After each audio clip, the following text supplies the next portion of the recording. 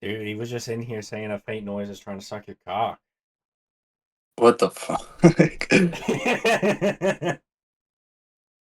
Oh man. Okay. Okay.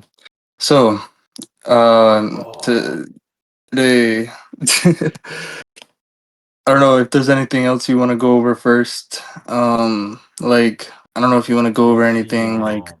like your notes or whatever you've been writing. You know. Oh no, I forgot, bro. I haven't added the fucking um claim to defiance. I haven't written about that yet. I haven't added it. No, that's fine. That's just like I just like took some notes on that, because I felt like that was important. It's like the principle of rationality, like dismissing the arbitrary. That's like I, important. bro. I mean, I honestly think it.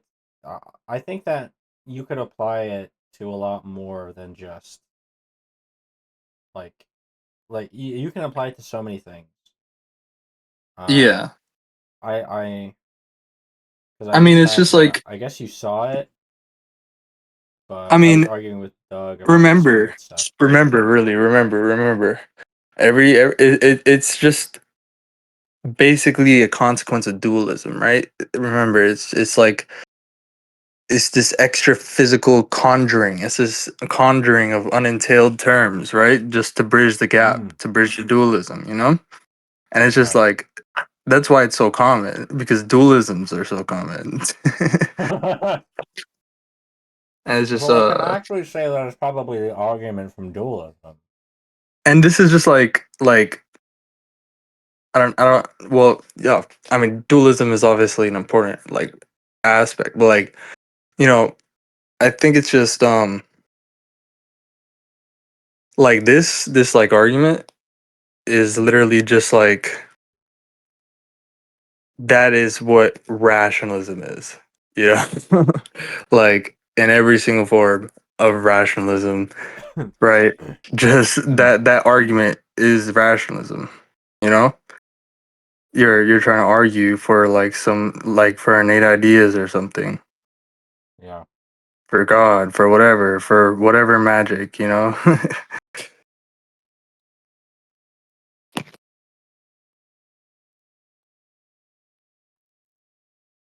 what I'm saying? Did I at least get like what gives experience? I said it was volition.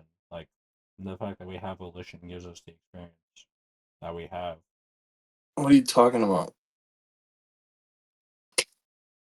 I don't know what you're talking about.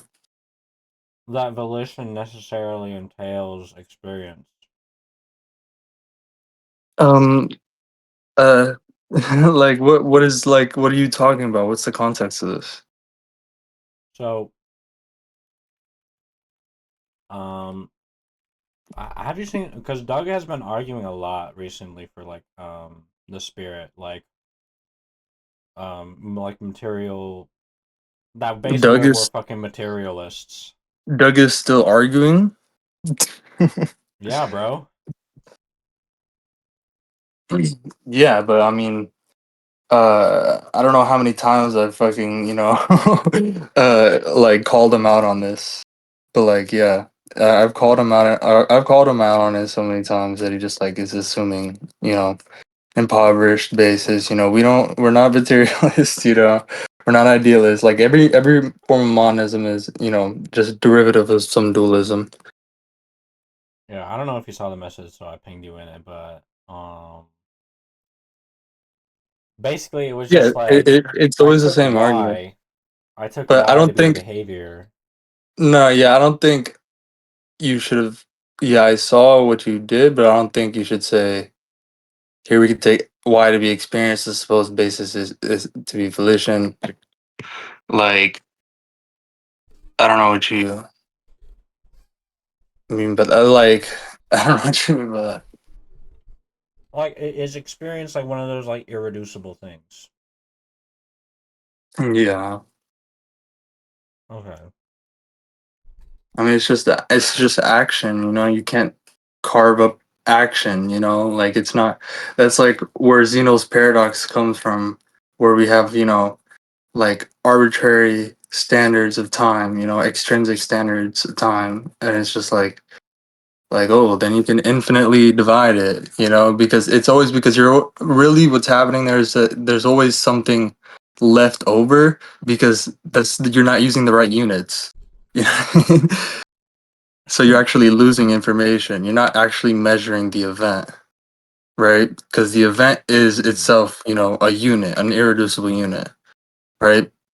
And that solves outright like the fucking, Achilles and turtle or whatever problem, right? It's just the movement is only the movement, over the whole movement from Achilles running to the turtle, and reaching the turtle. Hmm. Like if you try and like look closer and like try and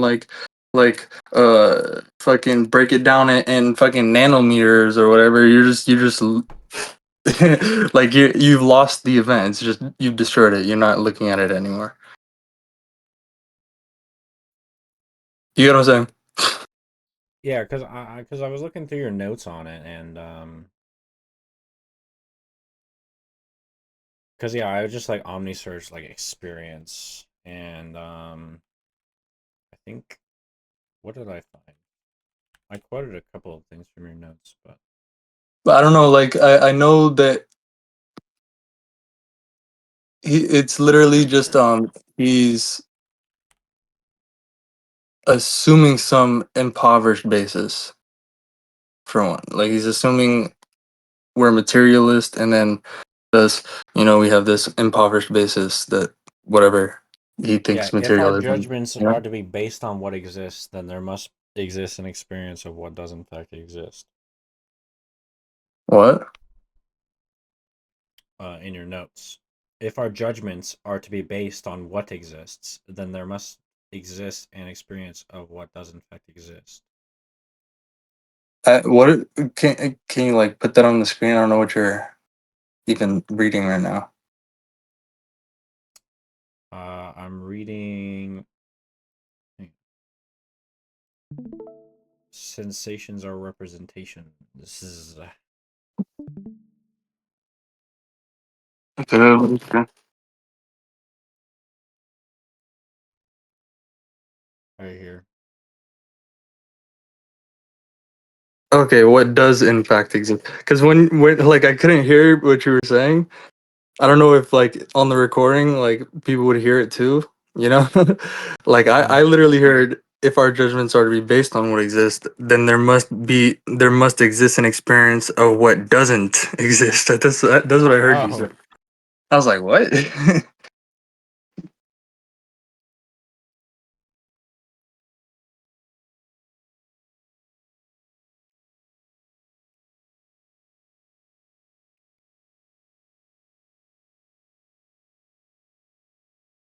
and also, I mean, I feel I, like I was Doug I is was kind of very thinking.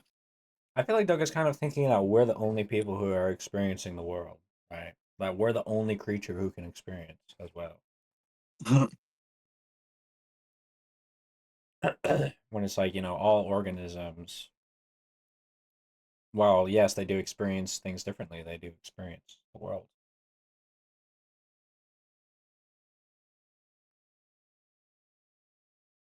well. I don't know. I don't think you're correctly identifying his argument.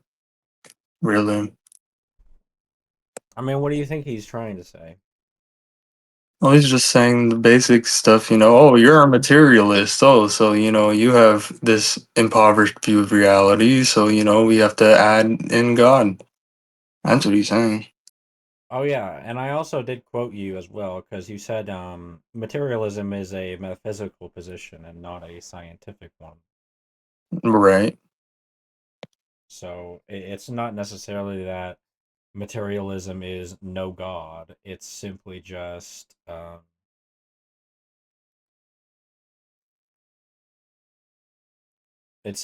the mind is like unreal.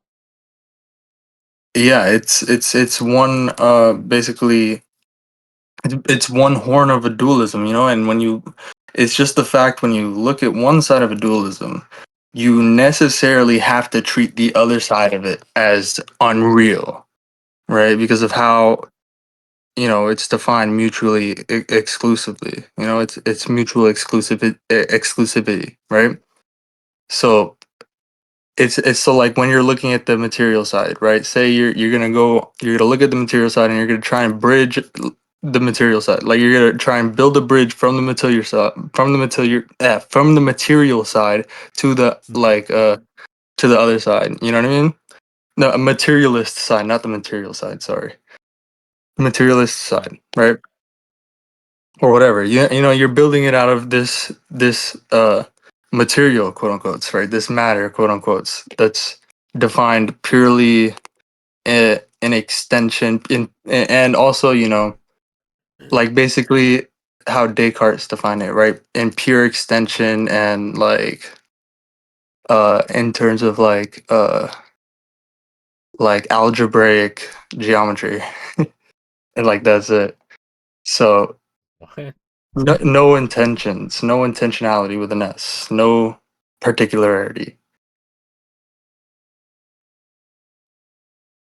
So I see. right. I mean, it's like we said, like the lion's share of worldly properties are really left on the mind side of things, in this dualism, right? Mm. And that's why the That's the true. Yeah. the, the theists and everybody like they look at materialism, they're like, oh, it's so weak and entailment. You know what I mean? Because it is. I mean, because it brackets out literally like all of the second law, everything, all of what the second law would entail. Mhm. So okay, yeah, I'm trailing off. Right, all right. So let's go to the material side. Let's try and build a bridge from the material side to the other side of the dualism. Well, let's try and do it. Well, we can't do it. Please, you know what I mean? We can't do it, and then it's just like we're just staring out into a void, basically, right? So you have to treat the other side as unreal. Yeah, because if yeah, if we've made it our commitment to not, define the organism in terms of the environment and not um and vice versa, um, if we've made it our rule to not define it in terms of each other, well then yeah, we have to not care about it. We have to literally take it out of the equation altogether when talking about one or the other. Yeah, I mean, there's absolutely no way to ever connect the two or say how they ever relate or anything, how one knows the other. There's nothing you can say about anything like that. I mean, you literally like when you're even saying anything about one side of it, you can't even like hold that position, right? At like at once with the position that the other side is real. Like you have to treat it as unreal Yeah, and that also leads because it's two down to entirely like, different universes, two entirely different realities. yeah, and that also leads to like the dogma of not being able to provide evidence for premise 2. It's like they treat it as dogmatic because you can't really describe it. It's undescribable, and a lot of Oh yeah, you know what's really even the fun? philosophers Ask, of the past ages ask, too. ask a Christian, a creationist, like what they think heaven is like. You know, ask them what they think heaven is gonna be like. It's fucking amazing, bro. The shit they say, bro. Why would It's it? literally like so easily recognizable. It's just like okay, like this is my fantasy, like my fantasy land, dude. Yeah, Like it's just not like, even just like they're not even like an adult like anymore, just like they're speaking like a 2-year old, like that's like their fantasy land, of a and then you 2-year-old. ask them what hell is like, and they're like, "Oh, it's horrible. You're gonna fucking suffer for the rest of your life." That's where the non-believers go. Yeah, I mean it's just utter nonsense, bro. Like from the top to the bottom, you know. And it's just like it's really once you start, you know, bracketing things out, right, leaving things unentailed, you know, working off of completely baseless premises, right? I mean, literally, you know, an infinite number of arbitrary ideas can be made on the same non-basis. You know what I mean? Hmm. And like you can keep inventing and like mysterious properties and miraculous properties, you know, to account for things, right? Just like and they all these like scientifically intractable, you know, mysteries just proliferate without constraint, you know. So that's why it's just so wacky, you know, like inside it out. It's just so wacky, Yeah, and I mean, it's always and there's so much of it, so much of wackiness.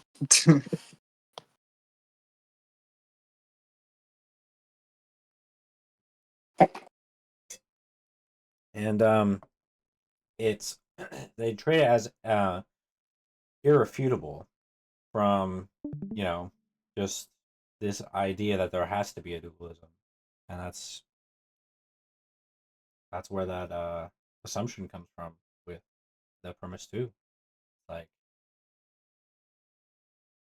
but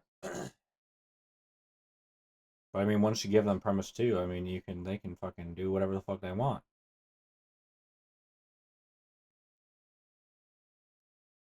Right. I mean, it doesn't even matter. The content premise two doesn't even matter because they don't care. Like it's the fact that it's just arbitrary. Right. That's the Hmm. important part because they just want to have this. They want to be able to privilege the arbitrary. You know what I mean? Like you saw on my stuff on the claim to defines stuff. Yeah, I mean, I mean, because you were trying to ask French for like a generalization of it. And I mean, a generalization could be the dualism, right? We could take like a dualistic approach, which is like we have No, like, no. I understood like what French was saying. It, but he was also saying it doesn't have to be one syllogism. We can have multiple different syllogisms. That are like useful for demonstrating like the whole thing. right, I see. Like in just like multiple different forms of syllogisms for the same argument. But like the syllogisms aren't really the important point. It's just used to Mm. demonstrate the point, to highlight Yeah, it's just used to to show highlight their it. base. Right. All right. So I So mean, what were we going to read? so yeah, I was thinking we can work on like that note on the argument together, on the arguments from impoverished entailment. That's what I would call it. Ugh.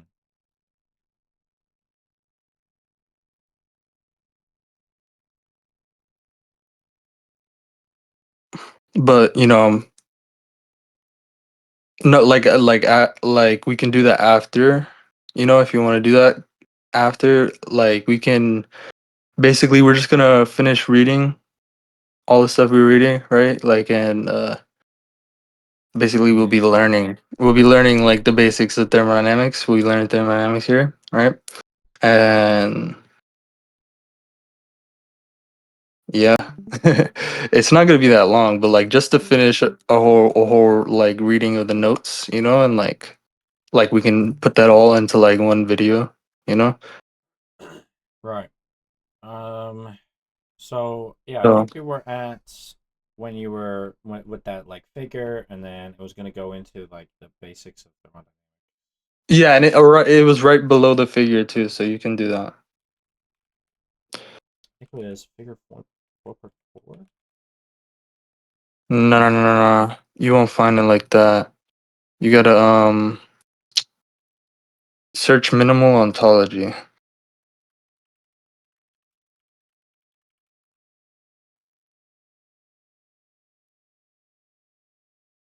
Nah, yeah, remember this is like the first version. Can you scroll down? I want to see what I put in between. Just like keep scrolling down. What the hell did I put in between here and like the other? Um, Just like keep scroll fast, you know? Oh yeah. Oh yeah, yeah. I put important stuff here.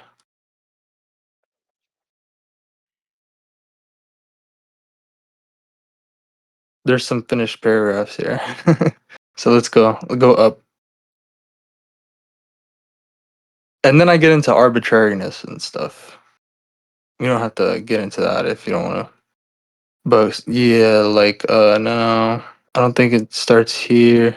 Maybe oh, that's like a sort of finished paragraph like I mean, it's like it's relevant only like for the Patsy stuff, you know.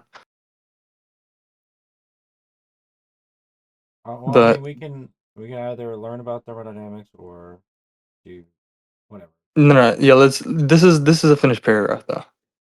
Right here. Yeah. This. Yes. This is more about car. No, it was supposed to come Explain. after. It was supposed. Remember, scroll up, where we left off, right? So, scroll up, scroll up, scroll up, scroll up, scroll up, scroll up, past the figure, right? So, remember what we read before the figure. I mean that text there, right above the figure, the paragraph right above the figure, the paragraph right above the Oh, figure. Yeah, yeah. So this remember one. what we read there. You know, maybe get a recap there Nobody ever swing act. because this next paragraph is supposed to follow right after it.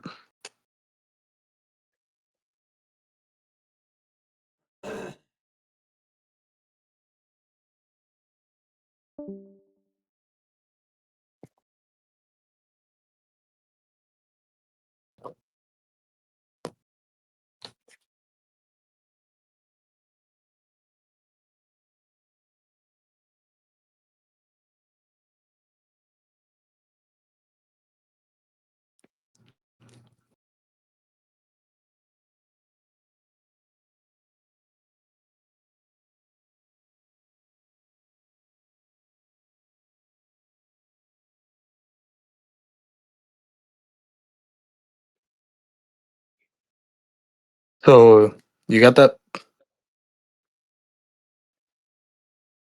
Okay, then let me look at this. Um, You gonna read it? Are you reading yeah, it? Yeah, read it out I'll loud. read it. I was reading the part above that you guys scroll down. Huh?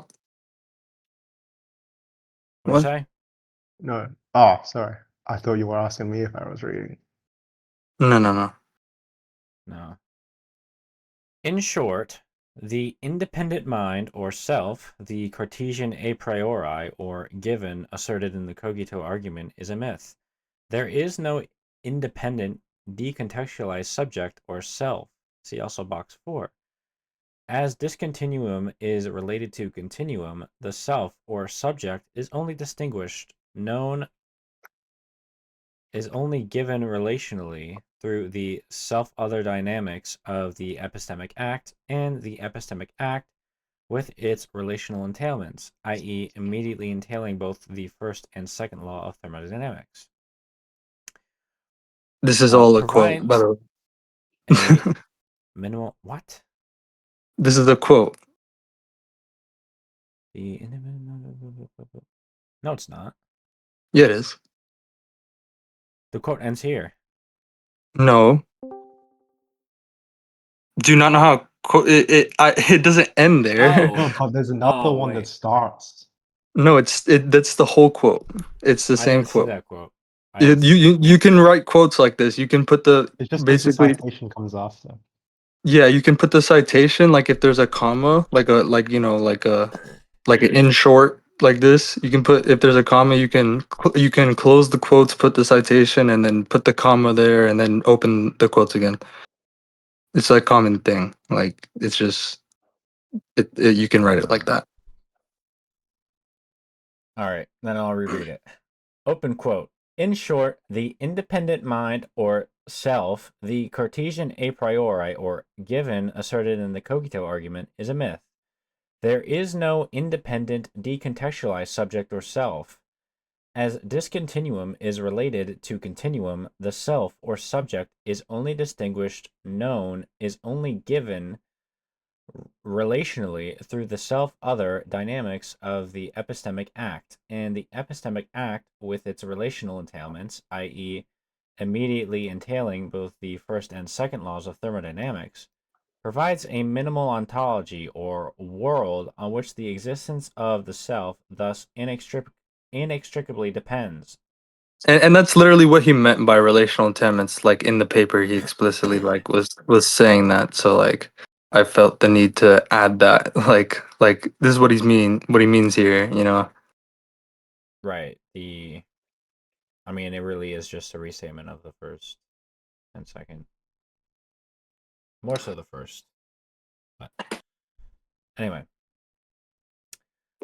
These entailments make a decontextualized view of intentionality or the epistemic act or cognition, perception, action, and so on untenable. It undermines the Cartesian assertion of a decontextualized or solipsistic self collapsing otherwise possible worlds into a vastly reduced subset of real world possibilities, where the onus is now on Real grounding a world possible possibles. into a vastly reduced subset of real world oh, that does say possibles. Possibles where the onus is now on grounding a possible world with a decontextualized self instead of the usual other way around. Again, because they are entailed by the very fact of conservation itself or epistemic act of any kind, it already, open quote, sets tolerances on the minimal epistemic system, or the constitutive logic of ecological relations, the fundamental directedness towards or sine qua non of intentionality. The intentional content of the epistemic act is the directedness towards the production of the self-other relations by which the space-time extension or objectification, literally the existence of the self, is constituted. Everything else with apparent intentionality, intentional This is all a content. quote. So you see, like the way I'm phrasing things in the other paragraphs, like I'm getting this straight from Swenson. This is how he's phrasing it. You know what I mean? I mean how he sees fit to phrase it, right? With like, I mean, it sounds kind of esoteric, you know. Yeah. I mean, Turvey is an esoteric guy, I guess, to the extent that it Swenson's a bit. occurs. Well, I don't think it's so esoteric. It's just loaded, like with a lot of terms, right? Yeah. And he tries I to mean, fit a that's lot always in what there, confuses you know. people. Right. It might be confusing, right? But like, That's always what's confused me.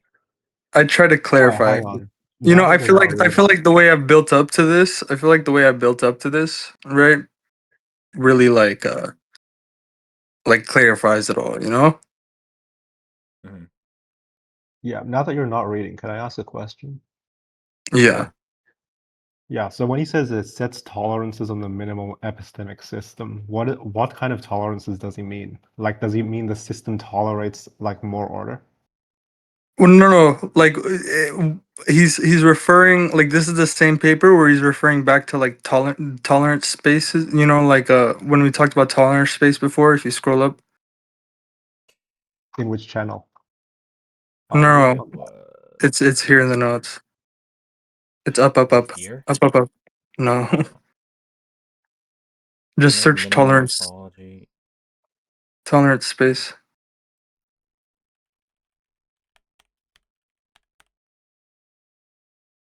Yeah. Swenson. To account forms that can For or Swenson, do.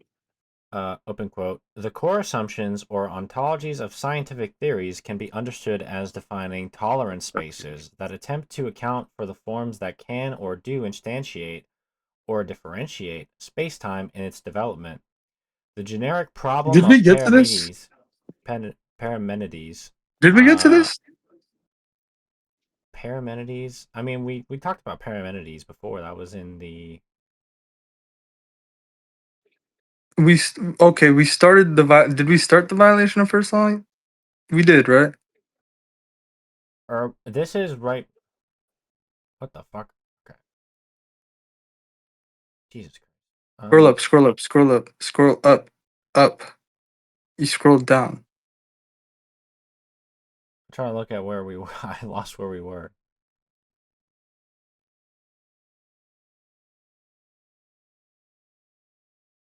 Okay, I lost where we were. Let me go back. If you scroll This is down, violation of first law, and will you then find the figure if you scroll down? I think you'll find the figure if you scroll down. So maybe we read that. I think we read that. I thought it was upward, but maybe not. Okay. Like For like Swenson, scroll down. See if you can find the you find the figure. figure. Yeah, Oh, right there. Okay, yeah, we just read it. Yeah, that's right. We just read it. So yeah, I mean, if you want to read it again, like, I guess you can read it. sure, because Ziggy's asking for clarification. Yeah, sorry, I wasn't For here the whole time. Swenson, So Yeah, well, yeah, we it's already the have same the picture. first video of it up. You can, we It's already have a reading up, so it's fine. I have the vault thing open here. So let me just search out where this is. 1993. 1993. What are you talking about? The thing on the he's talking about side the line. is line 1993. You can do that. I don't know. I just scroll down until I see it, I guess. Just Control F. You can Yeah, I control. got it. Mine, I got it. Yeah.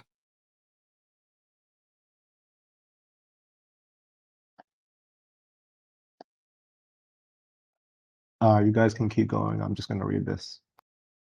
Gotcha. Okay, you already posted the video of the last Yeah, talk? it was posted today at 8:30. Really? Okay. Yerp. It's 9 hours long. Okay. What, you guys just sit here for 9 hours at a time and read this stuff? No, it was two separate Oh, okay. sessions. Okay, I wonder how good that was. I mean, you can always watch it. I feel like my mic quality has been bad, in the last in the It kind of is. It's probably because I have you really high up. maybe. Because I turned you up really high for the live stream so that everyone could hear you. Because there were so many people. And like, I don't know, I guess my voice is just kind of nasally. Hmm. I don't like the sound of it, bro. When I like listen to it, when I listen to myself talking for long hours, like I just like can't stand it for some reason. Yeah, I mean, I'm kind of the same way. So. But like now it's Ugh. night. Now it's night. Like my voice is better now. It's night, but in like the day, it's like super nasally. You know? Well, that's because you probably just woke up. Yeah. All right, where were we in this quote? And like when you listen back to your own voice, it sounds different. You know what I mean?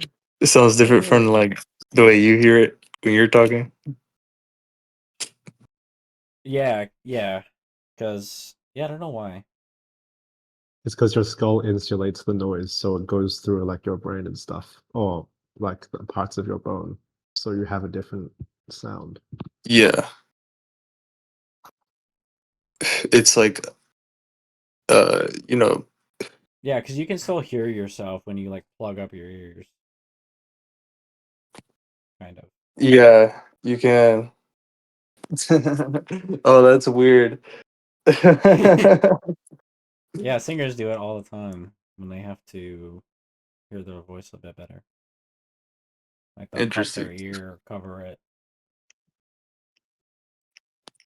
All Interesting. right. Everything else with I mean, apparent intentional ecological content. acoustics is really interesting, bro. You should look into some papers. I mean, I don't know, just in general.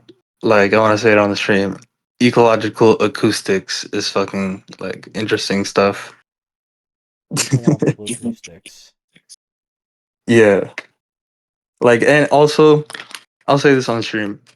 Uh, I mean, ecological psychology, right? It's an active field of research, right? It's a there's a large, body of work in a lot of different areas, and like you can pretty much find a paper on anything, so on any topic at all, right? But for finding like the good papers, right, I would recommend, you know, searching in like Google or something, you can put quotation marks right around a word and it'll like make sure that that word is like pops up in the searches, you know what I mean? Mm, Like somewhere in the searches that pop up, right? So like I would search, whatever topic you're looking for, like ecological acoustics, and search, or whatever topic, and like ecological psychology, and then put in quotations Gibson, right? JJ Gibson.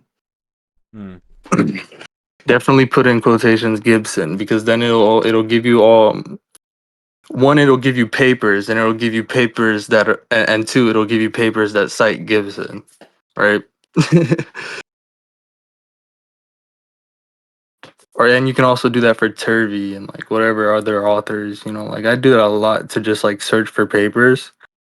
uh I find it very useful. So Oh Nose is here. yeah, what's up, Onos? Hey, hey, hey. What are we talking about? We're Reading. finishing reading this, and then we're about to learn about thermodynamics. Basic thermodynamics, basics. Oh, Like shit. my explanation of getting into the basics of thermodynamics.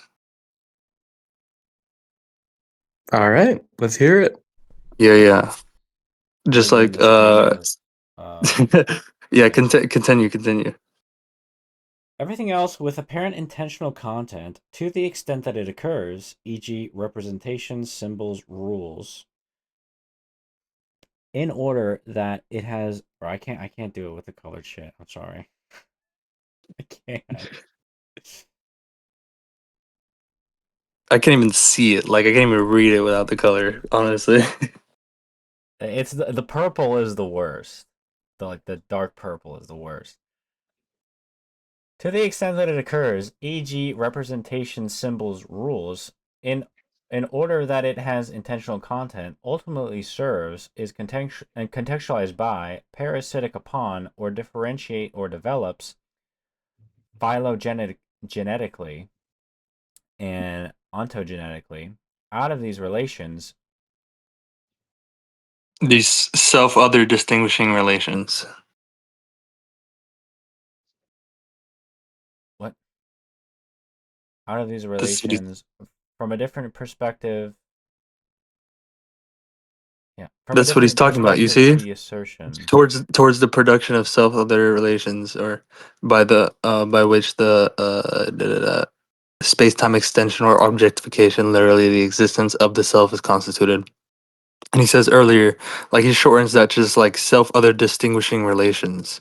I think that's like a good uh phrase, So that's what he's talking about there, right? Those relations, Mm-hmm. out of these relations, out of these self-other distinguishing relations.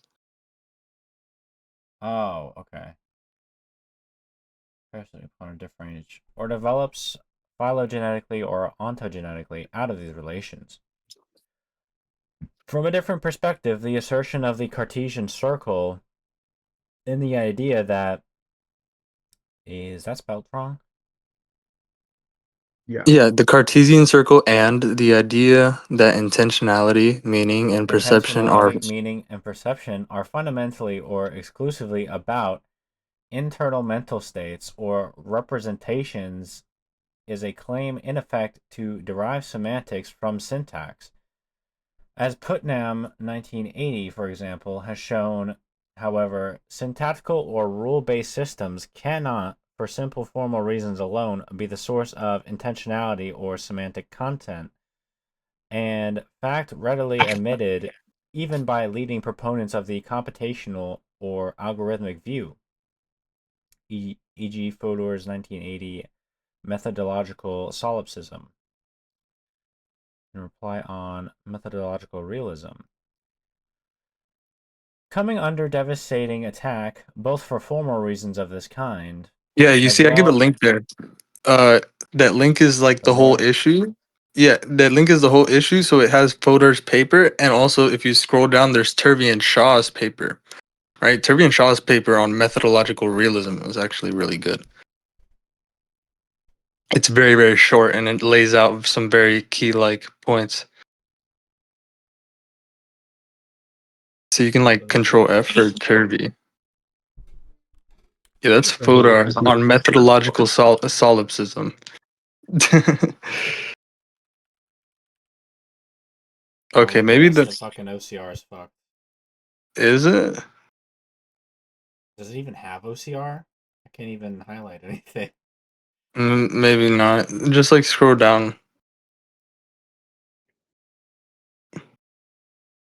Methodological solipsism. Can you zoom in a bit because I can't see the words because the resolution is too low. I can't see the words either. Thanks. Just scroll down, keep scrolling down. You should see it. Is it a chapter? Yeah, it's by Turvey and Shaw. They're in reply. You'll see it starts going into replies. This is how it's usually done. You see, like there's all these replies by different people. They're like 2 pages long.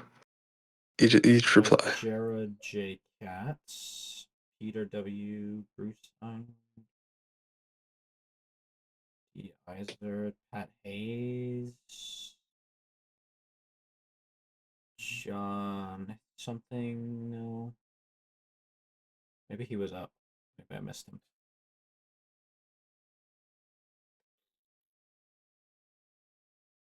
That's a funny last name. I think I give the page. Do I give the page in citation? No, I don't. Fodor's 1980. No. No, I don't.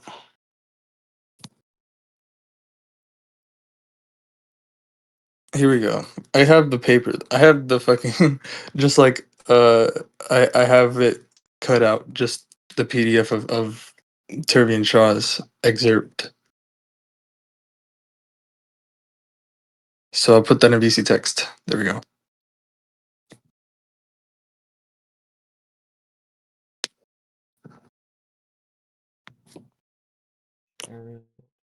It says it's on 94, not the PDF page, but 94 the paper page. 94. Oh, and this one has OCR. The one I sent just Here we now. go. By Robert Shaw and MT Oh. Turvey.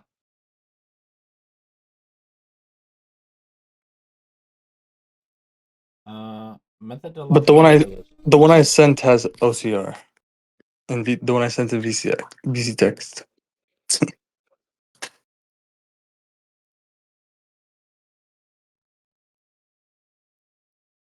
I mean, you don't have to read it. I was just pointing out. I mean, you could just like you can like look through, like scroll through it. You could see it's like they like outline like several points that are like essential, you know?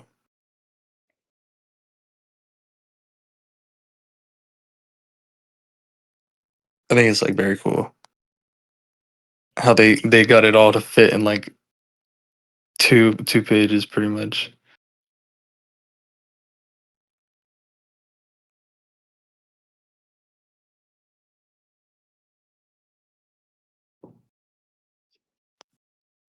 There's no incorrigible, or at least no consistent coordination between the representation, the intentional objects, and the thing represented, the reference object. True. Quantitatively, an object that populates the world extra determinately. Therefore, the thing represented cannot enter systematically into analysis. In this mystery.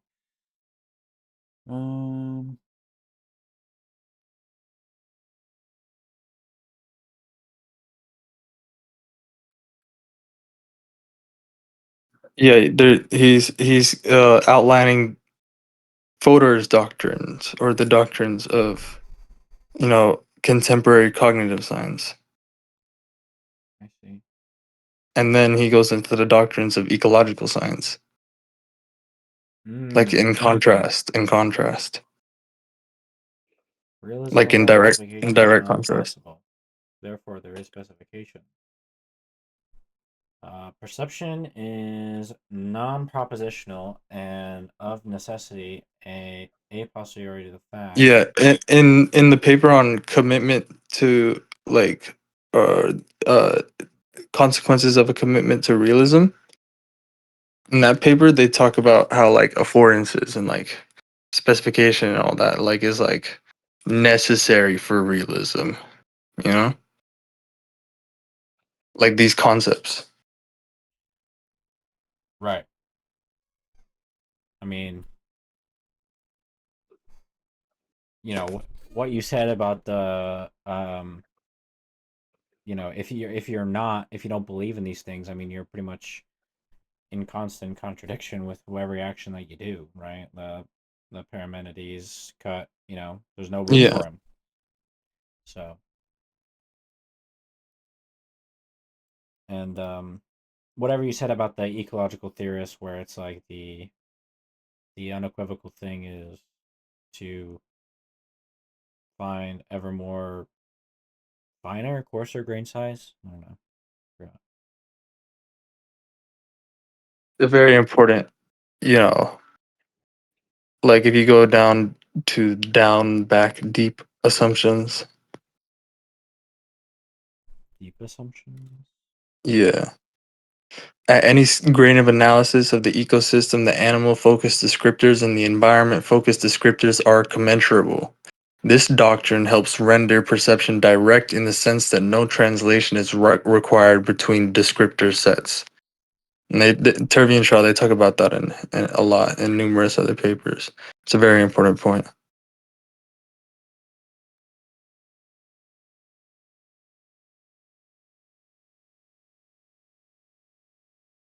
Plays the mutuality among grains of analysis and try to understand phenomena expressed by the system as of the system rather than of an arbitrary defined constituent.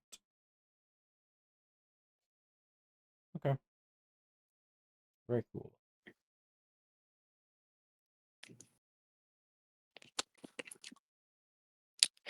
Coming under devastating attack both for formal reasons of this kind, as well as by now obvious empirical ones, the formal or representational computational view of mind that has dominated cognitive science in recent years, and which places all meaning and intentionality internal to the rule-based system of operations on symbols or mental representations, in individual minds qua computational devices, is merely a mechanized version of the Cartesian circle, where the same problems are thus regressed and consequently compounded. See also Fotot 2020A, Turvey 2019. Okay. Okay. Yeah, all of this is just notes.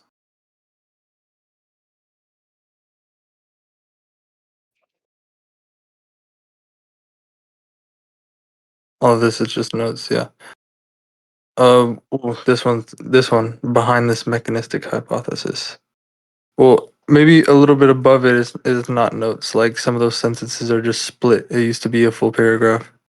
You can tell which ones are copy and pasted. Which ones are as it stands. Da da da. Nope, not that one. Nope, nope, nope, nope. Go down. Go down. Go down. Go down. Go no up. Right, like it's somewhere right here. Yeah, divorced from thermodynamics. You see where it says fix? Like Oh, Yeah. I wanted to 29. fix this, and that's why it's all broken up here. Divorced from thermodynamics, Wait, all but of these it's views. like also the As it formalist stands, position considered that no the formal. yeah the formalist Oh, position that the universe of discourse need to consist of nothing about this one. No, no, no, no. This one. I think it's this one. furthermore, I No, repeat that this, The one no, below it. the one below it. as it stands. Oh, No, for No, the below. 29. formalist position that the universe of discourse needs to consist of nothing more than meaningless symbols pushed around by fixed pre-given syntactic rules is exactly parallel to the mechanical picture of the world as consisting of nothing more than structureless particles pushed around by impressed forces. I want to fix this part. That's why it's all broken up. Divorced from thermodynamics, all of these views have the identical problem accounting for the agency, active striving, or motivated activity of intentionality excluded from the mechanical world, and as such, none of them has an account other than being imaginatively created as to how meaning comes into such a world of pure syntax. Continuing, continuing with what was previously anticipated with regards to the clockwork of mechanical worldview. Oh, dude, the fucking purple fucked me over again.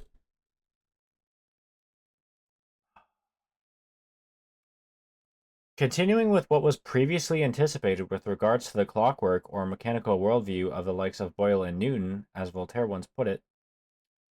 Oh Open wait, quote. I went too far. No, you already read that. Divorce from You already read that. no. No, you're up to the this kind of dialectic is in fact inherent. No, you weren't there. You were reading this. You were like to the clockwork or mechanical worldview, but you stopped there. I swear to God, I was You reading already read this that. once more You with already read purple. that. No, Okay. no, it was the one between. It was the one between clockwork or mechanical worldview. That was the one. That was the or. Oh.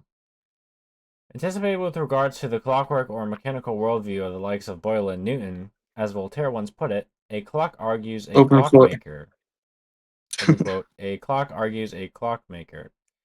From which he then went on to conclude by extrapolation, therefore, a mechanical universe argues a god. This kind of dialectic is in fact inherent in the concept of a machine. That was a Rosen quote. That whole thing from Voltaire once put it. And this kind of dialectic is in fact inherent in the concept of machine. Because, it gets all its entailment from outside, right? Yeah. It has a creator.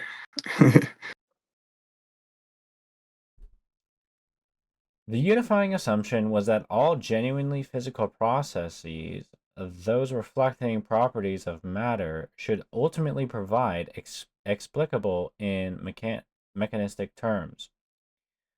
The belief that whatever can be done at all can already be done by syntax alone, otherwise known as Church's thesis.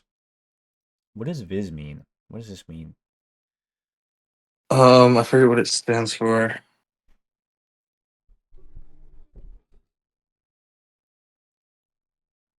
It's like namely, that is to say, or as follows. An abbreviation of the Latin term vigilis. I don't Namely, know.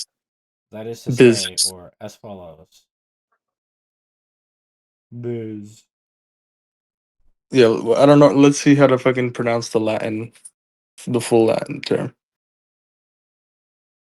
Videlicet, apparently.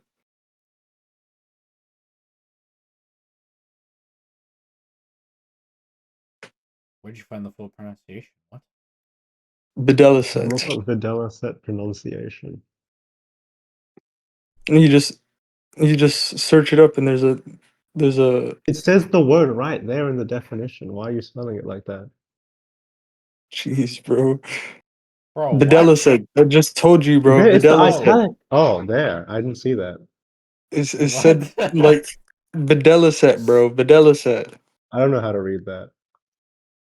Viz. Videla set. Viz.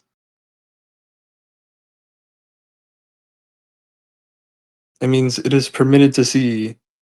Namely, that is to say, to wit. I'm just gonna say that is to say, bro. Fuck that shit. Anyway, Just say Viz, bro. bro, whatever. This came to be called Church's thesis in science. It tacitly asserts that natural systems cannot do uncomputable things. Behind this mechanistic hypothesis were the centuries-old views of inert matter and passive machines. Open quote. Significantly, both matter and machines were just instruments permitting the transmission and/or modification of actions that were impressed upon them from the outside. As convention had it, matter cannot put itself into motion. Self-motion or self-cause was anathematized. The prohibition against self-cause, allied as it was with the concept of matter and machines as inert, exaggerated further the polar opposition between mind and matter. There is a long-standing strategy for avoiding any self-reflexive paradox, such as the infamous liar paradox, e.g., all Copernicans are liars. I am a Copernican. It was simply to devolve the force of the paradox on distinct parts. Thus, the argument goes, when the Copernican deceives himself by telling himself a lie, one part of the Copernican does the deceiving and another part is deceived. Likewise, if a system causes itself to move, then one part does the moving, whereas another part is moved. In his famous mechanical treatise on the movement of animals, Giovanni Borelli described biological movement in these terms. Muscles are instruments and machines by which the motive faculty of the soul moves the limbs and the parts of the animal. Muscle by itself is a dead and inert machine in the absence of an external motive faculty. The latter orders stimulates the muscle from its lethargy and forces it to move. pp. 7-8. Because muscles were no more than passive material instruments, Borelli and fellow proponents of the mechanistic hypothesis had to seek the origin of animal movement elsewhere, outside of matter. Turvey 2019, page 82 and 83. Something is missing here, perhaps something essential for the understanding of matter in general. See also Swinson, Mutability of Matter. Okay.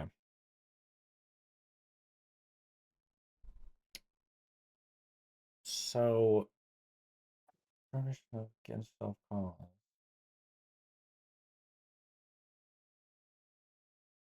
You can. I Yeah, mean, I you mean can see. You can it's see what I say there. Or you were gonna say something? yeah, because I'm assuming this is like a dualism. The Well, it's like these. This is what was. It's like Russell's paradox, right? You know what I mean? yeah, Like the liar's paradox. I've Yeah. heard liar paradox. I It's don't know like what it's about though. it's I've heard basically about it though. what they used. It's like basically it's like they use it to like say, oh, there's an impredicativity here, and like so we need to get rid of impredicativities. Basically, something it's along those lines, you know, like Mm, like this is what this it's thought this is like the vicious circle or whatever. You know what I mean? I see. Wait, but hang on. Are they generalizing the contradiction in all Copernicans are liars? I am a Copernican to all impredicative systems. Yeah. They do that. Yeah, All right. that's what Russell did. You know, that's what all these the formalists did. That, like Rosen talks about this in great detail. And Turvey too, he talks about this when he talks about like the You see, he's linking. He's like referencing back to lecture 3, where he talked about it in lecture 3. Hmm. But yeah, like it continues a little bit more. I say this will not be discussed much further until box 2.2. But like for now, it is important to just keep No, in view. it is important to just keep in view the restrictions here placed by the mechanistic prohibition against self-cause. See also Ferrero.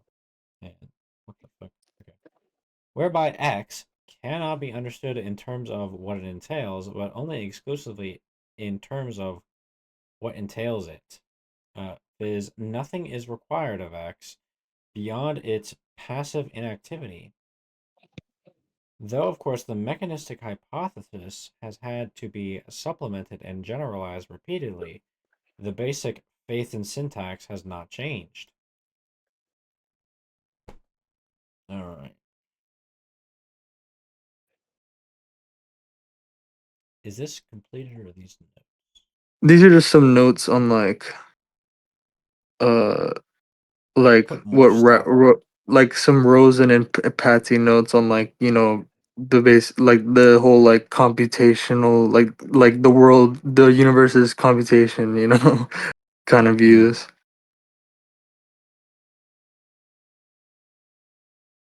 They're basically elevating the formalism to ontology.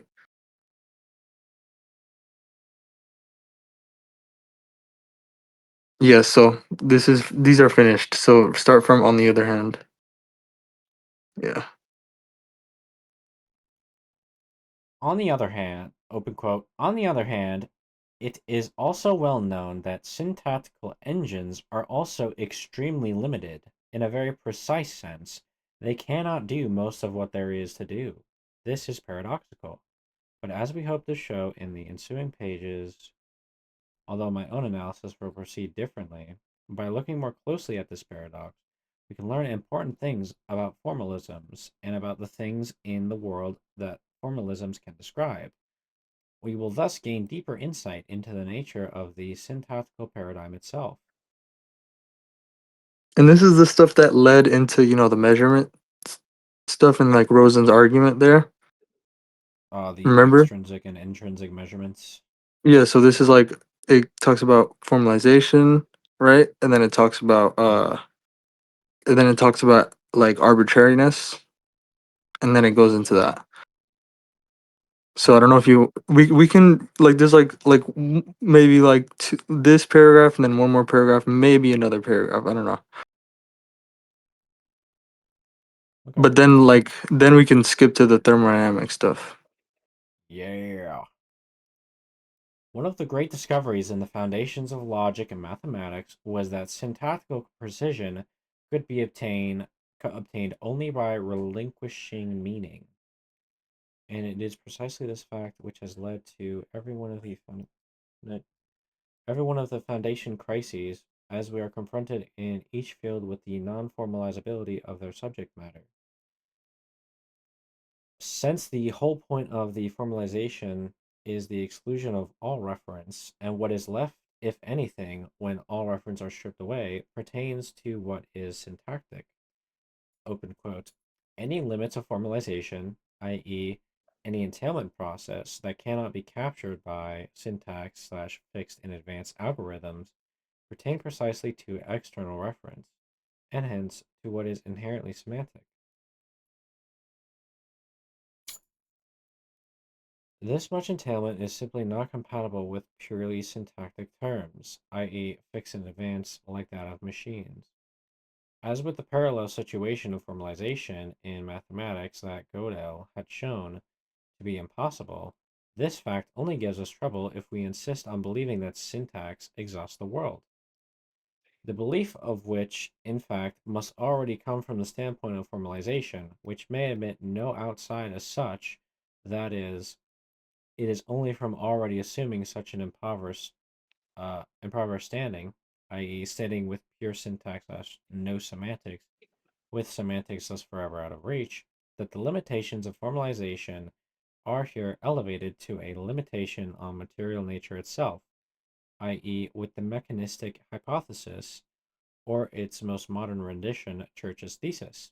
Yeah, you want to read that sentence again because it's a really like you this I explicitly like I wanted to put this point here. This is my point, that I put together, that I really wanted to emphasize this. So it's really like important to stick on that point.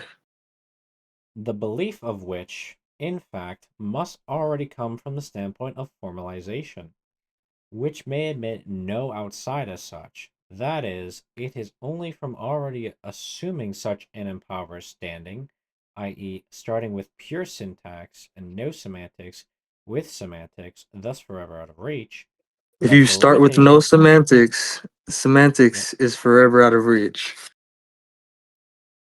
Oh, Just is like that if where you you're bringing limitations. in like the extra perceptual like information to entail everything that you observe? Is that what the Mm. syllogism was about that you were talking about with French? Yeah. What? I'm not. That's not my thing. It's like I'm identifying what the rationalists are doing. With that. Yeah, yeah. I mean the when you were discussing how you could make the syllogism that Yeah. leads to yeah. Yeah. Yeah. Yeah. All right. So The limitations and formalizations are here elevated to a limitation on material nature itself, i.e., the mechanistic hypothesis, or its modern rendition, Church's thesis. The idea behind seeking such a formalized universe is that all entailment is then restricted to what syntax can already do alone. Nothing semantic is required in them or of them. And so, by asserting that it is thus always possible to replace semantics, meanings, with more syntactics, it tells us that logically no information is lost in the process of formalization, viz., where any inference involving semantics possesses a purely syntactical image in the formalization, hence why semantics tends to be viewed as arbitrary or non objective, rather than syntax. But, and this is very crucial, it is only viewed as such from the perspective of syntax, which is to already stand arbitrarily or in no necessary relation to semantics. More on this later. The price for this, or rather what was actually seen as most beneficial for by its proponents, however, is precisely that of giving up on meaning or aboutness entirely. That is, any and all semantics were to be seen as illusory in themselves or mere extraneous subjectivities to be removed, thus without changing anything, i.e., leaving nothing but syntactics, implying, open quote, that all we need to do is get above some threshold, i.e., add more syntactic elements and more syntactic rules for manipulating them, and every property will appear, including what seem to be semantic ones. Cf. Louis 2007. On the other hand, experience has shown that the resultant lists or algorithms either turn out to be infinitely long, which is unacceptable, or else must turn back on themselves, which is also unacceptable, viz., you either end up stuck with an infinite regress with the semantics always out of reach, or else admit some impredicativities, which are inherently non formalizable. To actually ground semantic content, more on this later, open quote, or oh, is that an end quote? That's an end quote. Since formalization is only possible for what can be effectively constructed, i.e., artificially fixed in advance, in such a manner, without going into details yet, we can see already the machine like character of this kind of constructible universe. See Rosen constructability. Once thus formalized, all of what goes on inside a formalism is mechanical, i.e., proceeds only by strict implication from some pre established structure, fixed in advance such that it does not depend in any way on the operation of the mechanism itself. Something a machine can do just as well. Hence, side by side with the enshrinement of syntactics, there has grown a corresponding emphasis on the machine. And so the processes that a machine can execute At the center of this development sits the computer, exemplified in abstract form by the machines of Turing. In the present discussion, we shall investigate the pervasive role played by syntactics in a variety of disciplines, from logic and mathematics to theoretical physics, biology, and the study of behavior. Footnote Binswanger quote on formalism. As we shall see, these are deeply interconnected and form a pervasive unified mode of discourse. We shall try to extract from this discursive discussion a few general principles that animate it and see to what extent they are in fact justified.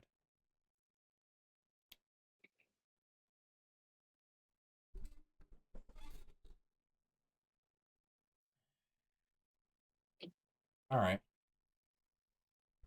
So, And this is where I would like to focus on the matter of actually distinguishing between syntax and semantics. I don't know. I was trying to I didn't really know exactly how to phrase this first sentence. I see. I need water though, or something. I need a drink. I'll be right back. All right.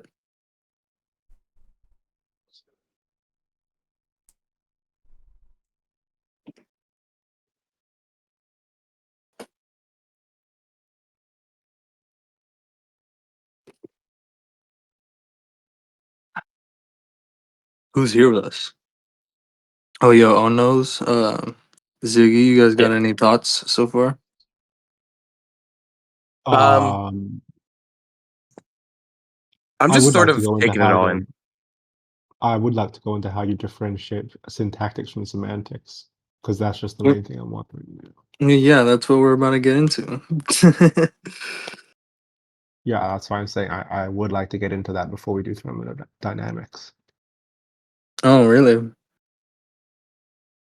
Yeah, why do you think we should get into that before we get into thermodynamics? Because I was wondering, like, I'm sure there's some rule for differentiating what is able to have meaning in the real world versus what is only able to be an inert object, um, which is acted upon by things that do have meaning. So Mhm. I was looking to I'll go give you a into it hint. for like I'll give you a hint. The answer is impredicativity, man. It's always impredicativity. so it's just semantic objects are impredicative, whereas syntactic objects aren't. Yeah, they basically they have irremovable. They're characterized by irremovable impredicativities. You know, the loopiness. They have closed loops of entailment, right? All the terms are entailed, no unentailed terms. And basically, but that remember, right? So what we have is, we have a x entails y entails x, right? So we can go from x to y or y to x, right? X in terms of y or y in terms of x, but we can't do both at once. You know what I mean? And that's what it takes to have all the terms entailed, right? Such that no one formal description of it can exhaust its identity, right? Because you can't do both ways at once. Only one way of doing it cannot exhaust its identity. You get what I'm saying? Yeah, So but how does there's an it essential imply meaning? semantic component, right? How does impredicativity imply Because meaning though? because there's multiple distinct ways of interacting with it, right? And because, right, you have to go from literally go from X to Y or go from Y to X. You don't have a God's eye view. It's like how you have to pick out an objective standard, a commensurable standard unit in order to compare units along the same axis, right? So it's like what Gibson was saying about dreams, you have to analyze it from your own perspective, and that's what has meaning. Like how Right. you get how you get more details when you're dreaming, and that's how oh, if you get It's more details, you're not dreaming. I'm pointing at the cat, right? My pointing is entailing the cat. It's referring to the cat, right? And that and it's only doing that because the cat is there and it's pointable, right? I'm pointing at it, right? And it's because my pointing is referring beyond itself. It's not referring to the pointing. right? It's not referring to my hand. It's referring to the cat, right? So would an object in a dream And the be cat like, exists in such a relationship to me, right? That it can be identified in those terms, right?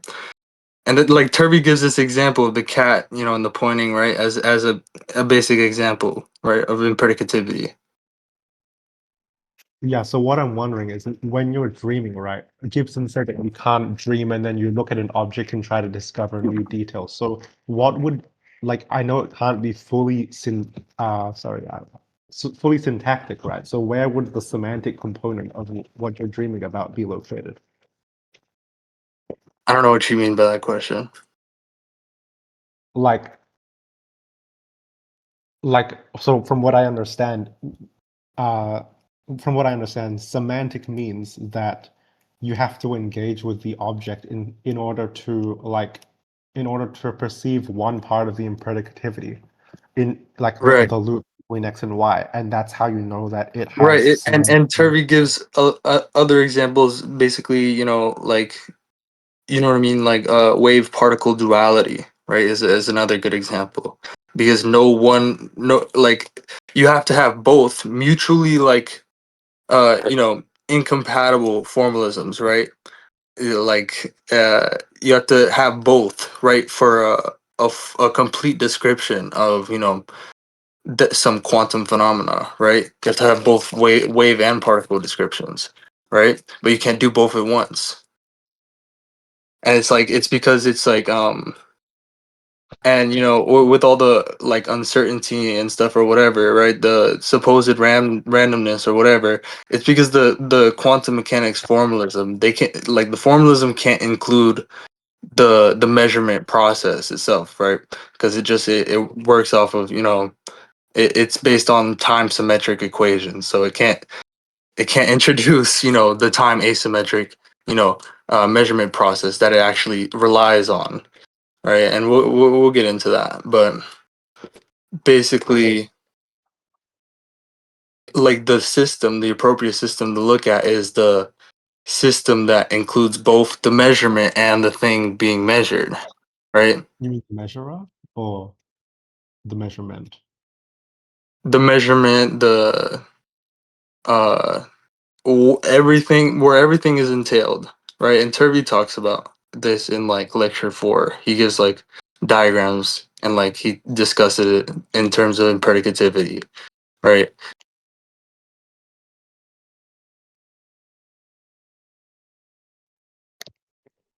All right, go on with what you were talking about before. I need to think about how I can rephrase my question about the dream. But it's like these are like different systems, right? But it's like the same object. It's just different systems because different measurements, you know?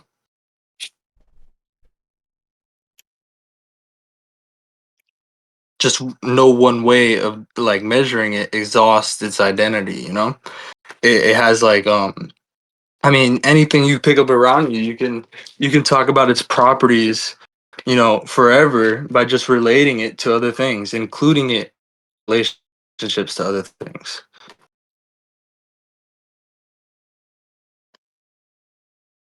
It doesn't have like a finite algorithmic list of properties, right? This is exactly what Rosen's talking about here. Any such list, like, and he talks about it in the context of trying to, you know, define life like algorithmically, you know, like in a finite list of properties, right? That's what life is, right? And he says it's impossible. All such, you know, lists result in an infinite regress, right? Yeah, I get that part. Like color relates to light and stuff, so you can't say that it's, you know, red on its own. Right.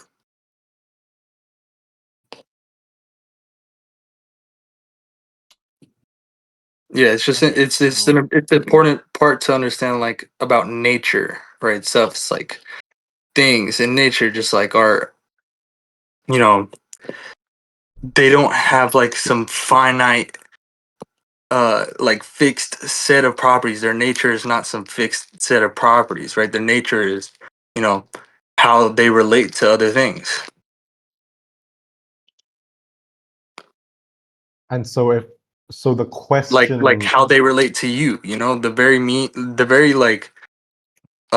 means like by which, like the very relationships by which, you know, it exists, right, in relation to me, and I exist in relation to it, is the very means by which I know it. I know it by those so very same relationships by which yeah. both me and the thing exist. So I suppose the question that comes to mind immediately that would be invalid, which is like, what property of the object causes it to have these certain relationships which are invariant every time, but that would rely on a It's syntactical not so much system. that it's literally the first law, you know. It's the unity of all things, the which is also the finitude of all things. We're just, or the finitude of the universe, right? I mean, remember what I've said before. You know, the first law is literally just talking about impredicative loops. Like that's what conservational symmetries are.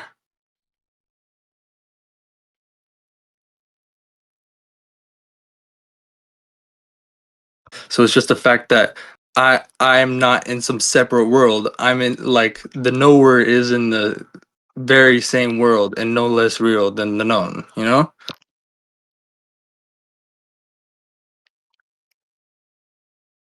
Hang on, let me think. So what you're saying is like, if I take like a bunch of 2D shapes, right? If I take a square and a triangle and a circle, and then I name them all by the number of sides they have, what would be um how do I phrase this? Like, what would be the most appropriate unit of analysis would be like the process that I use to change the shape from Well, the what shape. is shape? Is shape just the number of sides?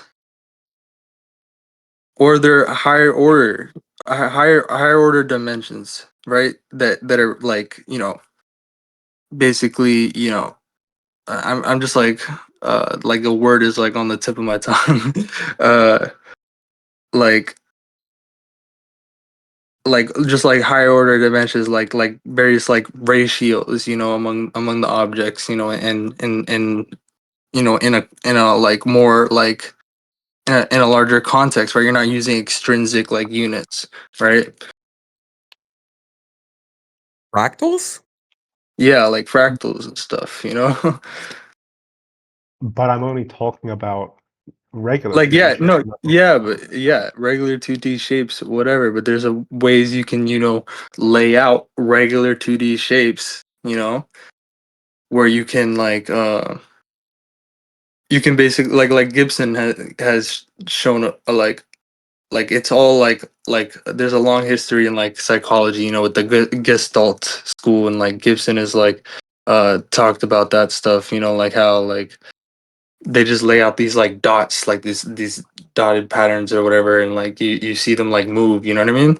And like it's because, you know, what are the of analysis here, or like also, you know, like the Euler illusion, so-called illusion, right, is a good example of this that Turvey uses in lecture 23, Which illusion is section this? 4.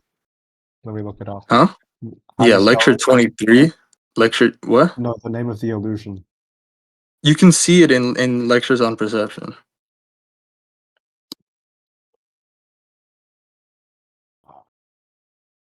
That's saved somewhere.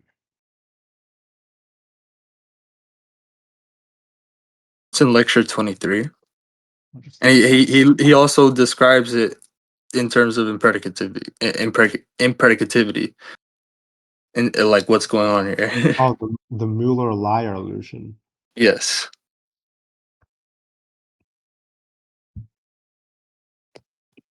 So what is it? Because we like perceive the length of the triangle things and the length of the. No, you see, he explains it there. See how he explains it. I mean, do you want to read it aloud? You can read it aloud if you want. I can't see anything apart from like an infinite loop of shared screens. Yeah, bro, stop that. Bro, What? pull up lectures on perception, because I guess we gotta talk about this.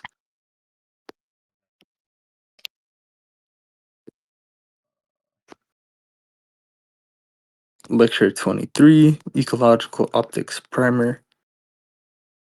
Go down to section 4.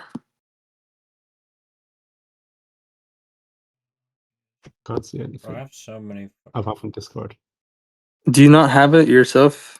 Do you Oh. have it? Hang on, I probably have it somewhere. Z- On my Ziggy, laptop. do you have it? Yeah. I Remember files. can link it. I already Lectures. I already have it open. I can link it. Oh, all right. Yeah, please do. BC text here. All right. Oh, here it is. Got it. Which lecture is this? Lecture 23, section 4. You don't have to scroll all the way down, by the way. There's a, in the contents, like, you can click on the chapter titles and it'll take you to the chapter. So what, lecture 24 was this? No, this Lecture 23, section 4. 23. Okay. Section 4. 23.1. 3.2. Yeah, we can skip 3.4. yeah, we can skip this stuff about, uh like the error of, ascribing illusions and stuff. We don't have to worry about that. That's not like we're talking about the dimensions of like shape right now. Oh, I see it here.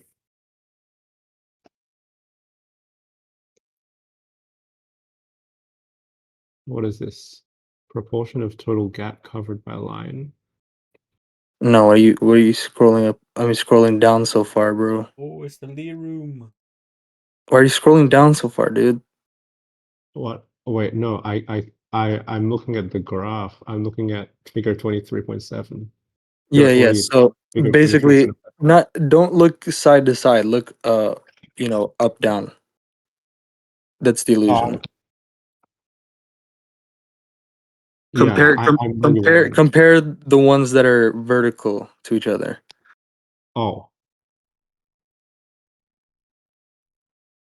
Well, they're different lengths. I don't know No. what he's trying to. No, it should be side to side.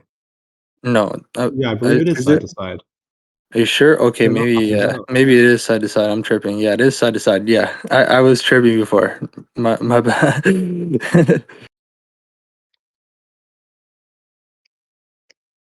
All right, how does he explain this then?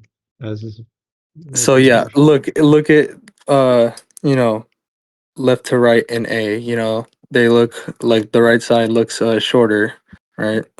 Look left to right in B, right, and the right one looks bigger, right?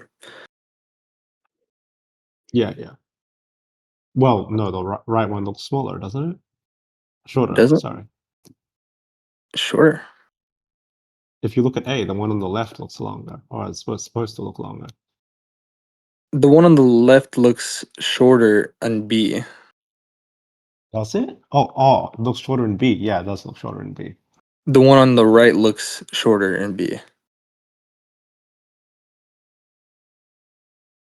No, the one on the right looks shorter in A. The one on the left. I mean, yeah, in looks A, in A. I meant in A. Yeah, the one on the right looks shorter in A. The one on the left looks shorter in B. Sorry. Okay, yeah. So, shit. Do you want to read this? How he explains it?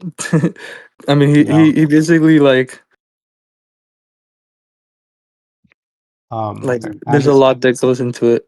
Like, oh man, don't read it out loud. Yeah, just go through it quick, so we could get past this. Deviates constantly from the uniformly accepted physical We measure just of skip X. straight to thermodynamics after this. Well, he wants to hear about the distinction between syntax and semantics. Okay. Because we have these paragraphs, and then I'm pretty sure this paragraph we already read. Because this No, we didn't. I don't think we leads read that. to... I don't think we Yeah, read that, but this- that's like the last paragraph before we already read all that. We didn't read the we read this. arbitrariness. Yeah, we didn't read the arbitrariness paragraph. That'd be the last one there. Let's just get through it quick, read fast. But Ziggy, like, I don't know. Can we move on without you? Yeah, that's fine. That's fine. I'll just read this on my own. Okay, You guys can move good. on. All right.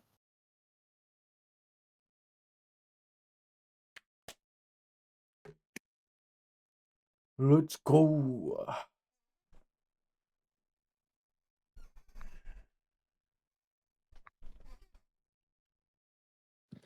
Well, I can read the one Um. part where he says impredicativity there. Huh? It's like one sentence. I just want to see what how he says it there. Do you see impredicativity there? In this paragraph. No, I'm talking to Ziggy. Oh, hang Oh. on. Where is it? In lectures or in your vault thing? In lectures. Here we go. Uh, Yeah. You see, like at the end of like lecture 23, section 4.1, right? The one on the Meyer-Euler explanation, right? Like if you like right below the figure, like all those paragraphs, they like talk about it. They talk about impredicativity in this context, right? scroll back to collecting the control F. Yeah. Sean Cutting's view dovetails the form of an issue in mathematics that of whether the contrast between natural numbers and real numbers is the contrast between impredicative and predicative, respectively. As you might recall from lectures 3 and 11, section 5, to define something impredicatively is to appeal to a totality that includes or depends upon the very thing that is to be Oh, defined. I get it. Yeah, I get it. I'm at It, that part now. yeah. It is commonly claimed that the characterization of natural numbers is impredicative. In summary, the point being made here by Sean Cutting is twofold. First, perception and standard physical measures will sometimes differ because they do not share a common basis of measurement. Perception is impredicative. Standard physical measures are predicative. He means extrinsic measures by standard physical measures. But second, perception of a thing X, example, the line, the Oh, okay. Meyer-Euler Yeah, yeah. line, in Get one there. context, right, may differ on principle from its perception in another context. The principled But like origin of the difference lies in the predicative nature of thing in context. Seemingly consonant with the foregoing thesis is the class of observation that define the reverse Meyer-Euler illusion, shown in Figure 23.7. In respect to Figure 23.7b, the generalized Meyer-Euler display, Mueller-Lyer display, whether xf is greater than xa uh, or not, depends on how much of the distance between the fins or arrows is covered by the line between them. If it is outside a particular range of values, then Meyer-Euler effect is reversed. Figure 23.7 indicates that the usual Mueller-Lyer effect decreases to zero as the line decreases to fill about 70% of the interfin space as the reverse effect. But this is not the important part about the space. If you go up, they talk about chord geometry, or maybe is it there that they talk about chord geometry? Yeah, it is here that they talk about chord geometry. Up how far? A little bit up, right? Uh, yeah. With respect to the figure 23.7a, let the arrow type uh, outward arrows Mueller-Lyer figure be XA and fin type segment connects when measured by an organism. And using a ruler measure as a benchmark, one is assumed that Z deploys the organism deploys a real number basis. That is, Z deploys a full array of rational and irrational numbers as shown as figure 23.8. All points on the number line, all possible distances on the number line are measurable. An alternative assumption is that the organism deploys a natural number basis, that is, the counting numbers or whole numbers when zero is included, whereas the geometry underpinning the real numbers is that of infinitesimally small points. The geometry underpinning natural numbers is that of chords, lines of finite length, such as those given by joining any 2 points on the circumference of a circle. As highlighted in Lecture 9, Section 3.1, measurement conducted in a chord space is only as precise as the tolerance provided by the shortest chord. It expresses the limited resolving power of natural measuring devices. Yeah. Wait, but there's no shortest chord because you can just choose 2 points in the circle, smaller and smaller. No, it's not Like about this. your choice. See, they explain it's about the pattern's chord density. Why does Ziggy sound like Elon Musk? Sound like Yeah, what? it's about the pattern's chord density, and density when in lecture 9, right? He talks about fractal analysis, right? And fractal analysis is all about proportions and densities and stuff like that. And All instead right, of yeah, it says in Sean Cutting's view, information about the length of the connecting line is made available by a pattern's chord density is intrinsic. it is natural. Natural. That's what he means. It's not extrinsic, not artificial. It is a function of the pattern's overall structure. Okay. So it only exists when you have the context of the fins. Right. All right. Right. If you try and fraction, right, like just like how you even try and fractionate x or y from x mutually entails y, right? Uh, you only lose all of the information about x or y, or all of the information about its properties and behaviors that depends on, right? Uh, that relationship, that mutual entailment with y, right? So you just lose all of it. So you can't study it's in its role, right? You can't recover its role in that mutual entailment from the fragment. You lose actually its identity. You fragment it away, and you get this you know basically it's like that fragment is like a syntactic unit. It's like a symbol, because it can't entail the original like relationship, the dynamics. So that's how like you come from impredicativity, and then you just uh you basically fragment it, right? You formalize, and like you can't formalize an impredicativity, so you just basically you create an artifact, right? And I go into this how that happens, right? We should just read the syntax semantic stuff because I go into this how this happens. But yeah, basically that's how we get the predicative, get state transitions and like rule based entailment, right? One, like you have the recursion like in Newton's formalism, right? With state transitions, and like they're entirely rule based, and you have that with computation, and you have that uh all over the place with what we're talking about. So the artifact we mentioned earlier would be like a ruler that has like Yeah, can break like down into infinitely. Oh, not infinitely, r- but it's like yeah, it's like yeah, remember, there's always going to be information loss. There's always going to be a remainder because, an extrinsic unit like that, it's not an intrinsic unit. It's not a natural unit. So it's not going to be able to get you all the terms entailed. It's it's like if you're trying to measure a coastline with a ruler, right? you know, you're going to get a different measure when you measure it with a yardstick. That's Mandelbrot's famous example, right? For fractality in nature, that there's no fixed dimensionality. I mean, there's no fixed dimensions, fixed number of dimensions, right? The dimensionality of space is non-integer, and that's what Turvey talks all about in lecture 9. all right. I think I roughly get it. Yeah, so let's move past like geometry stuff. Let's go into the syntax and semantics already. Read fast, Sakura. Try and read fast as you know can read I smooth might and mess up a fast. lot of the words, but I'll try.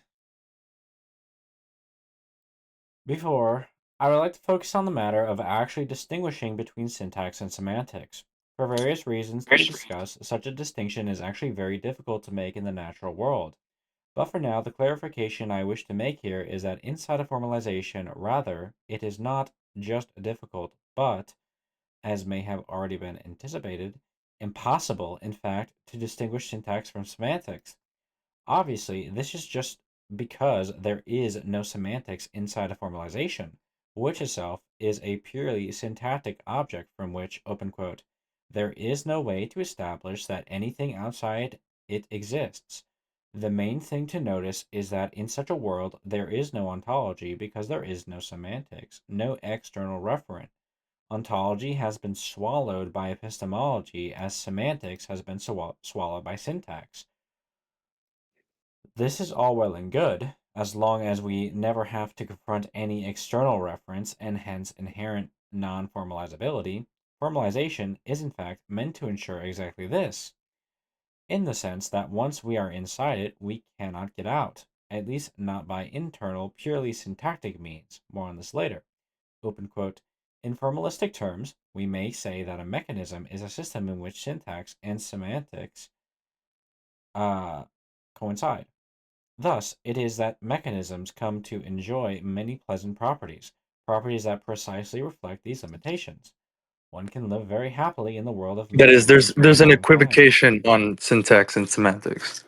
They're conflated, In like wholly, mechanism. yeah, they're conflated wholly. Like it literally identity. Like syntax and semantics are equal. Like they're the. I mean, there's just no semantics. So Studying these special properties.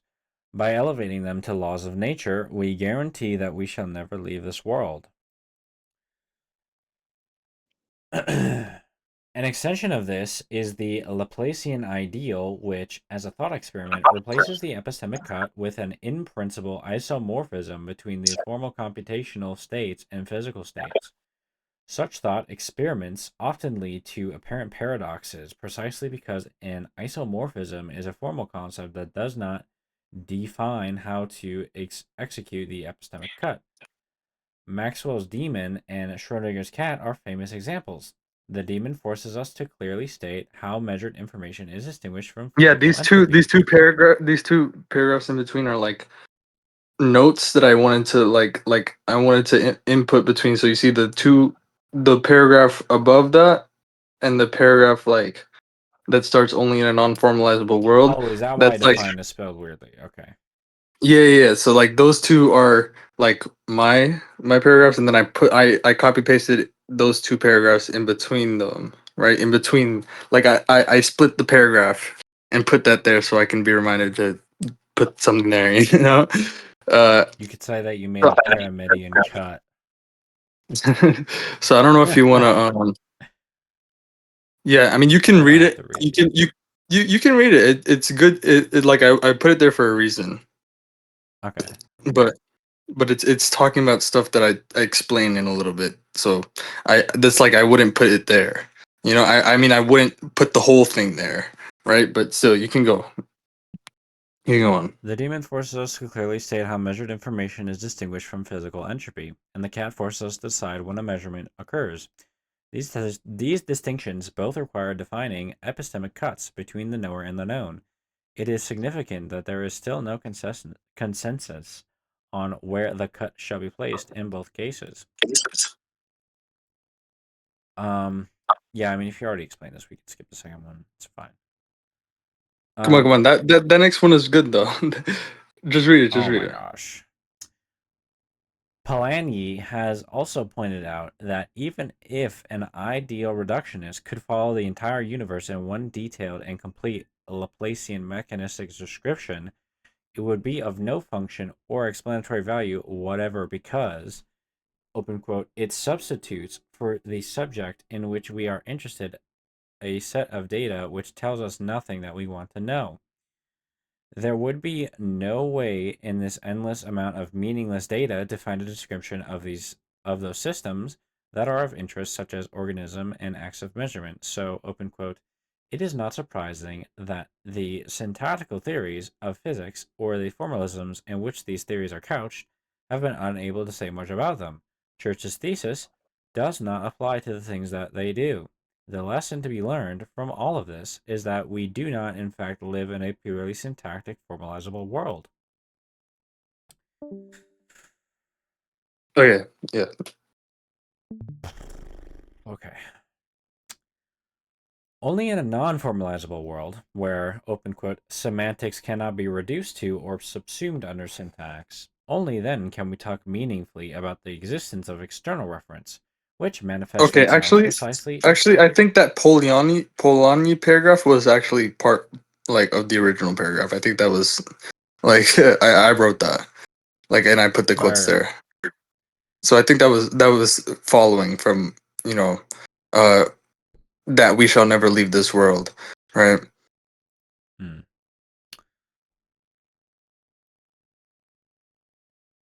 We can't establish anything outside it exists, and in such a world there is no ontology. Like it follows from all of that, right? It's just there is no semantics, right? There's no way to distinguish syntax from semantics. It's impossible inside of formalization, right? All of this stuff, like that's what the Polanyi paragraph I think like concretizes a little bit. That's why I put it there.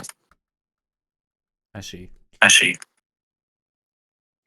Okay, only in a In other non-formalized words, only in a non-formalizable world where semantics cannot be reduced to or open quotes where open quotes semantics cannot be reduced to or subsumed under subsumed syntax. under syntax.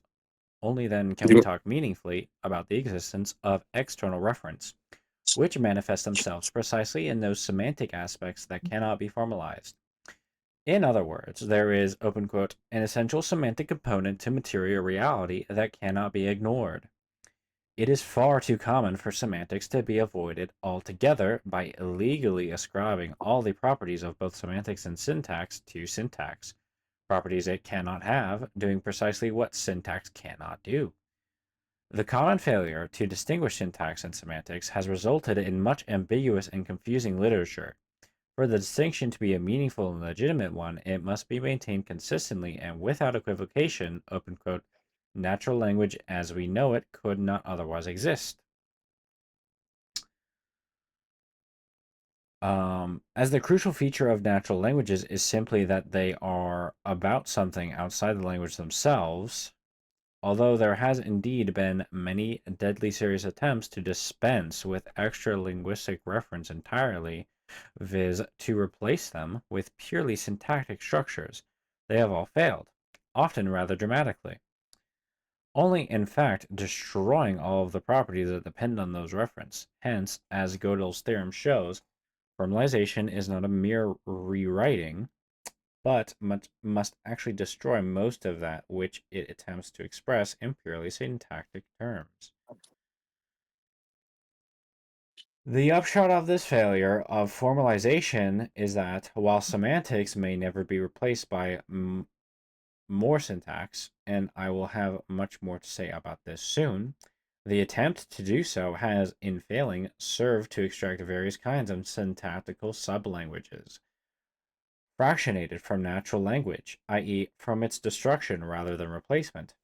These will play an analogous role to the fractionation of natural objects into artificial ones, or material structures into symbolic ones. Indeed, as we shall soon see, there is more than just an analogy here.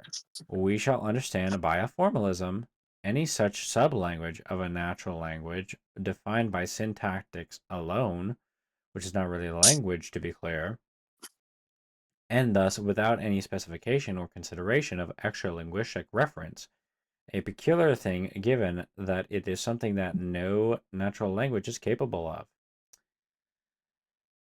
Its profound silence on matters of meaning, and of life and mind especially, is itself a physical fact, and one that will require a physical explanation, an explanation which Patty points out has long eluded physics.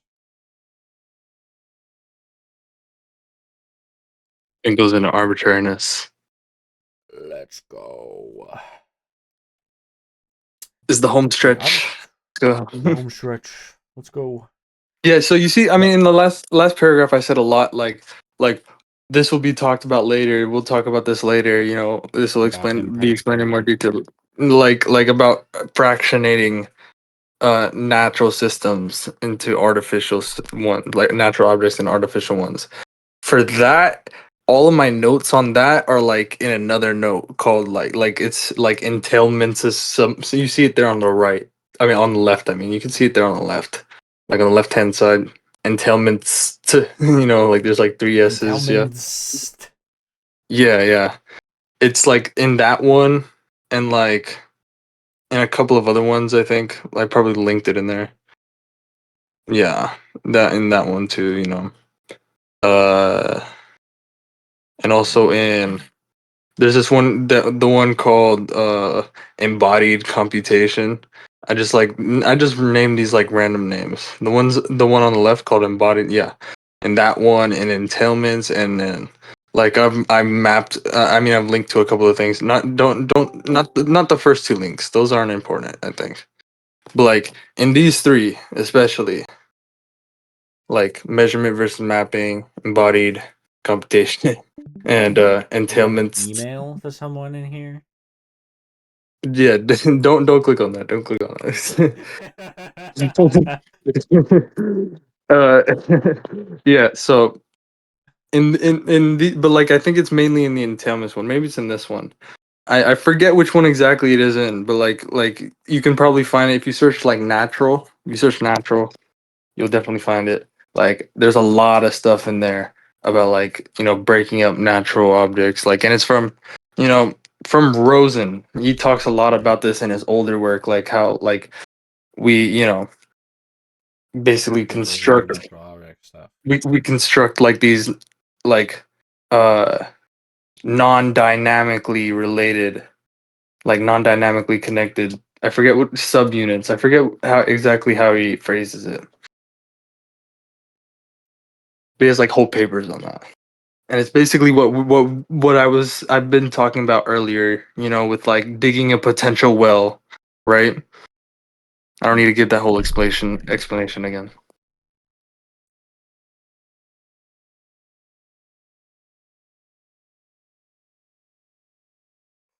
But yeah, there's a lot on that. There's a lot of notes on that and most of it like is literally just I went through all of Rosen's work, a lot of it, and I tried to put a bunch of stuff there on that, you know.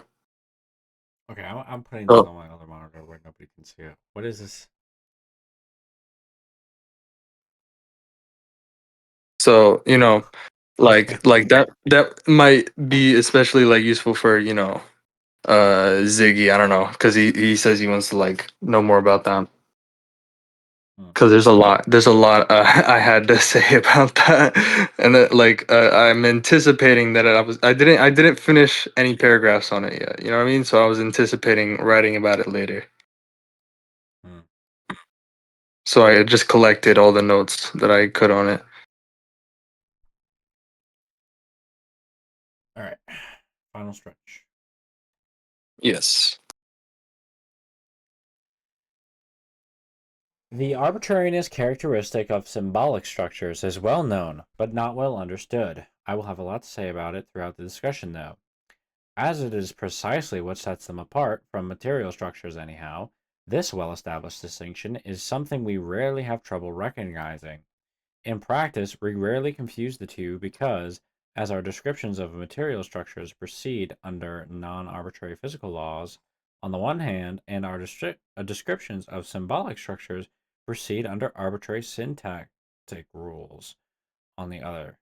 That is, they are based in incompatible epistemic assumptions.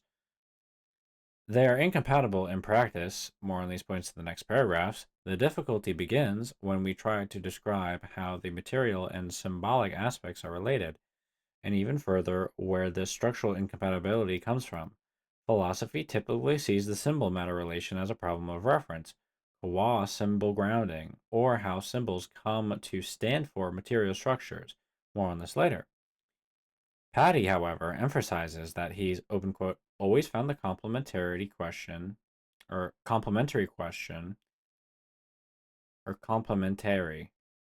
of how material structures ever came to be symbolic much more fundamental. The deeper question of origin, understood as the basic problem of a physics of symbol, Patty shifts the focus away from how symbols might be endowed with reference and instead asks how they could ever have lacked them, such that they might be so endowed, viz., how could something be stripped of meaning in such a way that meaning could later be added arbitrarily? Obviously, this requires that we do not start with a meaningless world, but that is meant to be the conclusion or overarching theme of our discussion in general. Along this path, our discussion will follow, postponing the former problem of reference, that is, how the stands for relation may be established, until the ground is clear. That question of the origin of symbols will, for several reasons, appear to be conspicuously absent and not considered one of the central problems in any area of philosophy or science. Its difficulty is one obvious reason, since it will involve inherent impredicativity. Another more subtle reason is that the tendency to ignore the origin problem is not accidental. Not only is it not necessary to know the nature of symbols or where they come from in order to use them, a deeper necessity here is that, as we shall see, symbol origin must be ignored if symbols are to function as symbols at all. This loss of information appears to be essential for their function, while also being what obscures their origin. Patty, this actually furnishes the first real clue to our most basic question. That is, when can we objectively say that matter acts as a symbol? This is not a well-defined question as it stands, but it involves the basic measurement problem.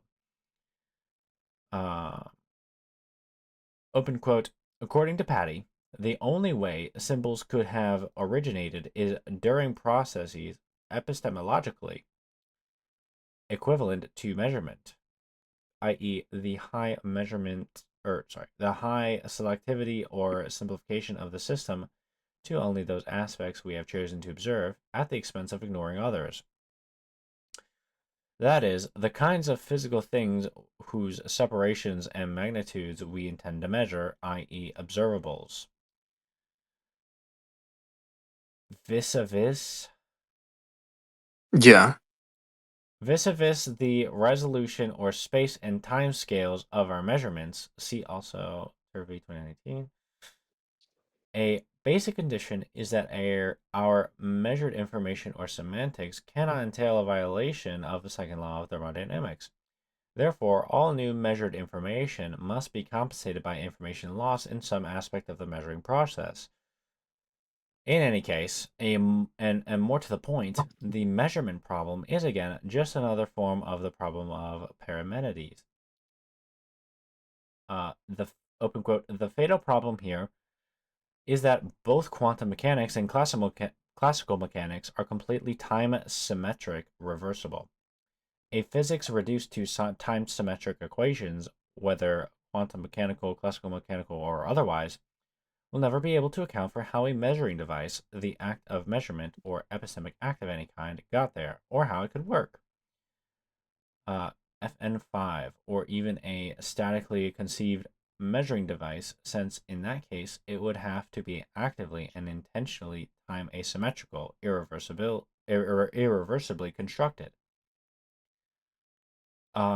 In different terms, for the act of measurement or any epistemic act to become an existent in such a theoretically impoverished physical world will always require that it be assumed or brought in extraphysically, or magically or supernaturally from outside that world or universe.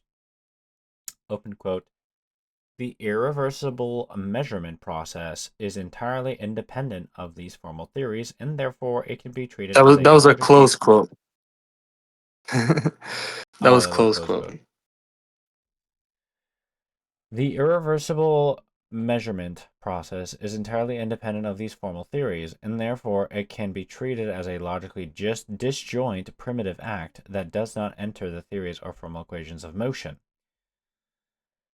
In the case of measurement of initial conditions, a theory of symbols is not necessary for using such symbolic results. These symbolic results are also functionally primitive, serving only as to set the initial conditions for the formal equations. Quite generally, the observables of the formal theory are required to already be in symbolic form so that the measurement problem does not arise. Yeah, I don't think we're finished here. Just keep going. Just keep going. Just keep going. Hence why, Hence, yeah. hence why one does not have to deal with the problem in the symbolic mode. There is no measurement problem in the world of machines. Uh, is this Yes. This is important. This is all important, right? I mean, not all of it, but like this is important right here. However, the matter symbol problem will be unavoidable precisely where it is necessary to specify objectively that a Sorry, my measurement cat is is complete. fucking meowing. I don't know, I can't. Stop it. Could you read a little faster? Because I have to go soon. Yeah, read. Man, I'm already reading so fast. All right. In other words, the physicist needs to know exactly where in this physical interaction, object and measuring device, he can make sure that a symbol appears. But any detailed physical description of a measurement process here will look just like any physical interaction of two systems. The physicist is never sure he has any symbols because on closer analysis, he just gets still more physics. Does this sound familiar? The physicist learned long ago to accept the obvious solution. He does not try to analyze the measurement process. The formal equations which are presumed to hold for the observables of the formal theory do not appear to hold for the system that actually entails the measurement. More on this later. Open quote. The loss of function comes from comes about because we change our focus of attention from the narrow symbolic result, which is all we needed, to the material details of generation of the symbolic result, which we did not need. It is this loss of discrimination when we use a description with more detail than is necessary that results in a loss of symbol function. The symbol matter distinction appears then to require a choice of function. We can strive for complete descriptions in terms of laws over which we have no control, or by exercising control, we can relinquish complete or lawful descriptions to acquire symbol function. Stuck in the symbolic mode, the symbolic result keeps you in a reversible world where the measurement and how the symbol came to be are inexplicable. So is this all paragraph? I think it's still got something to do with it. Because usually the highlighted stuff is notes.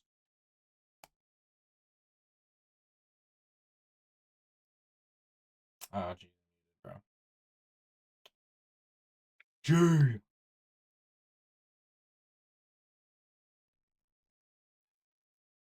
Oh, I'm muted. I'm muted. Sorry. Yeah, those are all like those look like yeah, those look like notes like I wanted to put it together into a paragraph there. So scroll down. Let's see what's there. Let me see. Maybe I can pull it up. Dun. Let's see. Right. Okay. Did we No, we didn't read this part. See, I thought this part is right above, where the rose where we started talking about rosins, right? We You said we read this part, right? Where the iceberg problem. We read that part. Hmm. But we didn't read the paragraph above it. So let's just read this problem. I mean this paragraph. Because we didn't read this stuff because it was talking about the epistemic cut and it was talking about arbitrariness. So we just read all that. This is the conclusion. It is, And in fact, just a so relatively. if anybody wants to continue from here, right? We read starting from only their timeless records. We read from there like way earlier. And I mean in the other, I guess it's in the other VOD. Yeah, I Right, yeah. mean, it's in the other recording, yeah. I But mean, we've read been from the reading this out of symbol. order Yeah, but all read this from the time. symbol matter relation. Read from there. This is the last one for sure. The symbol matter relation is a problem, however, just because any answer must incorporate both modes of descriptions with their differing epistemologies. The symbol matter distinction requires a choice of function in that it requires a necessary epistemic cut. Patty be made that separates inert symbols from the rate-dependent entropy-reducing dynamics of their construction, in terms of how knowing one or the other is possible, i.e., by what specific means. It is, in fact, just that their relative rate independence or thermodynamic arbitrariness that the entire function of syntactical structures in general completely depends, i.e., their syntactic manipulability or manipulation by rules. See next paragraph for details for Patty. This epistemic necessity does not imply ontological dualism. One should expect it to be manifest for any usage of symbols at all, viz., in the necessity of making a sharp epistemological separation between syntax and semantics. It manifests then as two formally incompatible descriptive modes, i.e., with incompatible epistemic assumptions. The symbolic and the dynamic, open quote, the formal incompatibility arises from different epistemological assumptions about what is observable at each level. Viz., there is a functional difference here that is specifically a matter of the observables on which the measurement is being made.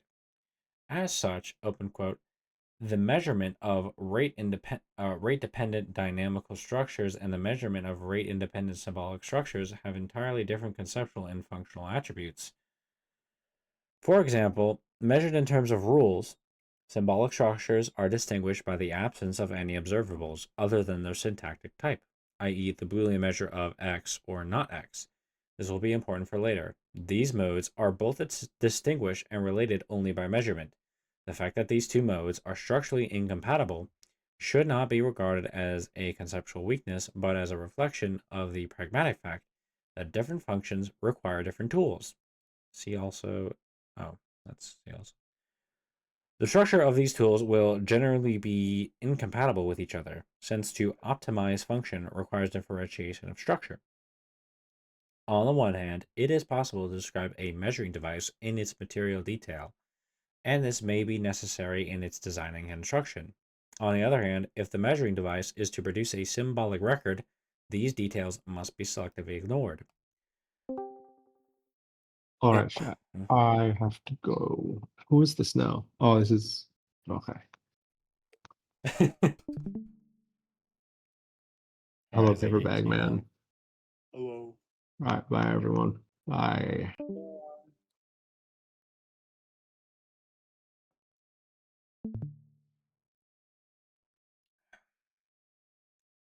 I mean, we're just about to get done with this.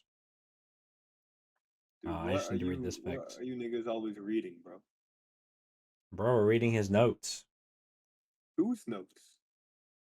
G's notes. Ooh. Oh, it's a Hey. NCAP Doggo. Oh, I'm fucking muted, bro. Shit, I keep forgetting. Bro. Yeah. So you already read all this.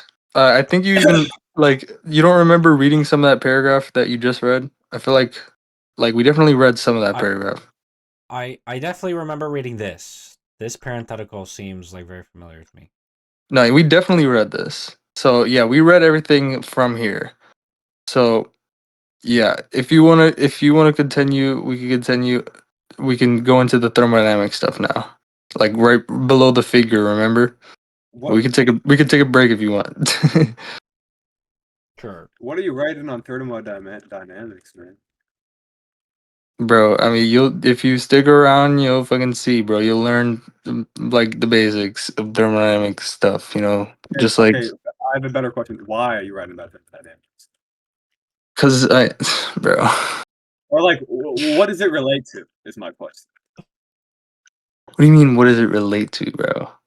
Like, Like I'm not surely is it writing to related to another topic? no.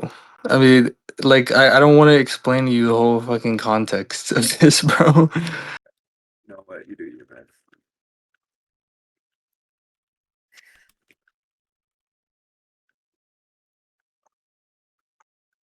Yeah, I mean, is it below? No, it's the next one. The next one. The next like time I put that figure, you know?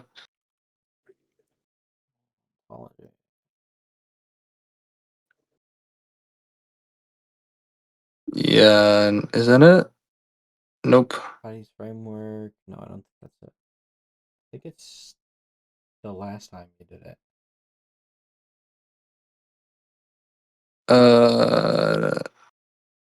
Scroll down. Energy concept plays. I feel like Scroll, this is scroll.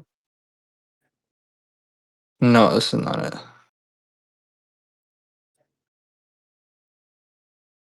I think just search for the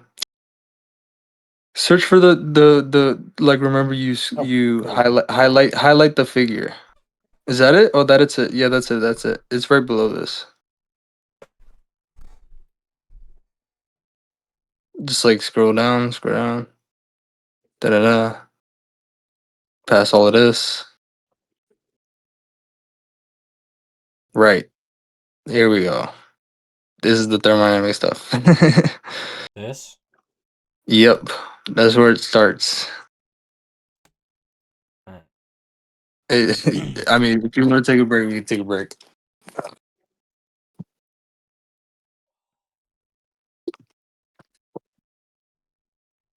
Hello's in here. ANCAP doggo.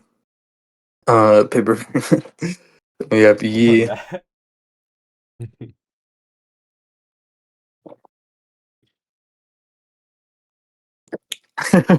Say Ferngyat.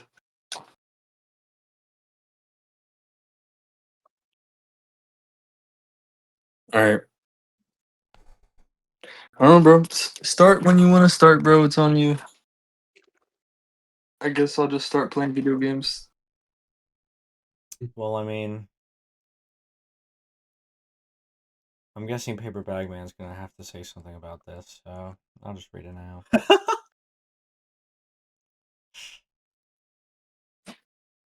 I mean, don't fucking encourage him, bro. For real, don't like, don't be a troll here, bro. Like for real, bro. Don't. You're talking to me, or No, I'm telling you, don't be like a troll. You know. what? I don't troll, man. Come on. Yeah. Okay. I mean, hey, now that you're hearing this reading, you can come back even more knowledgeable to On fucking do thermodynamics? whatever.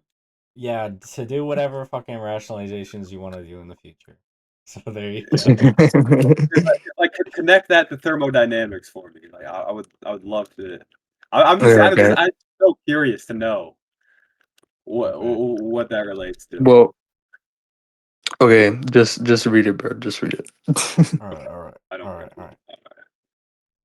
Perhaps because it is counterintuitive to describe the dissipation of a system's potential for change by the increase of a quantity, footnote flipping the sign for entropy, or else for harboring the same old mechanistic assumptions and prohibition against end-directed physics previously mentioned, I mean, should many we go to to that take footnote? into That footnote's kind good. of important. Flipping the sign for entropy. Flipping the sign for Yeah. entropy. Oh, I didn't Oh, copy it. Whatever. I can just oh, link this once in all paper right. on it. Well, just Ooh, I forget. Cartesian dualism. That's how that for a second. It's fun. Yeah, I forgot which fucking Swenson paper it is, but he talks about flow, like how, like like the fucking, like all these like physicists were like fucking mad at the dude who coined entropy, right? Who coined the term, was like it was fucking why have it like a fucking like a negative, you know what I mean? Like they were all mad at him, like they should change it, but it was all like already too like you know like too accepted or whatever. I don't know. Like all these physicists were like fucking like pissed at him for it. Because it's confusing. But yeah, keep going. Oh yeah, Because okay. for I'll harming the just same link old. Swenson's papers. Yeah, Swenson's papers. Just look through there for where he talks about this flipping the sign of entropy. No, like like on your own or whatever. or else for harboring the same old mechanistic assumptions and prohibition against end-directed physics previously mentioned. Many who take energy for granted have long believed entropy to be difficult to understand. Cf. Vertasium entropy. However, since understanding either energy or entropy requires the understanding of both, such a belief simply indicates an equally deep misunderstanding of energy. Open quote. This misunderstanding is so deep that while energy is a common word even in everyday vocabulary, entropy is hardly known. Entropy is avoided altogether by ascribing all the properties of both entropy and energy to energy. Although this is precisely the impossibility that led to Clausius's and Thomson's important formulation of the two quantities to begin with.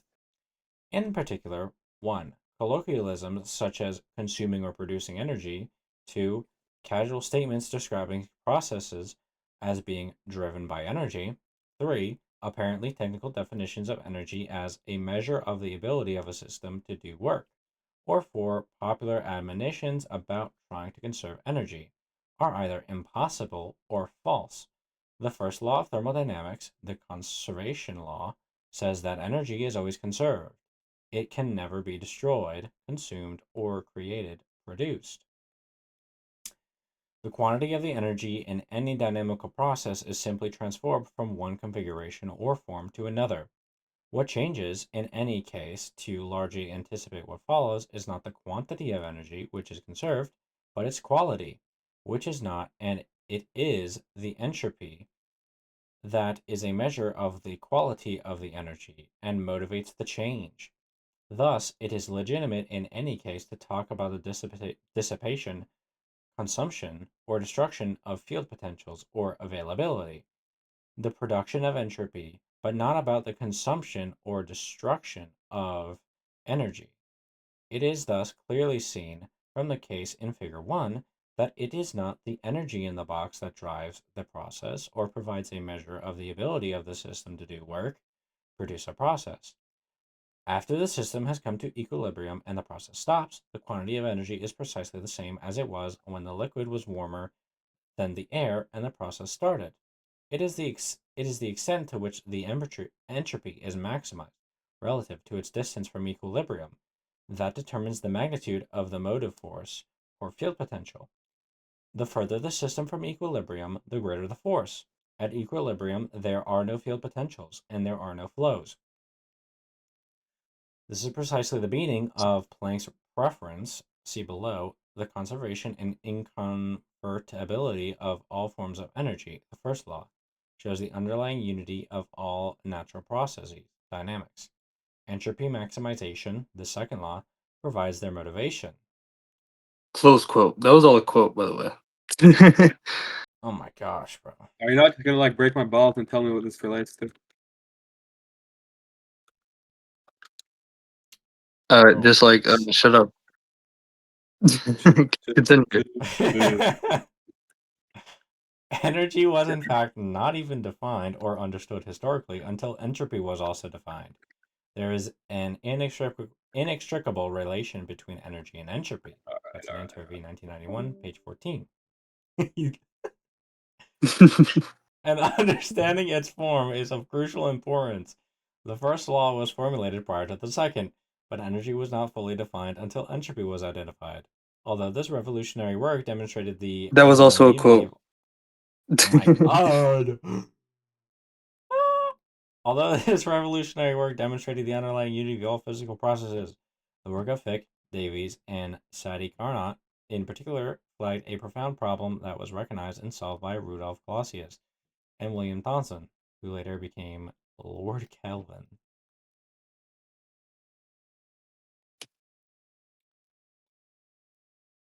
Earlier, working to understand the force that made steam engines go, Carnot came away with a notable understanding, but one that left a hanging question or Do you want to say inconsistency anything about concerning that the previous first law. paragraph? What did you get from it? What did you think? That energy and entropy are not the same. Right. And people have a misunderstanding about entropy. They hardly understand entropy, right? There's a And so, Veritasium video literally titled like the most misunderstood concept in physics, and it's all about entropy, right? yeah, So, and also, but like, here's the key point: if you misunderstand entropy, you really don't understand energy, right? yeah, You also have a huge misunderstanding, an equally deep misunderstanding of energy, right? and is that kind of related to what you were saying about people saying that we create energy in super colliders all the time? Right. Is that they kind of conflate or don't understand either of those two things? Yeah, yeah. Yeah, I mean they that and like that also makes them, treat thermodynamics as like provisional, you know what I mean? And not like the standard of what's explanatory in science, Like Mm-hmm. where we should be taking thermodynamics as the first principles for, like system description, like what's appropriate system description, right? And it's like we're looking at the wrong scale. Obviously, if you're seeing energy being created or destroyed, you're fucking looking at the wrong scale. If that was like what's actually going on here, you just fucking don't have a universe anymore. So if you're saying that's what's actually going on here, you're a fucking insane person. Yeah, because there was something about collision in this paragraph too, or like some sort of No. where was it? Entropy is avoided altogether. Determining on the blah blah blah blah. Really technical definitions of energy as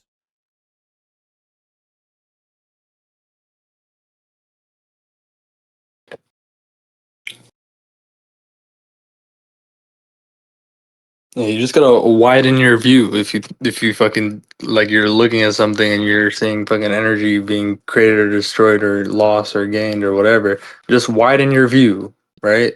And that's where the appropriate system description, like this appropriate scale of system description, right? The appropriate scale of Mhm. description will be is where energy is entirely conserved, right? Is where over the entire process, right? Energy is entirely conserved while it's also entirely driven by entropy. Yeah, which the entropy is maximized relative to its distance from equilibrium. That determines the magnitude of the motive force of field potential. So it's like in a collision, it's or these like super colliders or whatever the fuck they talk about. It's about entropy production. Of course, of course. And they don't even fucking know what the fuck is going on with that at all. With it. Yeah, yeah. So like yeah. Let's continue. Like motive force or whatever might seem like a esoteric term, but that's literally what these like founders of thermodynamics described it as. So like you'll see. Keep reading. Earlier working to understand the force that made steam engines go, Carnot came away with a notable understanding, but one that left a hanging question Yeah, or it's important. It's inconsistency. important. Force is like kind of like in scare quotes because it's not a force is understood in like classical mechanics. Like a thermodynamic force is the gradient of a potential. That's like it. It's Mhm. not some, external force, you know? But one that left a hanging question or inconsistency concerning the first law. Carnot's insight was that it was the fall of heat from higher to lower temperatures. He analogized like the fall of water from higher to lower potentials that drives a mill wheel that produced the motive force or the availability, he called it, that drives a steam engine. But he also noted that in such transformations, where although energy is conserved as heat is transformed into mechanical, this availability for producing dynamical change or work is lost, just as water at the bottom of the mill wheel will not drive it anymore. That the motive force for going through the transformation was irreversibly destroyed. It was the contribution of Clausius and Thomson to recognize explicitly the takeaway from Carnot's results was that if there was a quantity conserved, if the first law were to hold, then there had to be a quantity that was not, and that neither was reducible to nor intelligible without the other. The work of Carnot brought this problem to a head, that this problem showed an irreversible destruction of a motive force, or the potential for producing change. Suggested to Clausius and Thomson that either the first law was false, and energy was not conserved, or contrary to popular misconception, energy could not be the motive force for change.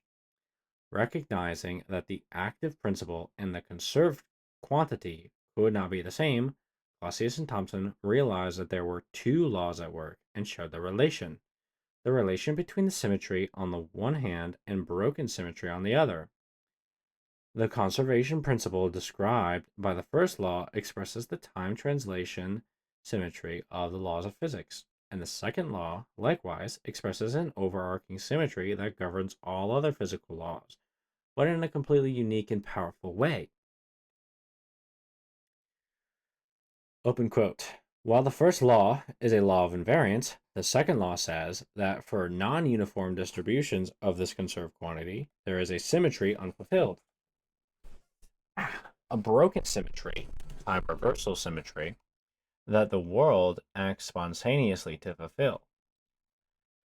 And it is precisely this unfulfilled symmetry that underlies the preference of Planck, the striving of Clausius, and the motive force of Carnot, which motivates and directs the change or dynamics of the natural world. Open quote. The active macroscopic nature of the second law seemed like a death knell for the reversible dead inactive mechanical worldview, given scientific meaning to a physics based on end-directedness.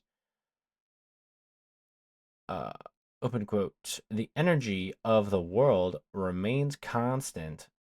The entropy of the world, said Clausius, in his formulation of the second law, strives to a maximum. Nature prefers certain states, Planck said later, and the measure of this preference is Clausius's entropy. A word coined by Clausius to sound like energy in order to stress the inextricable relation between the two. The time translation symmetry, or conservation, expressed by the first law, gives us the commensurable grounds for an active and end-directed physics, the ontic necessity, out of and through which the manifest world has evolved or come into being. As noted above, this symmetry, the conservation of mass energy, gives us the time translation symmetry entailed, that is, nomologically necessitated by such an evolution. Left to this symmetry alone, however, there is no reason or cause for anything that happens to happen at all. There is no reason to not be left with a Parmenidean static reality. The second law of thermodynamics, entailed as we have shown in the act of measurement, however, provides the reason. That was all like copied straight from like Swenson, by the way. Whatever. So, But like I like I put it all together from various different papers of his.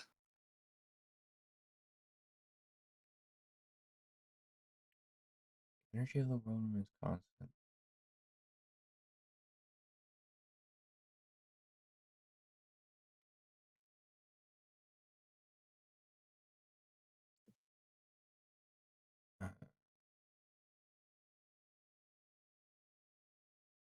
So the first law gives us the commensurable grounds for an active and end-directed physics.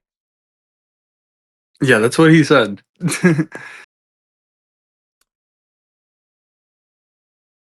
Manifest world is evolved.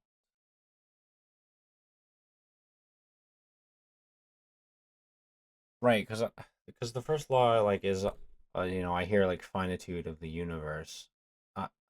So what is end-directed physics like?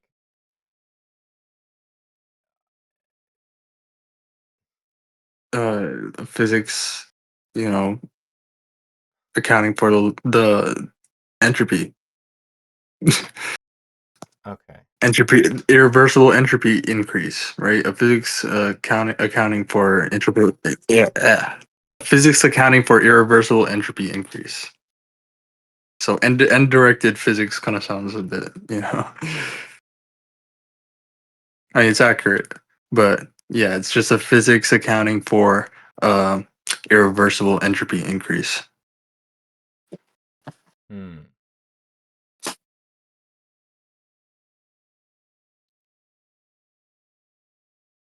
So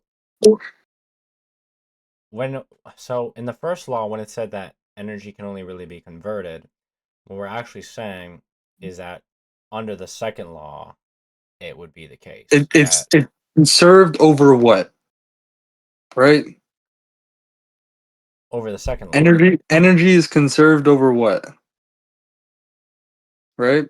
Difference, right? When a difference is destroyed, like a new difference is created. That's what the second law is saying. So they're mutually entailed. They're just saying the same thing in different ways, but like in like reciprocal ways, right? They're not in not identical ways. Remember, just like it's x to y is not identical with y to x, right?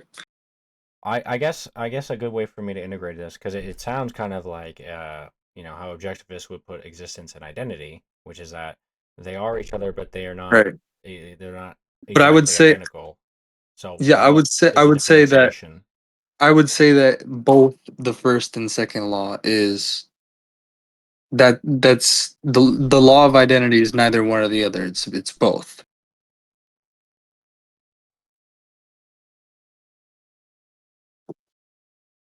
It's identity through flow, you know? Right, but they are identifying different things. Like they're talking about different things, Well, but in relation to each other, right? it's the same. They're talking about a universe. They're talking about the same universe, right? Mm-hmm. And it's like, remember, this universe, it's like a loop, a predicative loop. That's like what it is.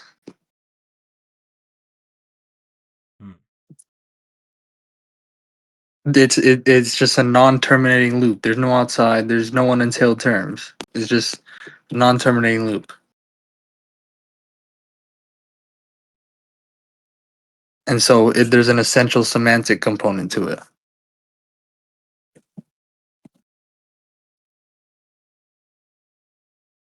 So it's like the first law is like our finitude. It's saying, well, energy can't be created or destroyed, only converted. Right. And entropy is basically saying, well, we um we can Entropy is saying that the universe we was have never potentials. the universe was never homogeneous, never will be homogeneous. Right? You can't have a universe of only one thing. That's a contradiction Hmm. in terms. Right? It's there's no outside for this universe. There's no outsider environment for it to equilibrate with, right? So you see how its finitude is entailed by its, is mutually So it's entailed. to the It's like endless differentiation. It's endlessly differentiating itself. It's looping. so it's giving us the different kinds of energy, like the same energy that comes in different forms, Right. because there's no two types of energy really. Well, It's the thing is like energy. Energy is it don't you don't want to think of it like energy is like it comes first or anything. It's like it's some primary substance, right? It's a symmetry. It's symmetry. It's invariant over transformations, right? Over different. It's you're looking at you know a system of difference, and you're saying something that remains the same over this difference. So, they're different in some respect, right? They're not like they're commensurable, right? Like it's so entropy like is the relations in a ladder. differentiation It's of it's like these it's like numbers that energies. add up to one, right? A good example is numbers that add up to one, right? Like if you search here in the organism environment system note, add up to one. This example comes from Shaw, but it's like a basic example. Yeah, there we go. It's an example of mutuality and reciprocity. Mutuality, you can see it's basically the first law. Mutuality implies a sameness, a commensurable dimension, right, over which organism environment might transact business. Right, this is akin to how, but you don't have to read that part, right? uh, yeah, that's the important part, right? This part, the reciprocal connection of organism and environment must reflect the bipolar dimension over which they exist in reciprocal but distinct ways that nevertheless fulfill one another. Consider the analogy of numbers that add up to one. They are mutual in that they may be added to one another, symmetry, but reciprocal in that they may have different values, asymmetry. The characteristic symmetry can be reconciled with the characteristic asymmetry by moving to a higher level of analysis, differentiation, namely to the notion of the numbers being complementary in the sense that they complete one another. Likewise, taken together, the organism environment may be mutual and reciprocal, symmetric and asymmetric, but at a higher level, they are complementary duals. That is, organism and environment are a combined whole, a synergy, or a coalition, such that the organism environment system should be taken as the proper unit of analysis for studying and understanding behavior. But right, the universe is not a system, to be clear. Hmm. Universe just refers to what the first law refers to, really. Right, finitude of the universe. Right. It just refers to, the time translation symmetry of laws, It's like you're still in a universe, in the same universe that you are now and tomorrow, it's the same universe. Right? Just like a million years ago, it's the same universe, right? Hmm. That's what Noether, her contribution was, the time translation symmetry. That's what the first law is really pointing to, like a deep, like very, very deep, time translation symmetry of laws. I think I know how I can do this. Okay, so then we can say the second law. I mean, the second law is literally just saying like the sand, which is like this is what the It's world. just This like, is what the world but would look like if symmetry, it's only the symmetry. There's first no law. symmetry, no symmetry without asymmetry. That's the key point, right? We know, right? Like, we can't just say, okay, we have symmetry. Now, how do we get asymmetry?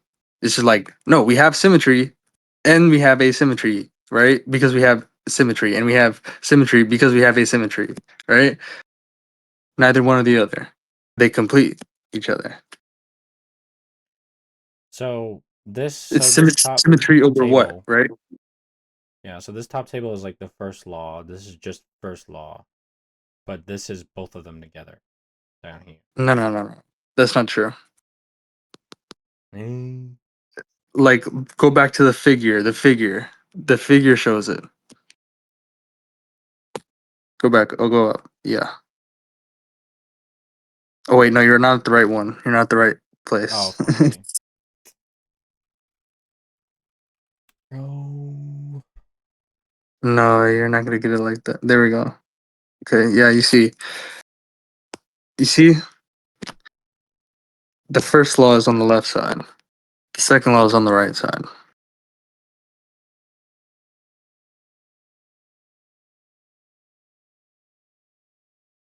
That's how Swenson describes it. So this is the first law.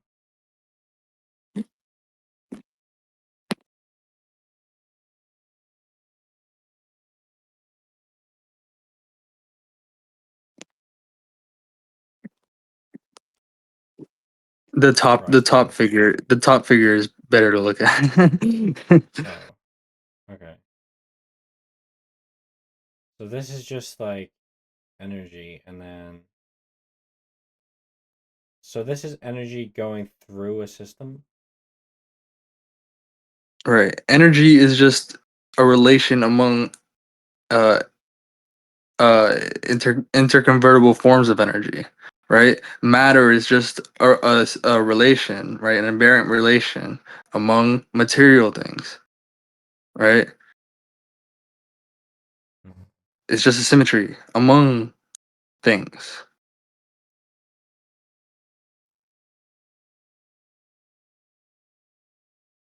You see? So the system is what's converting. Mm-hmm. And it's only conserved. Remember, it's only conserved. Only. Energy is only conserved across the transformation. Mhm. Across the whole transformation, right? Has to be put through this process, right? Where, a difference is destroyed and a proportional difference is created, Let me give like a real life example. So like This is exactly how I Prigozhin describes it, how like conservation is really just saying like there's a difference destroyed and a difference created, and that's the second law. Hmm. Prigozhin So and it's like, Stenger. This book, that's where the book is. The book I'm referencing, Prigozhin yeah, and Stenger. maybe if I give like a real life example. So take like an air fryer, right? It's like you have to plug in the air fryer, the electrical current, the electrical energy to produce or to convert that electricity into heat. Hmm. And so imagine that I mean, I don't really know what the first box is. Is it just like any kind of energy? Like it doesn't have to just be like raw energy or whatever. Remember, no symmetry without asymmetry. Okay, I gotta mute my side, my mic for a second. All right.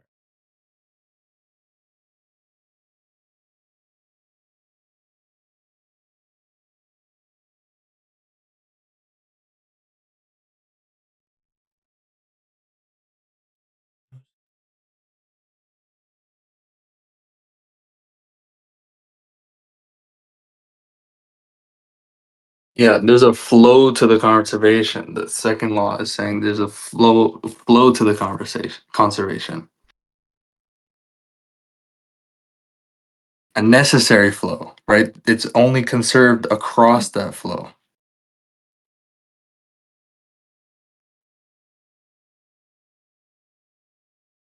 So we could take the first box to be whatever. I mean, like just the electricity, and then electricity flows What we're through. saying, we're talking about the nature of energy, right?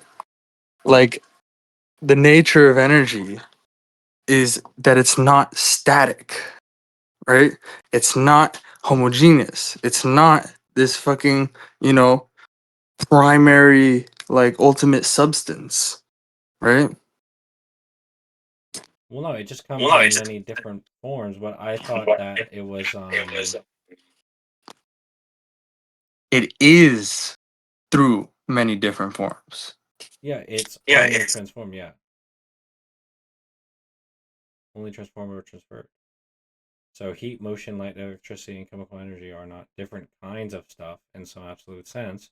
They Because are remember, different forms we of the can't same talk about the energy. first. We really can't talk about the first law without the second law, right? Think about it. Say what the first law is. You're describing it in terms of the second law. Energy cannot be created or destroyed, only transformed and transferred. And then second Only law transformed, is right? one But energy here's a much better statement of the first law. Hold on. This is The a this second is a law much of better. thermodynamics explains why energy does not just exist, but also tends to spread out over time. Here's a much better statement of the first and second law. Here we go. The first law tells us that all energy forms are interconvertible with the total energy invariant over the varied interconversions. It expresses a symmetry and variance over time translation governing physical laws. Yeah. Do you want me to say it again? Do you want me to say that again? Let me read it. First law tells us that all energy forms are interconvertible with the total energy invariant over the varied interconversion. Are you looking at it? How are you looking at it? Subtitles. Oh.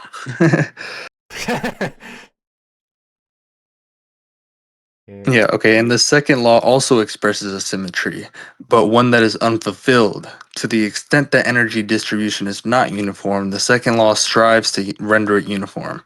But yeah, this isn't stating the second law here.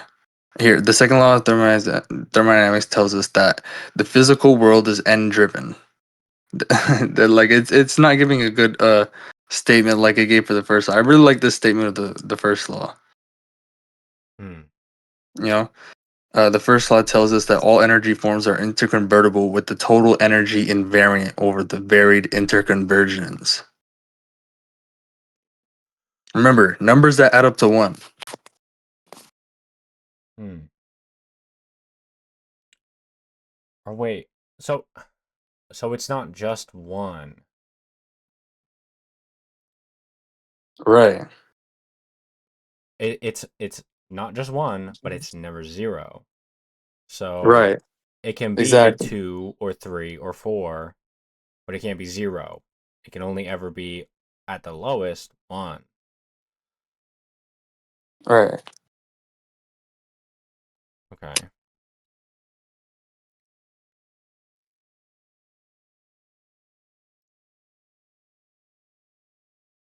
So the first law is saying that there is a finitude, that there is a 1 and never a 0, Right. and the second law is saying, well, There's no absolute we can beginnings have, or yeah, terminations.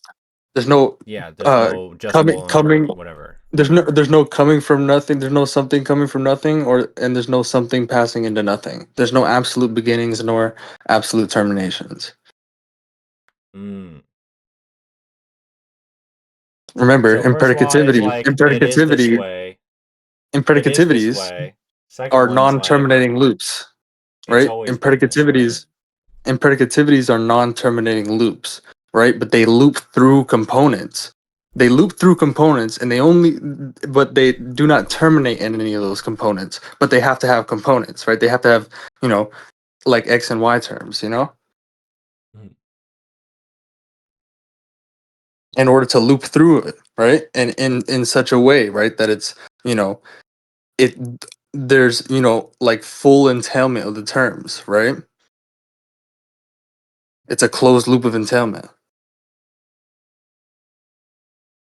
But that also means there's an essential semantic component, right? And that's like irreversibility, right? You can go from X to Y, or you can go from Y to X, but you can't do both at once. That's exactly what like the second law is saying.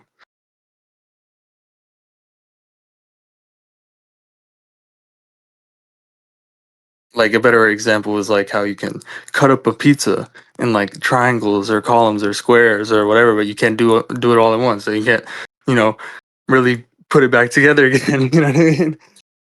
So the second law is just saying energy it can be dispersed. Like it's hmm like Well, but energy it was can never kind of uniform. It was never uniform to begin with, right? So it's mm, nature, right? Like the nature of energy is just that it flows. There's a flow to the conservation, right? And that flow is necessary, right?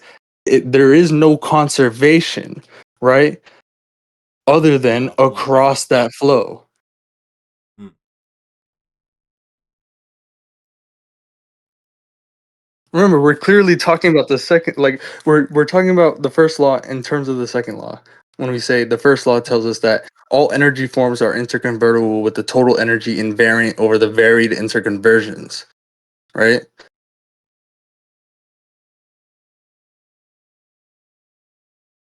Yeah, I don't know. I mean, because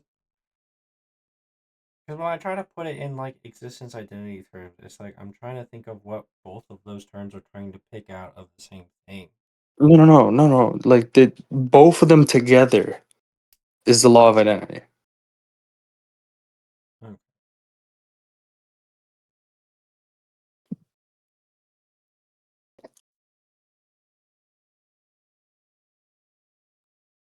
I mean, existence exists is. I mean, that's the first law.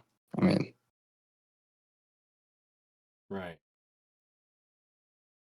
I mean, it's like, I mean, well, really, if you think about it, existence, the existence part of the existence exists is the first law, and then existence exists. The exists part is the second law. Do you really think about it? I think that, yeah, right.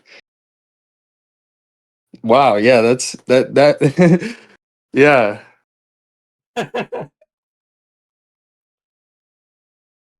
yeah, wow, yeah.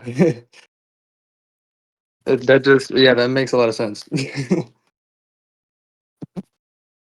So there is actually an explanation for existence. It's not dogmatic. It's not dogmatic.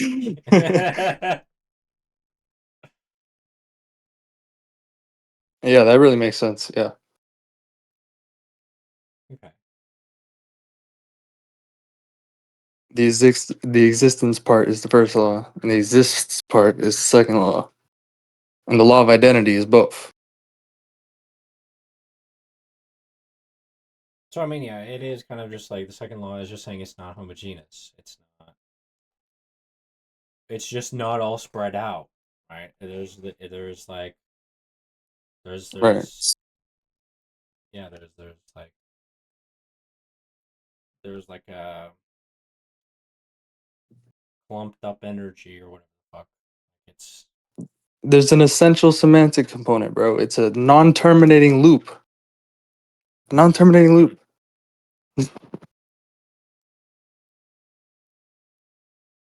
You get what that means? yeah.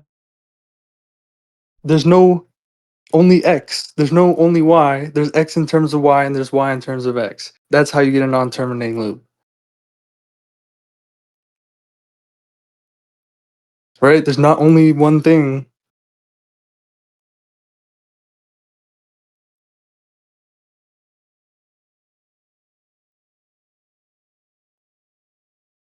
So boom, the universe can't be homogeneous. Hmm. Right? If it's a non-terminating loop, right? So first law, the universe is. Second law, not homogeneous.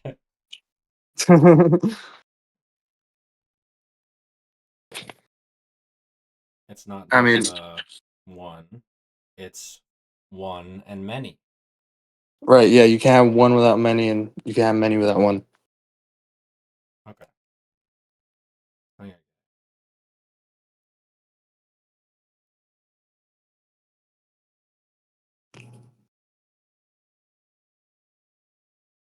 Yeah, but that's the best like way you can really understand it on like, such a a metaphysical level is that, yeah, I mean the universe is like a non-terminating loop, right? Hmm. It's never is zero.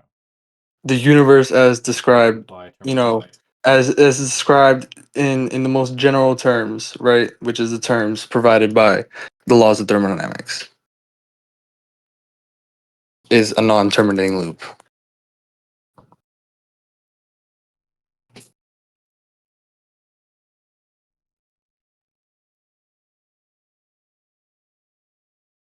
Where? Which is a closed loop of entailment. It's closed to efficient causation, right? There's no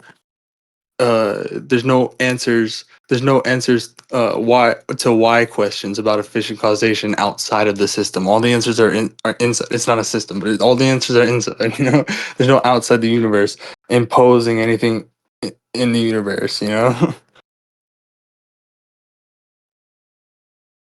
Right. There's no It's kind outside of the like the universe universe is entailing not a anything. system. It's like the universe is not a system, but like its laws are open to that semantic component. It's open ended, right? There's no boundary outside the universe, you know, uh, like restricting it, right? It's not. Hmm. It's unlimiting, right? It's not unlimited, and it's not infinite. It's open ended. It's unlimiting, you know.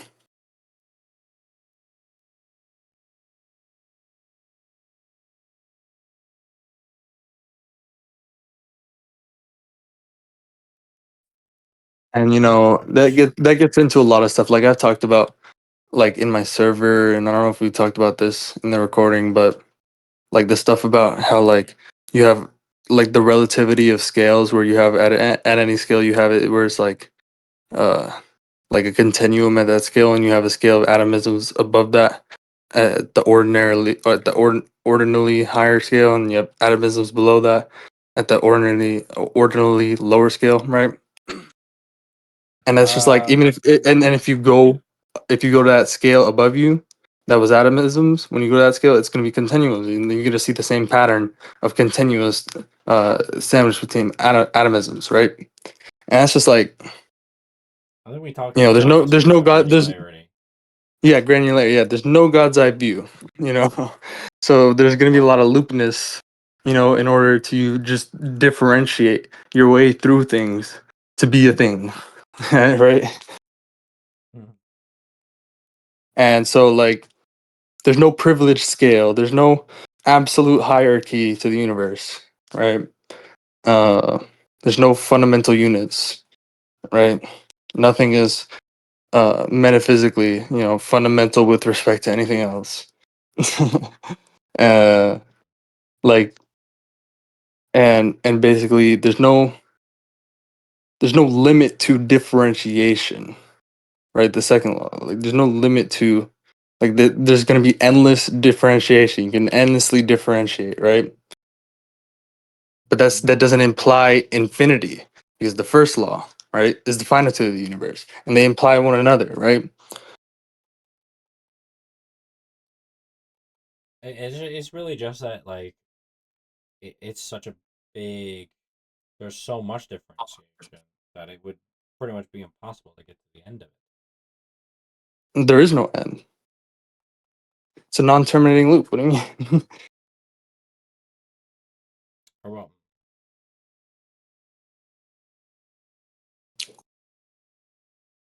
Like we just yeah, can't it's look not. at it. We just can't look below the quantum scale because we don't have the tools to do it. You know, we just can't do it because of there's no God's eye view because of the scale that we're differentiating ourselves at. You know. I see. So it's we can endlessly differentiate at different scales.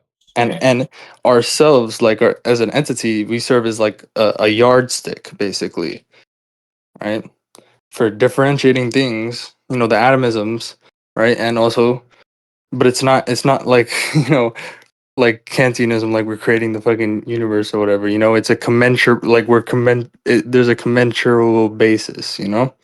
And it's like it's reciprocal, you know. Like I'm differentiated in the same act that the thing is differentiating itself, you know? Like X is differentiating itself, Y is differentiating itself in the same act. Like we talked before, it's the same system, right? Right. Okay.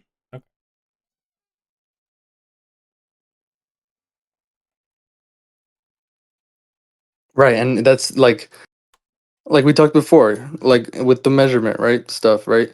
X and Y must be differentiated in the same act.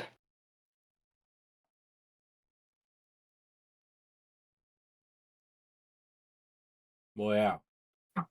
We have to define them in terms of each other. Right, but also remember there's no isolation of like systems here, you know. Like actual systems are not isolated, you know.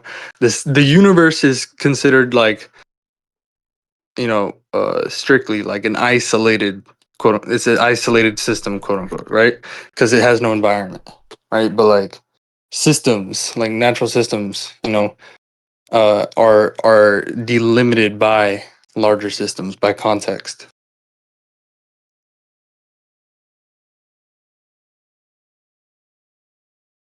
And we've So, talked a bit about that. so if the universe doesn't have an environment, then It doesn't have a boundary, it doesn't have an edge, it doesn't have any of that, right? It's literally just the fact of, you know, non-terminating loopiness of the universe. hmm, That's literally just it, you know. You can keep going and going and going and going, and you'll never reach a God's eye view. You just keep going in loops and loops and loops and loops and loops, and that's just the universe. So what does organism environment mean? What particularly is the environment part trying to say if the Well, universe? it's the context of constraint, right? The specific context of constraint, at the scale of the behavior.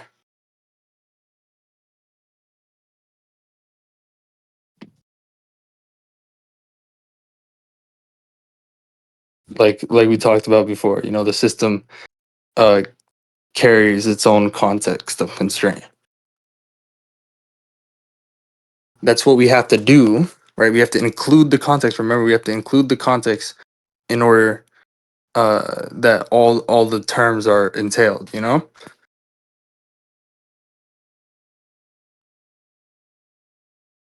has to be part and parcel of the system, right? Just like any system that where energy is conserved.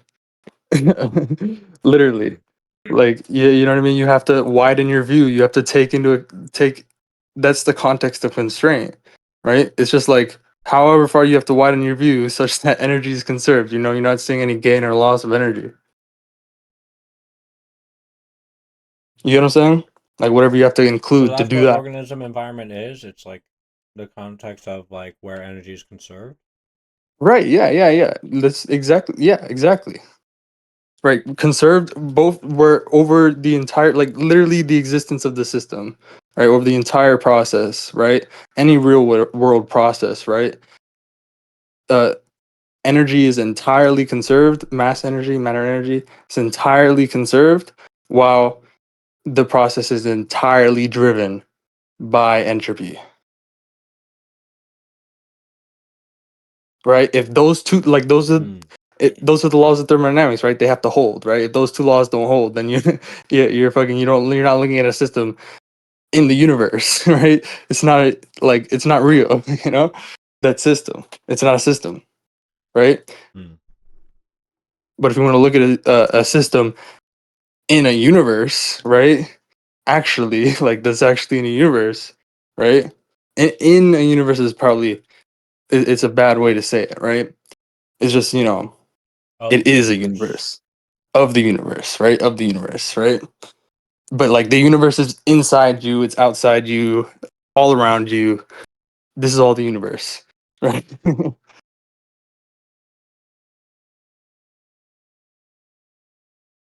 So the universe is all of everything, and organism environment is a particular part. Not a part because the universe is not a system. Hmm? There's no parts of the universe because that would imply it's itself a part of some whole.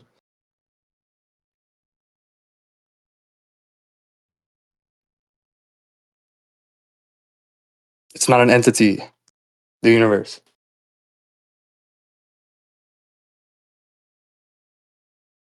Are you there, bro? Bro, I'm trying to think. What is organism environment? What do you mean? I just told you. Like, just like we're looking at the process. We're looking at like take some function, take some activity, whatever perception, action, right? Just like a behavior is realized, right? You take that function, right? And then you fucking widen your context, right? I mean, or narrow it if that's what you have to do, right? You just get to the right, like, and there's specific physical strategies for doing this, physical principles for doing this, right? That I'm not gonna get like into right now, right? But I've talked a little bit about it. There's like a chat GPT chat in EA workshops where you can see all we could later. It's also in like lecture 24 and lectures on perceptions. He talks about it, like the scaling, how we get the ecological scale.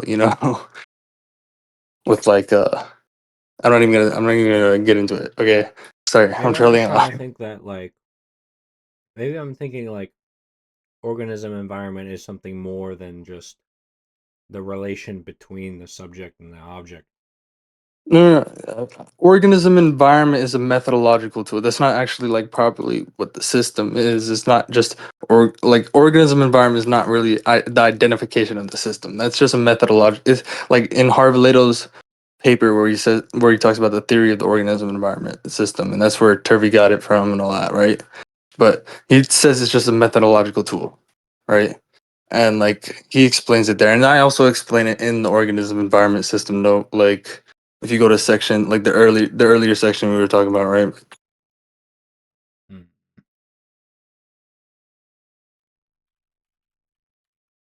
But the you've read lecture 1, right? By in lectures on perception, right? No. No, oh man. Yeah, I mean I've you only gotta read Intro to Ecopsych, man. yeah, you gotta read lecture 1 and lectures on perception because the proper like a system is he has like the CES model for a system, right? And I also over that there, but there's a lot that goes into this,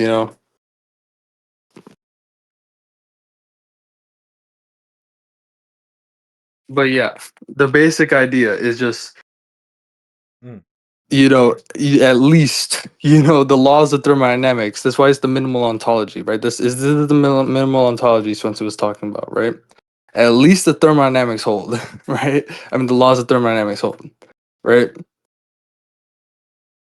That's when you have yourself a real world bona fide fucking system with laws, right? And necessary behaviors. Well, which is necessary existence.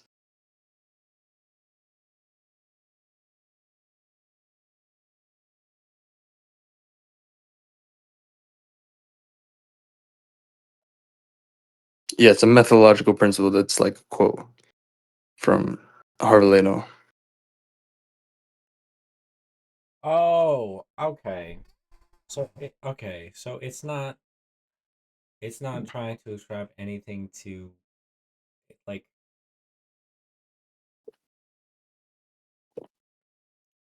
yeah, it's not a system consisting of both of the two. I think it's just to stress that, we are embedded in something. Hmm. Yeah, I mean, read Harvey-Leto's paper, bro. Really great paper. I mean, I linked it to you earlier. Also, I linked it to you with Turvey's paper that covers Harvey-Leto's points up here. Uh-oh. Turvey Uh-oh. says it's special nonsense.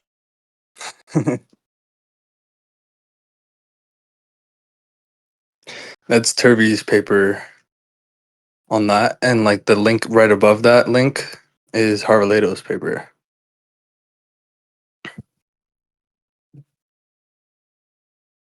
And you can methodological, like he says it.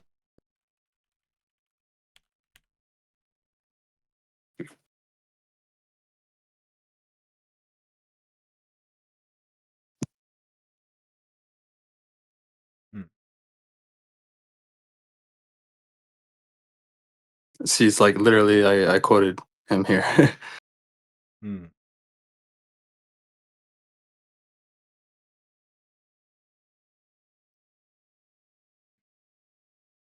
Yeah, he says that the organism environment system is not a system consisting of the organism and the environment that can be treated as subsystems of the whole system, but the organism environment system is rather a methodological principle.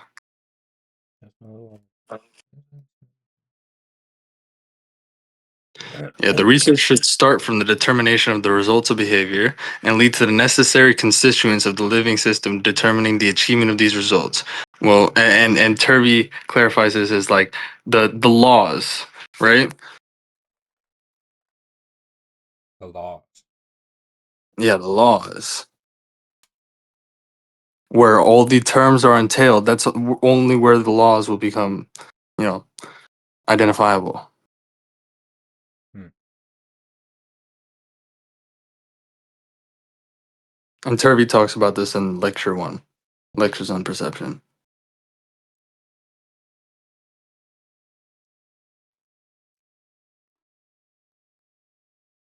And I talk about the concept of the result of behavior in my notes. And Turvey talks about it in that other paper. On the theory of the organism environment system.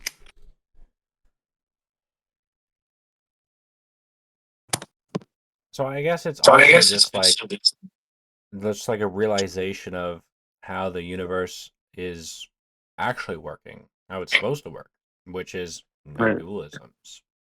Right. No dualisms, right. Exactly. One universe, bro. No first law violations. There are laws, there's lawfulness to the universe, there's natural order. There's order, you know? If the first law could be violated, literally fucking just all of that goes out of the window. Fucking hole in space time, let's go.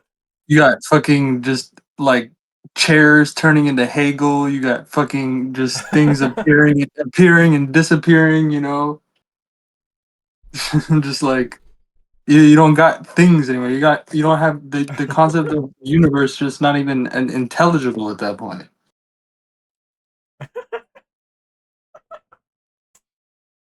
I'm like so serious. Fucking perpetual motion machine of the first kind is created. Immanuel Kant materializes from the fucking chair. He's like, I was right the Like, whole time. oh, dude.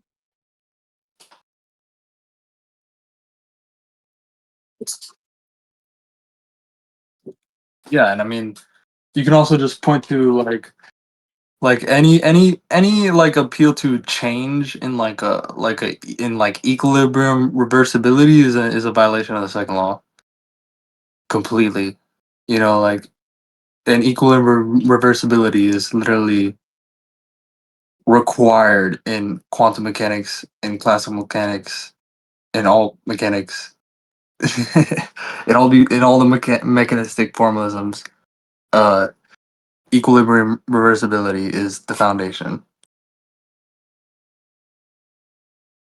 So I mean, Equilibrium they reversibility means they what? That cannot they infinite less literally entropy? cannot serve as like mechanics or whatever. It's supposed to be like an explanation of motion or whatever. Like calculus is supposed to be the fucking mathematics of change or whatever. But it's like none of this at all can then make absolutely any reference to change whatsoever. Else violate the second law. And what is a violation of the second law? It's just that entropy can It's it's decrease it's over literally time. it's literally drawing work from an already spread out homogeneous like field. So drawing work from whatever the fuck Effect this which is is. effectively reversing entropy production. Mm. It's drawing usable work from nothing. So it can draw it's an infinite like it's an infinite source, It's an infinite source of energy. Which also violates the first law. So in a sense, a second law violation implies a first law violation. Oh yeah. Mm. But like we can formally separate violations. The violations. Well, yeah. Because we can formally like diagram a perpetual motion machine of the first kind and a perpetual motion machine of the second kind, like a second kind machine that doesn't violate the first law, and a first kind machine that doesn't violate the second law.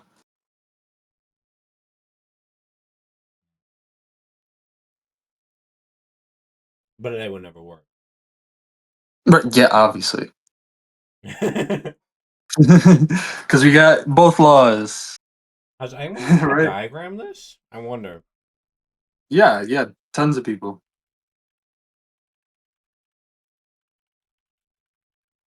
Diagram of perpetual machine. Yep. No, search up like formal diagram, formal thermodynamics diagram.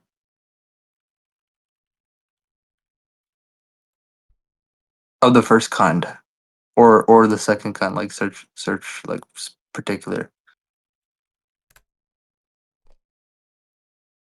The first kind, hydrostatic.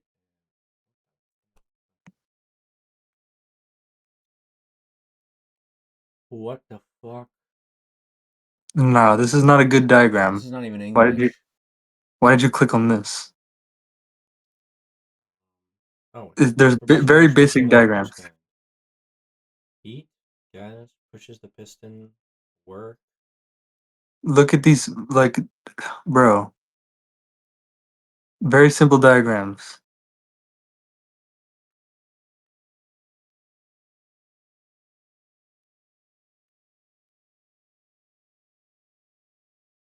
That's the perpetual motion machine of the second kind. Oh, It's an in, yeah.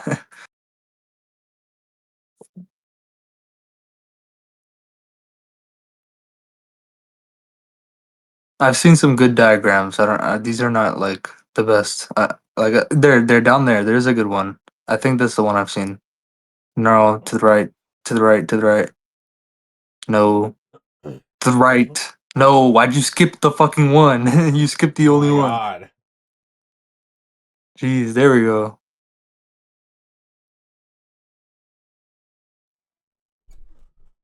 Look, One scroll up so million. you can, What? I don't. Bro, I don't care about that. Scroll up. bro. Go back. Go back to the fucking Google so you can see it without the fucking thing on the screen. There. Oh, I can just Where is it? There we go. And look at similar images. Similar images. No, geez, bro. Go back. Scroll down. You can see similar images.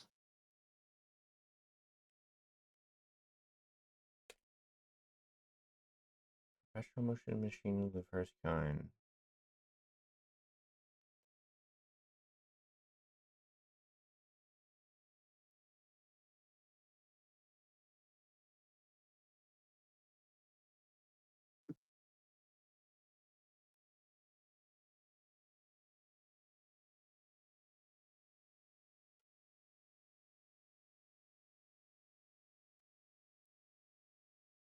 Hmm. But look at the other diagram. This one? Yeah. Yeah. System boundary of thermodynamics by creating energy for the professional motion machine of the first kind. W, I think, is work. Generator. Mhm. Turbine. Pump. Condenser. Turbine. Resistance heater. Boiler. A device that violates the second law of thermodynamics. Oh, that's. Where's the in? Where's the in? Where's the energy in? You have the energy out, but we don't have the energy in. So this is the energy out. Where it That's says the work. W. That's the Oh. work. The Q is the energy out. Oh, okay. Q is energy out. The W is network out. The I network would say the generator is where the energy is coming from. is where the work is coming from. Oh. The Oh, is it condenser the is boiler? the condenser is like getting rid of the energy, like the degraded form of the energy, the waste. Right, it's supposedly destroying it. Right, but it converted it into work, right? Like it converted like something into work, but where did it come from? That like the energy that I converted to work with also, this loss of energy, like this loss here. Oh, wait, it says it right here. The energy is coming in through the boiler. No? No, this is the second law violation. The bottom is the second law violation. So basically, the first law violation is you have an out without an in, and the second law violation is you have an in without an out. Oh, there is no in. Okay. when it comes to energy, I mean, when it comes to work, I mean, it both of them produce work, but like an infinite amount of work. I wonder if anyone's tried to build these before. Well, yeah, but like the patent offices in the U.S. will they automatically reject any claims to a perpetual motion machine, or an over, they call it an over unity device.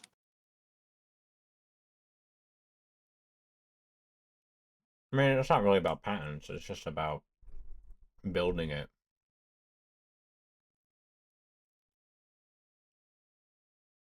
No, yeah, I'm just saying that that's like that's really telling. The patent office they automatically reject any claims. Like, not, they don't even consider them. They don't even consider any claims to perpetual motion machine, or over unity devices, they call it.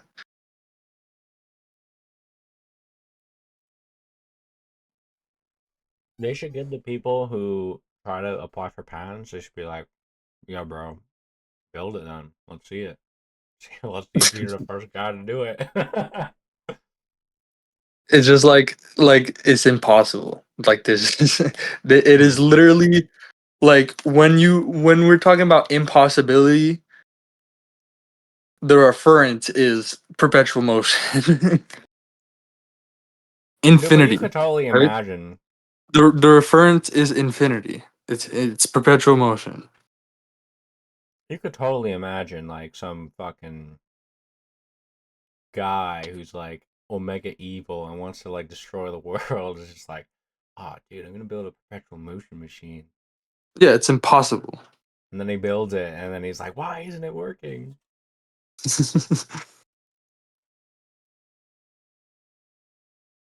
Yeah, it's literally like, if the laws of thermodynamics are the standard of what's explanatory, fucking violations of the laws are the standard of what the fuck is impossible. Hmm.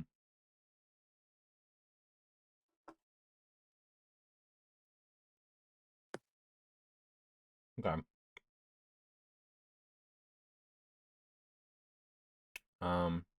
Kind of got off track It's like with invalid, just explaining it to me. invalid, generally invalid. Anything that has the form of a violation of either the first or second laws is just generally just invalid.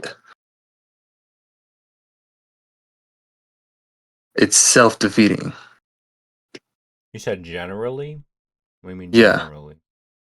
Anything that has the form of, like, any argument, even like any claims, even like anything that has the form, like any theories, like anything that has the form of any violation of the laws of thermodynamics, right? It's just generally invalid. Cool. It's self-defeating. It fails the, what's it called? Uh the reaffirmation through denial test.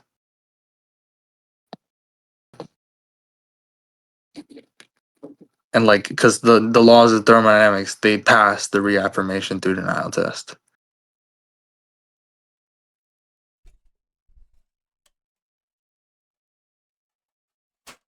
Right. Like in an attempt to disprove it, you end up proving it. Oh, dude, I'm Right. gonna disprove thermodynamics. I'm gonna make a perpetual motion machine. Fucking making it. And it's like, why isn't it working? But remember, we didn't finish Oh, reading this stuff on impossible. thermodynamics. I was like clarifying for you the whole time.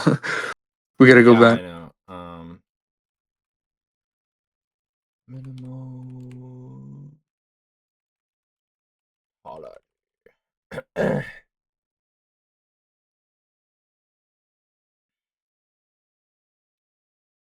Immediately telling.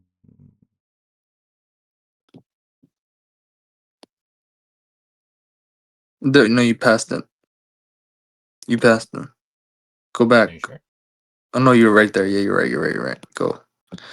And then we were here. We were here. No, go down. So we were here. And then we read Uh, this quote. So I think we're here. yeah, Yeah, I need another drink. Fuck me. yeah. This whole paragraph we didn't read it.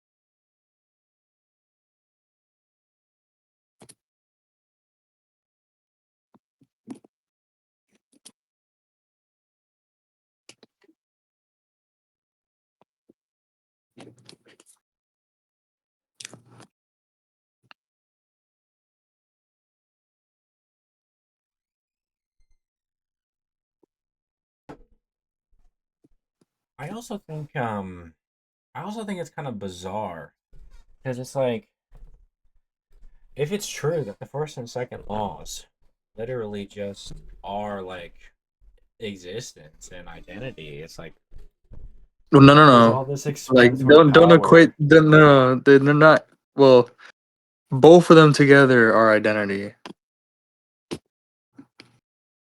Right. And it's like there's so much explanatory power there that objectivists just have not picked up on. Yeah. I mean, yeah, they're the standard of what is explanatory at all.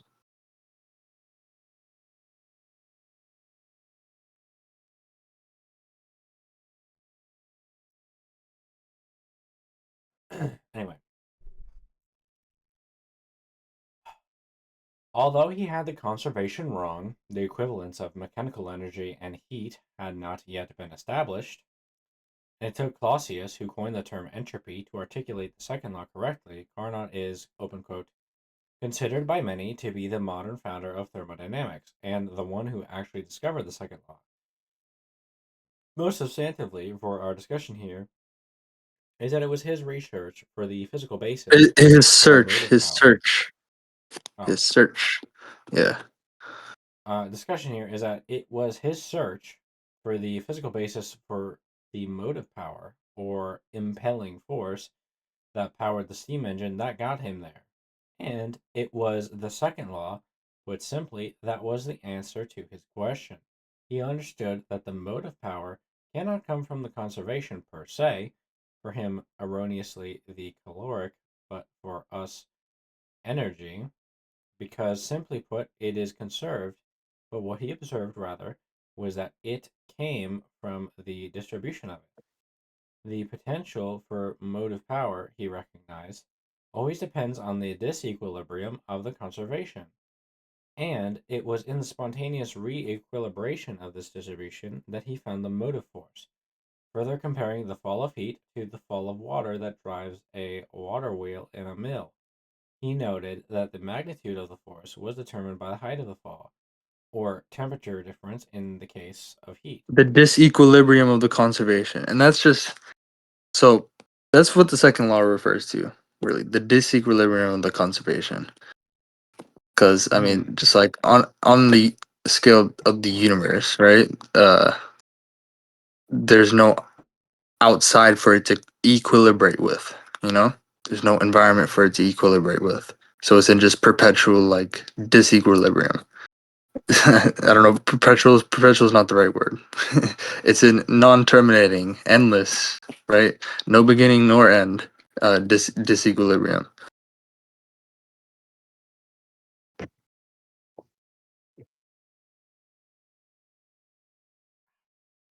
Or the extent of the disequilibrium between the source. E1 and the sink E2 again, No, you although it skipped was way Clausius. ahead. Shit, you skipped way ahead. What? You skipped like a whole sentence ahead.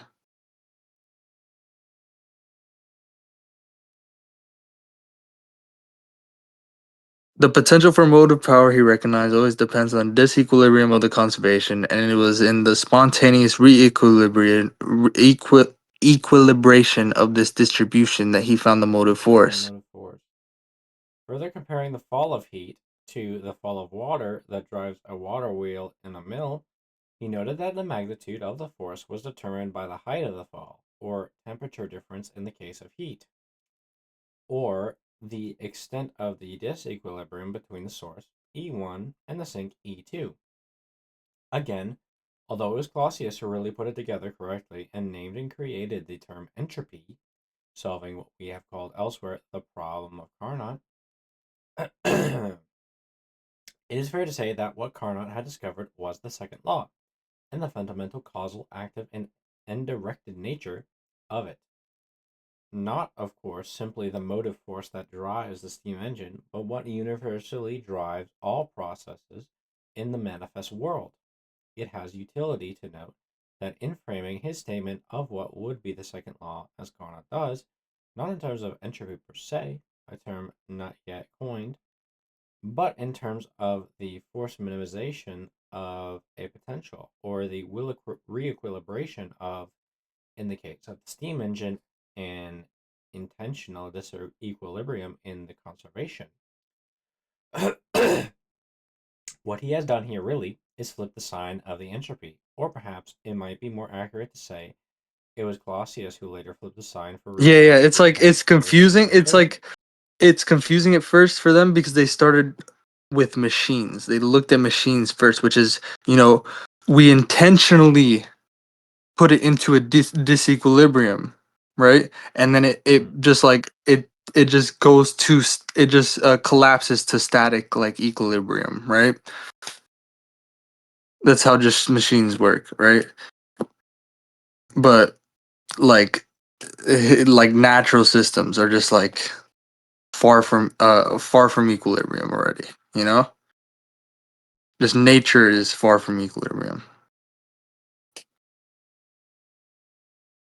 Yeah, because it seems like when he was making the steam engine, it's like um he was so confused when he just had the first law. He's like, how is this? Yeah, How's this right. energy appearing and disappearing from nothing if it's the first law holds? And so, Yeah. um, Yeah, yeah, I but mean, it's when like you still like purposely put it out, we're still only looking at steam engines, we're not looking at natural systems, you know? yeah, So that causes a lot of like confusion mhm. because there is a difference. There's a big difference, especially with the generality of the laws, right? That you're deriving here from like you're identifying in the phenomena that you're examining here. You know? And like obviously, yeah, obviously Carnot or Clausius, or was it? Yeah, it was Clausius. Clausius, um, probably didn't know that he was working with just such like a broad principle here. Mhm. Or rather that he was working with too small like you know like of like entailment, you know, too little entailment, right? He's working with machines, he's Yeah. working with artificial things, you know. Mhm. Maxwell himself and Tate, as Maxwell tells it, both urged Clausius to change the sign, but to no avail. They certainly felt, and it is hard not to Oh yeah, agree, this is what I was talking about earlier, the flipping of the sign. And I think you just skipped a that it sentence again too. that You I skipped a sentence. Yeah, you skipped. bro, no way, man. Yes, you did. No, yeah. We were He literally in the later middle flipped the of the sign for parent that reasons it has never seemed quite clear. bro, no. We Bro, were at the re-equilibration of, in this case, in the case of the steam engine, an intentional disequilibrium in the conservation. Then we stopped there. So no, we didn't, but whatever. no, I was telling you to stop there, and you were like we were talking over each other. So I told you to stop there. So maybe What you he has done continue. here really is flip the sign of the entropy, or perhaps it might be more accurate to say it was Clausius who later flipped the sign for reasons it has never seemed quite clear. Maxwell himself and Tate, as Maxwell tells it, both urged Clausius to change the sign, but to no avail. They certainly felt, and it is hard not to agree, that it would have been easier for people to understand the concept if Clausius had done so, as a measure of a quantity that decreases with the reduction of potential rather than increases. But in any case, any correct statement of the second law can also be stated as the minimization of the potential disequilibrium of the conservation, or equivalently as the maximization of the entropy. Tate and Maxwell were certainly right, and it is oftentimes hard for people to grasp the dissipation of something in terms of a quantity that increases, to think of the second law more substantively as expressing the fact that the active and directness of the second law, all real world dynamics proceed spontaneously to minimize the system potentials, or gradients, or the availability of energy for doing work, may make it easier then to grasp, and for this reason I repeatedly express it this way. Since entropy is a measure of a system's energy unavailable for producing macroscopic processes, work, the opposite, variously called negentropy, disequilibrium, or free energy, can also be called the availability, a term introduced by Carnot. Entropy maximization is thus equivalent to availability maximization. No, Or the minimization. minimization. Oh, You said minimization. it's minimization. Yeah. Availability minimization, or the minimization of field potentials. Or to put it another way, all natural processes proceed so as to extremize availability degradation or dissipation. Gagoli and Schulten, or extremize field potential minimization. Both are expressions of the same symmetry. Those like brackets and numbers. This is copy and pasted from Swenson. So those brackets and numbers are like references. They're citations that he has in his paper. I needed to I need to like put them, you know. No, you're not gonna see them like that. Those are just citations in his paper, right? That's how they are. Like when I copy and paste from his paper, they show up as What? brackets. Yeah, when I copy and paste from his paper, they show up as like brackets, numbers, and like you have to go to his paper to see the citations, like Oh no, I the was just references. changing the mode. I was just changing the mode. No, yeah, I was saying, if anybody's interested in like the citations for all of this, like he has it in his papers and Swenson's papers, which I throw around the fucking link for the collection of everywhere. If you can find it, definitely like if you're in my server, or you can find it in the VOD of the stream we did. So let me go back and see how you say this. I repeatedly express it this way, since entropy is a measure of a No, system's this is energy. Swenson. This Oh, is all Swenson. This is all quoted from Swenson.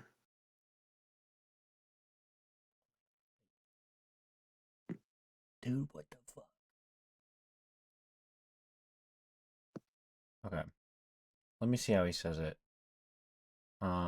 And for this reason, I repeat, since entropy is a measure of a system's energy unavailable for producing macroscopic processes, work, the opposite, variously called negentropy, disequilibrium, or free energy, can also be called the availability.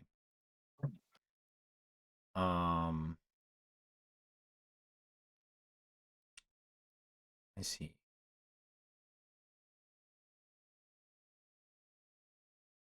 So yeah, the more it's dissipating the energy, the less energy it has to work with.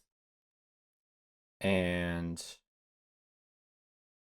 It's not dissipating energy. Energy is entirely conserved. It's dissipating potentials, minimizing potentials, which is basically it's flattening the geometry of the energy, the disequilibrium geometry. Like the sand piles, it's flattening them out. wait, is that not what I thought that's what dissipation meant? Yes, that's what dissipation means. Yeah, I just meant like the scattering, not the Yeah. loss necessarily, just the scattering of it. Well, you're not scattering energy. It's really like not really like you're you don't want to like try and apply like second law terms to energy. You're talking about potentials. The potentials are being extremized. Like they're being pushed out. They're basically like being We. uh, it's a more degraded form of energy, right? You can say it's converting you know, energy from one form to a more degraded form of energy, which is uh, degraded in the sense that it requires, more work to dissipate. There's now this larger potential, right, that requires more work to dissipate, right? And then to create an even larger potential, which requires more work to dissipate.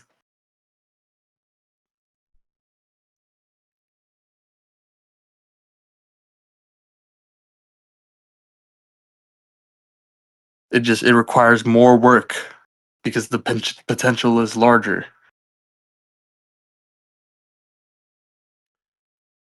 It can no longer be satisfied by the system or whatever.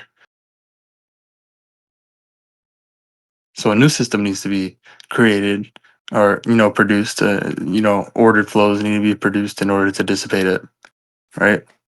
And that's how we get into the whole argument. Like how the Big Bang, right, is just the only thing that can dissipate an aeon's worth of potential, right? An aeon-sized potential. Right. So all of these systems are like they're like letting out this degraded energy, and that gives us more like a bigger Degraded energy potential. form. Degraded energy forms, which is just a Degraded energy larger. It's forms. just a more spread out potential. It's a larger potential that requires more work to dissipate. Okay.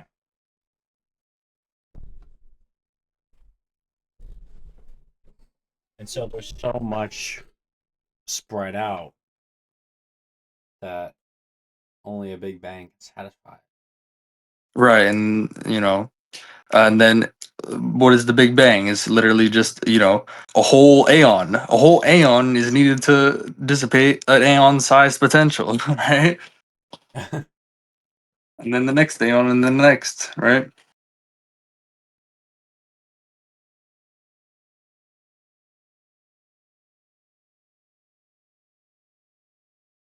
So there's going to be an We end need, to our aeon, and then another aeon will come about.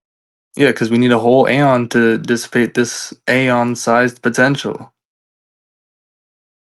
And then we're good for another aeon. Another aeon.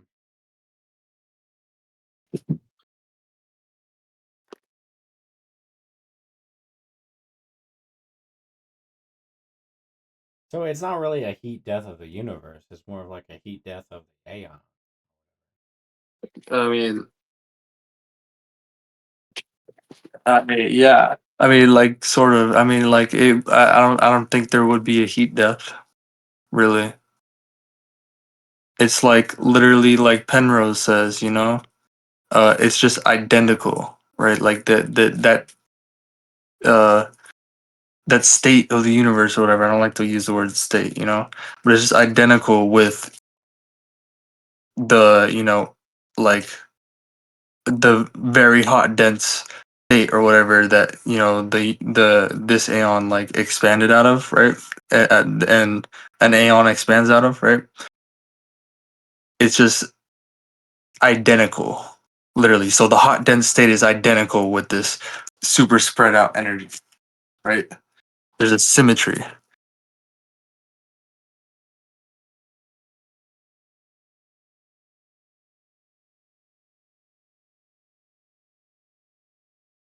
Because like large and small is really, it's relative, you know what I mean? And so it's like he says it's like the universe forgets how old it is, you know. That's how he describes it. He says like the universe forgets how old it is and just like is just like another aeon, you know.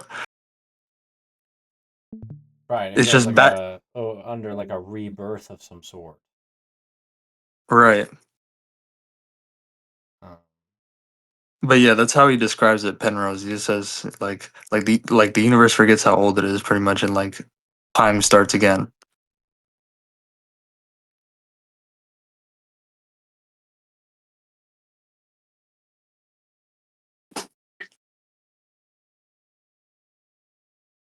So then why would there be no or rather time just loops back around. But it's like So why would there it's be not no feedback loop? it's not like time like is looping back on itself. You know, it's like it's a non-terminating loop. Just looping, looping, looping, and that's going forward. Going forward is looping.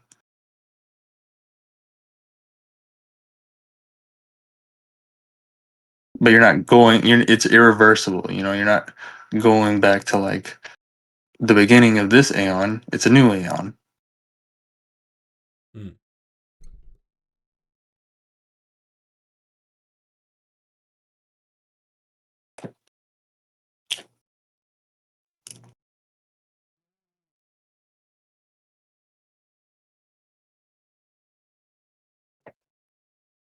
But yeah, I don't know why you clicked off the screen. We're not done yet, bro. Um. Right. Where were we? We already read this whole thing. Okay. Yeah. Ooh, another figure. Yummy. Clausius expanded Carnot's work. Open quote. Clausius expanded Carnot's work into the concept of entropy. In this classical theory of entropy, entropy was a function of state, expressed in terms of state variables. But its relation to also, is this spelled special like intentionality with an S, or is it just spelled wrong? What? Let me see. VERI. No, that's just like spelled wrong. This is a quote. I copy and pasted. It was like the OCR messed up, I guess. Oh. But its Yeah, relation to, is it what? this is a quote. This is a quote. Irreversible process that generated is was not explicit.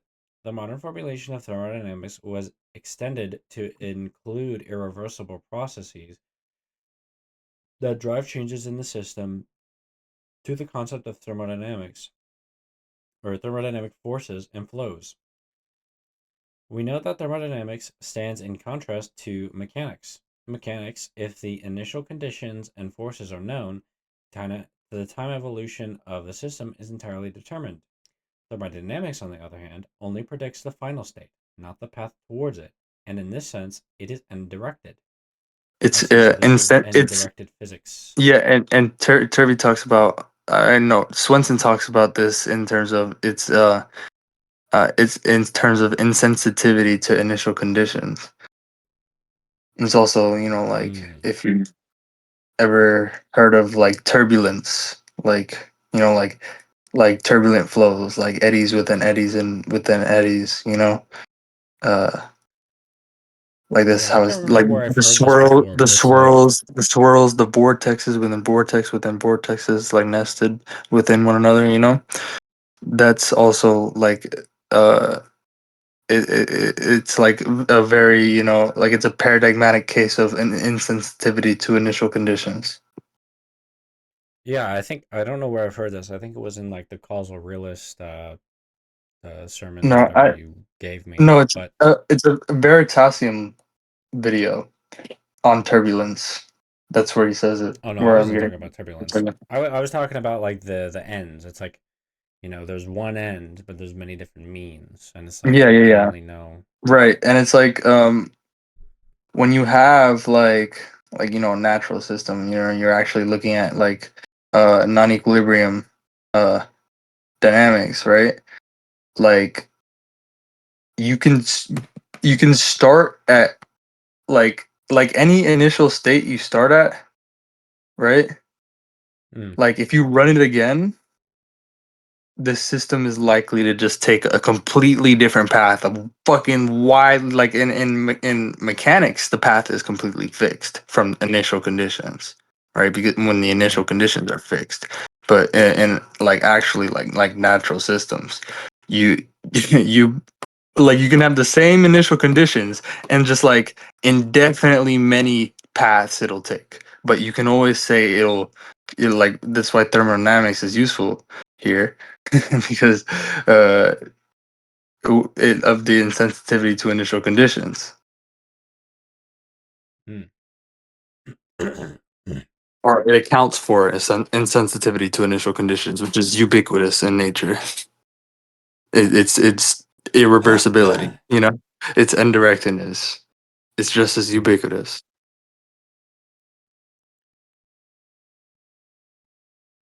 Right. It's kind of what they say about like the I think it's the ambient array.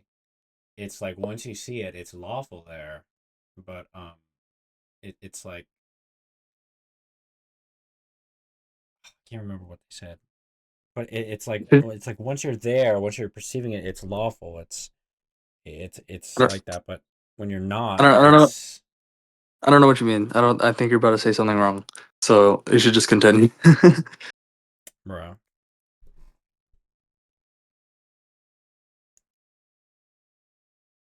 This is the final state, not the path towards it, and this is analytic physics.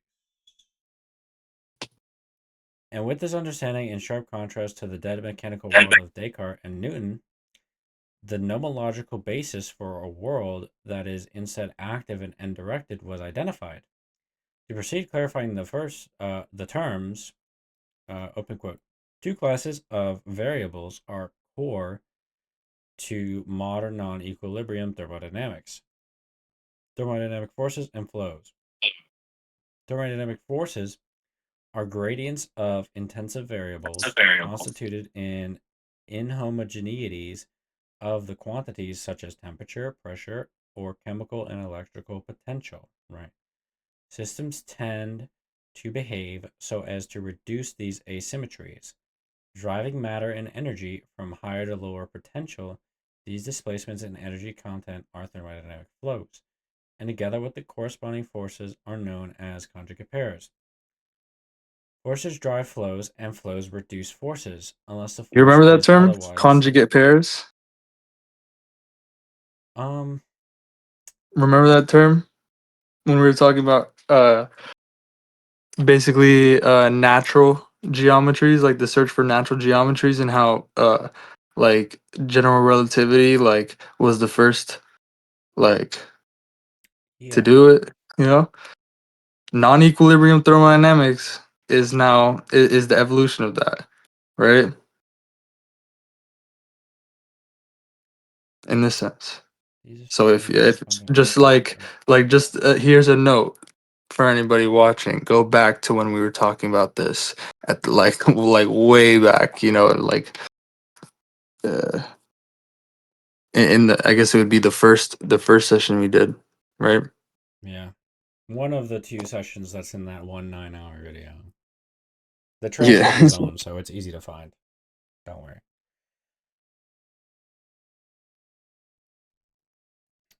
Forces drive flows, and flows reduce forces, unless the force is otherwise sustained by another flow of energy into the source or out of the sink. For example, a temperature gradient between two objects drives heat flow from the hotter to the colder, until the two objects have equal heat contents, and both the force, thermal gradient, and flow, heat conduction, disappear.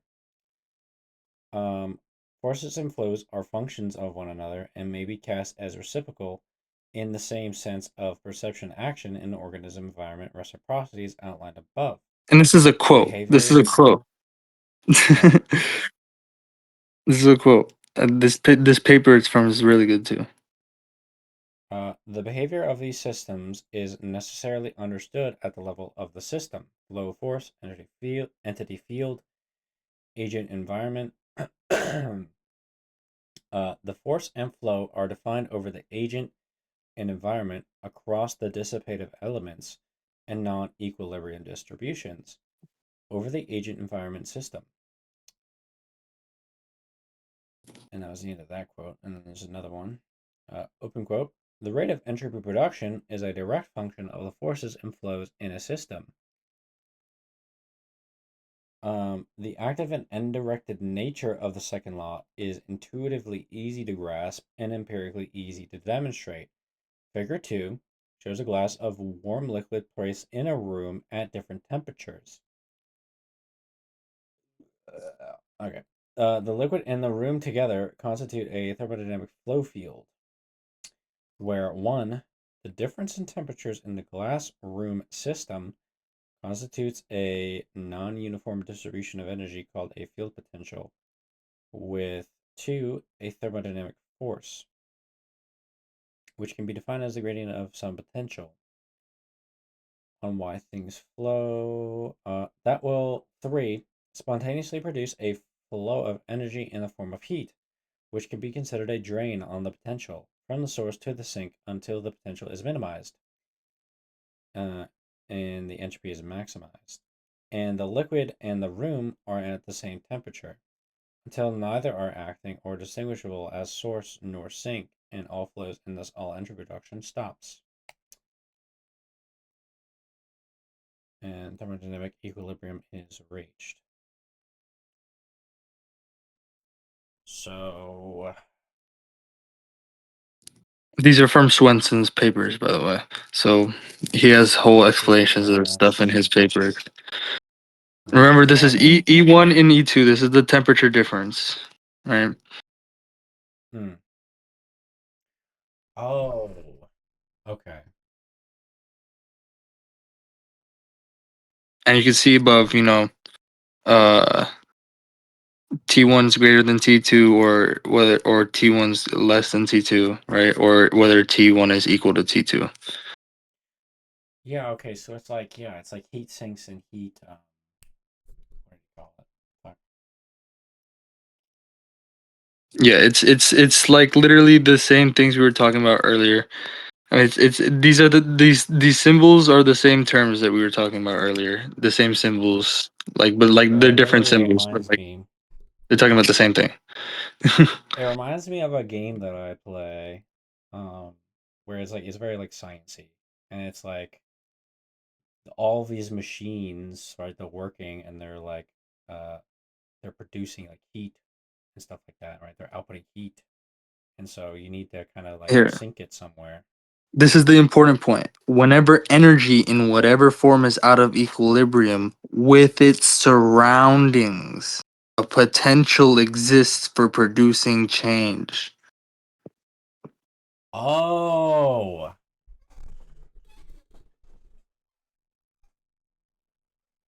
okay, okay, yeah, because it's like And so you see, this like these are very, very illustrative, very simple examples. Energy is out of equilibrium with its surroundings. You just right, have some portion, just like you have some portion of just anything. It's just out of equilibrium with its surroundings. right, and the the interaction between those two is like dissipating that potential. Mm-hmm. Okay, that makes sense. A gravitational potential here. Figure 3. Further examples of potentials that follow from non-equilibrium distributions of energy. Whenever energy in whatever form is out of equilibrium with its surroundings, a potential exists for producing change.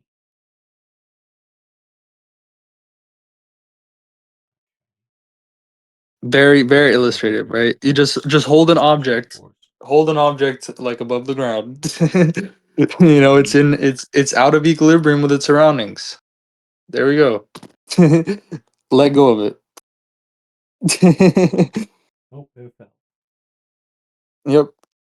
That's the potential getting minimized right there. So what if it's in like zero gravity? Well, then there's no potential for change. C. Okay. You see, then you have T1 equals T2.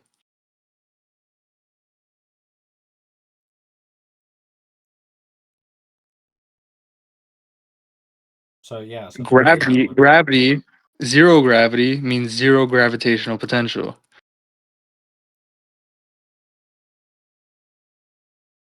Oh yeah, that does make sense.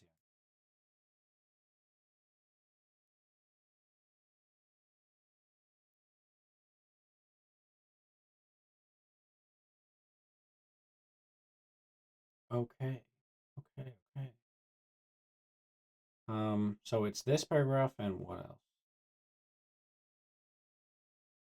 I think this is Yeah, also yeah, part of this.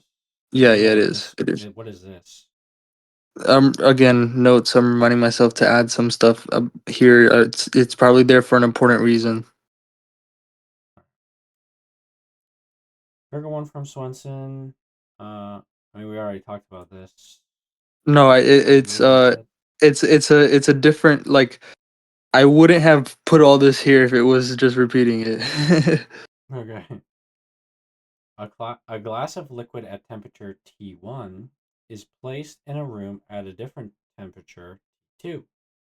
The disequilibrium between them, the temperature difference, defines a field potential that, in accordance with the second law of thermodynamics, produces a flow of energy as heat. That Delta acts. Q. I don't. What's the number there? I can't read it.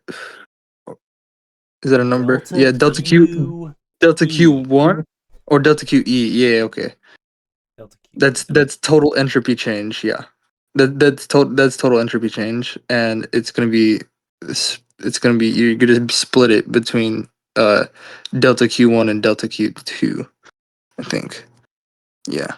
That acts as a drain to minimize the potential to maximize the entropy. If T1 exceeds T2, as in A, the flow is from the glass to the room. Negative delta Q E1, I think that's E1, yeah, equals delta Q E2. And if T1 is less than T2, as in B, the flow is from the room to the glass.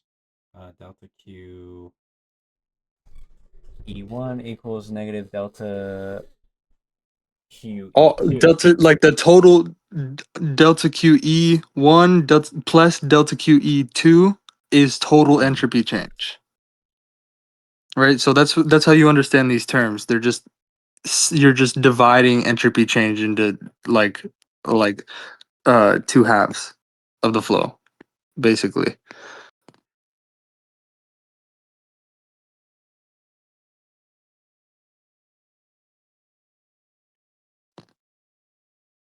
Hmm. We'll get into that. Like just understand like these are not really separate terms, right?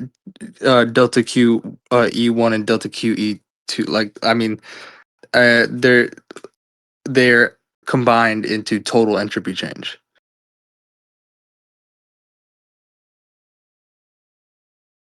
Yeah, I mean, because it Which seems is like this would which be must increase. entropy Which must change of increase. individual things. Yeah. Right, exactly. Yeah. Total entropy change is it must increase Hmm. per the second law.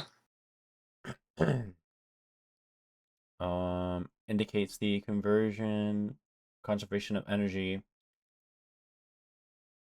that where I am? I don't know. In that, the flow from the No, I glass think you equals the skipped flow of heat into the I think you skipped room. a little bit. Go back to the beginning of the sentence, bro. At least. In No, both yeah, cases, the you flow. skip go back to the last sentence. Read from the last sentence. Yeah. Bro, I'm just gonna start from the beginning, bro. Just if T1 exceeds T2 as an A. And if T1, Right okay, there. if T1 exceeds T2 as an A, the flow is from the glass to the room. Negative delta Q E1 equals delta Q E2. And if T1 is less than T2 as in B, the flow is from the room to the glass. Delta Q E1 equals negative delta Q E2. In both cases, the flow continues so as to drain the potential until T1 equals T2, and the potential is minimized, the entropy maximized, as in C, where delta QE1 equals delta QE2 indicates the conservation of energy in that the flow from the glass equals the flow of heat into the room. While energy is entirely conserved, the process is entirely driven by time asymmetric second law entropy production. The same principle applies to any system where any form of energy is out of equilibrium with its surroundings, as the bottom half D shows some further examples of potentials that follow from non-equilibrium distributions of conserved quantities. Whenever energy in whatever form is out of equilibrium with its surroundings, a potential exists for producing change, viz. A possibility for self-other distinction / action exists.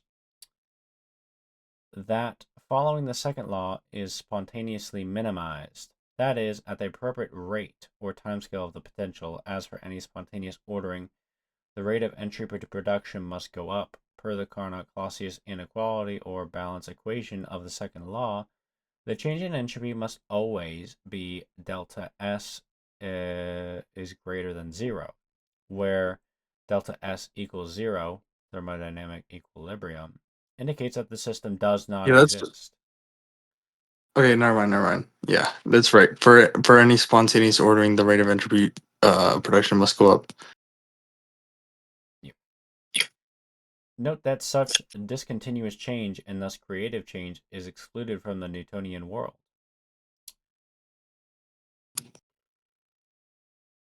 Regardless of how the Which is system is really, prepared, really any change.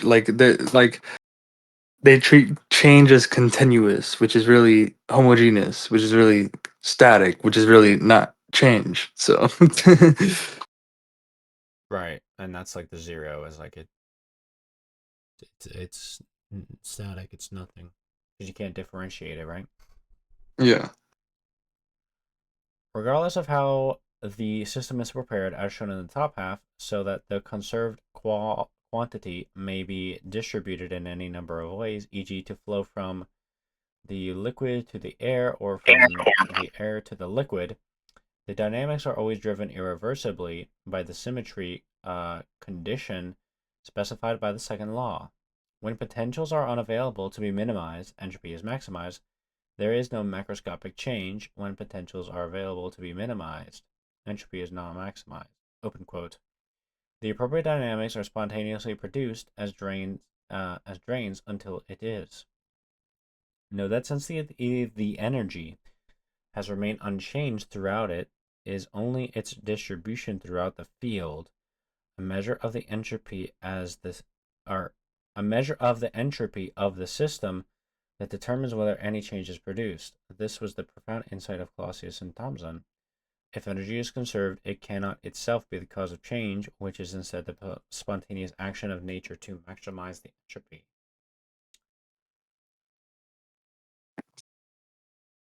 Wait. Mm. Go up. Yeah. Go up. See this. Yeah. This is like I'm reminding myself. Like this is a quote from Cooler and Turvey, where in Newton's world, all events are reversible. Uh, his like it's continuous, infinitely divisible change, right? Continuous change, infinitely divisible time. Hmm. Timeless units. That's because you have timeless units of time. Yeah. Absolute motion. Yeah. Wait. Go back. The entropy production due to irreversible processes, according to the second law, is always positive. As such, all real world systems are always active, a point which deserves much pause. Yeah, I wrote this. You should read this. As they exhibit a remarkable inspecificity or insensitivity to so-called initial conditions, which is to say that as complex systems, see also Turvey and Carello 2012, so much citations, they are not to be construed as externally driven passive machines, but rather as nested flow structures constituted out of and through larger flow structures. See also Kelty Stefan for some detailed Yeah, I mean distinction. that's a Instructions term from for Swenson. Flow structures. That's a term from Swenson nested again. flow structures constituted out of and through larger Yes. flow structures. If you read Swenson, his 2025 paper, he'll literally talk about nested flow structures, bro. And that's not on me. Okay. I'm not Yeah, so making it's shit like up. these flow structures are participate in the context of larger flow structures. Right, it's like also, like a whirlpool in the middle of a river, or like a hurricane. You know, like breaking the symmetry of the sky. You know, like these are the examples that Swenson gives. yeah, because like going back to like the air fryer thing, it's like where does that electricity come from as well, and then where does that come from, Right, and where does that come from, right, where does that come right, from? right.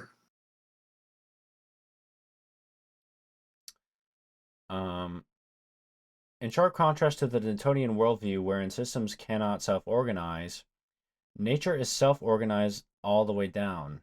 The processes and entities at any given scale are self-organized, autonomous systems.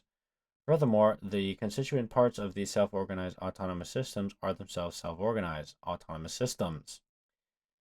In most general terms, the entire evolving universe is made up of and the coming into being of increasingly nested levels of such systems and their differentiated exudes. That's a Swenson quote. Hmm. My God, it's the figure. Yeah, it's really It's illustrative, the figure. but I give a better like description of it. Okay. To make the fundamental point about the energy with respect to the entropy, note that the energy in the field within the entire room, including the glass, is precisely the same at the beginning of the process and at the end of the process. This is this is copy and paste. Yeah, you see the mistake there. It's because it's copy and pasted. The only difference is the way it is distributed. The latter situation highlights, as noted earlier, how energy and entropy are confounded in statements such as energy in the measure of a system's ability to produce change. Only entropy, the extent to which it is maximized relative to its distance from equilibrium, is a measure of a system's ability to produce change. Extent to which it is maximized relative to its distance from equilibrium. Right.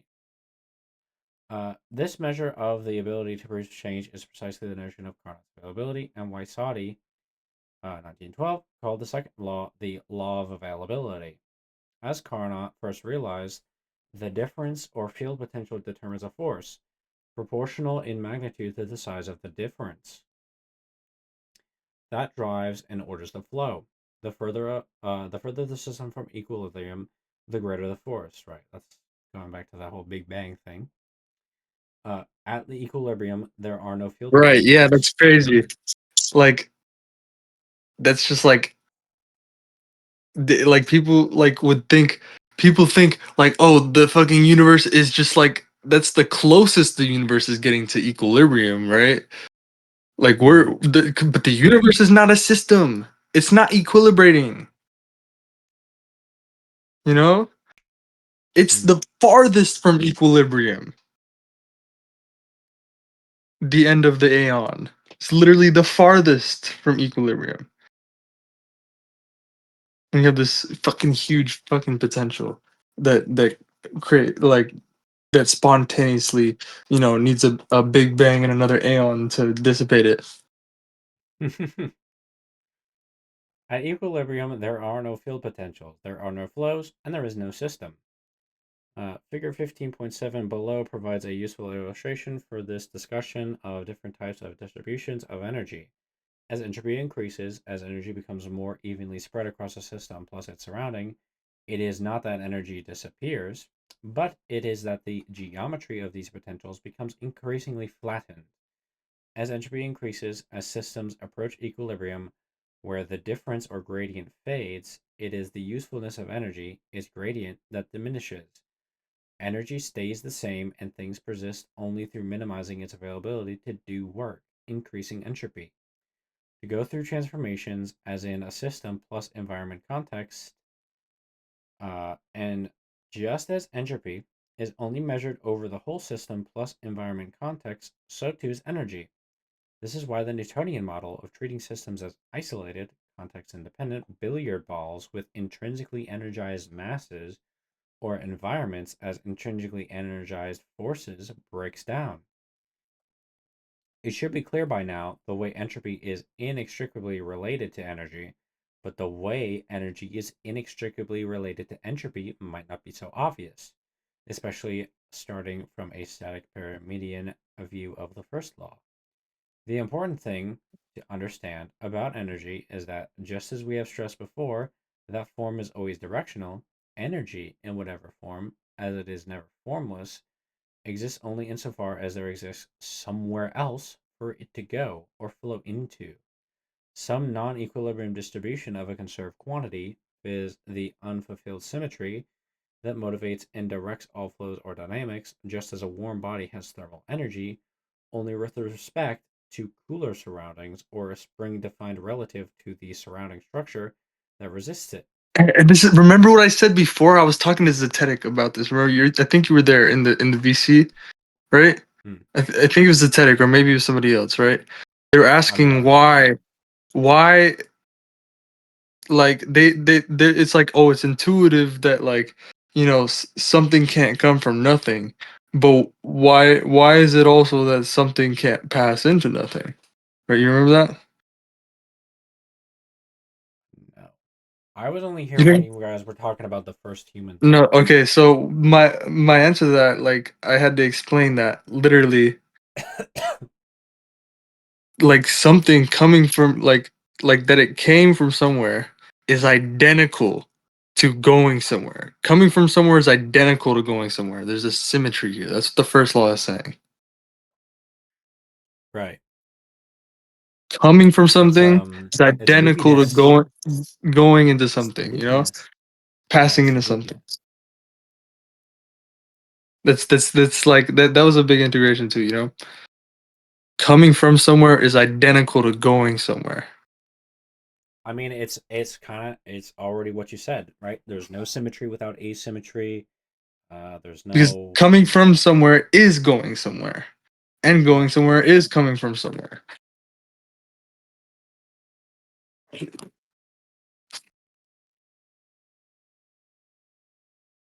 All right.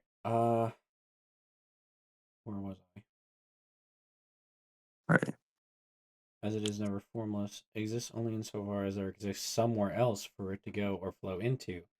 So non-equilibrium distribution as a conserved quantity, viz. The unfulfilled symmetry that motivates and directs all flows or dynamics, just as a warm body has thermal energy only with respect to cooler surroundings, or a spring defined relative to the surrounding structure that resists it, as the first law states, energy can neither be with respect, uh, or can neither be created nor destroyed, lost or gained. If you're looking at a particular system, and it seems if that system, uh, oh yeah, this is a, I think this is a Blau quote, Yeah, it is. is lost or gained energy, and you need to expand your the size of your view. That energy is actually going to or coming from somewhere, and therefore you must expand the scope of your system to include that somewhere else as part of your system. All of the different forms are going to matter because tracking the conversions from one form of energy to another is going to explain some of the things that without which you cannot define what work the system can actually do. From Blau and Wagman, two types of energy distributions imagined as sand energy on a table, the system. In the top half, sand energy is fully spread out evenly across the table. This is what is called thermodynamic equilibrium. No one part of the table has any more sand than any other part. In the bottom half, the sand is clumped into bigger and smaller piles. The clumpy distribution is a more familiar representative of our manifest universe. There are massive deposits of energy, like the sun, and smaller deposits of energy, like you. And there are some places with relatively sparse distributions.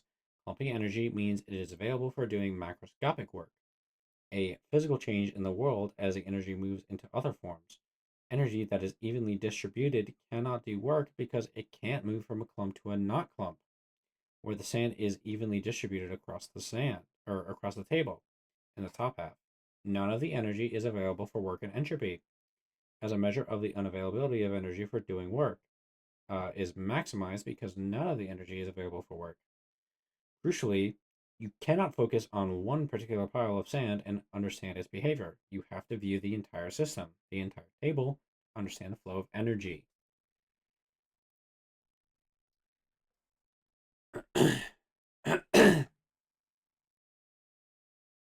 She's several pages after that last quote. Hmm? That was several pages after that last quote too. Yeah.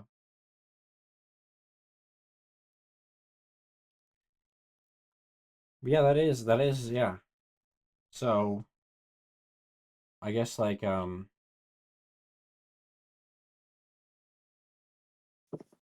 did you say earlier about the Big Bang? It's like, yeah, it can't be that it's close to equilibrium, and that's what makes the Big Bang. It has to be unequilibrium.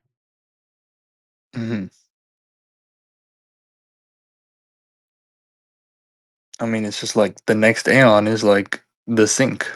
It's just like that's where the energy's got to flow, you know? Yeah,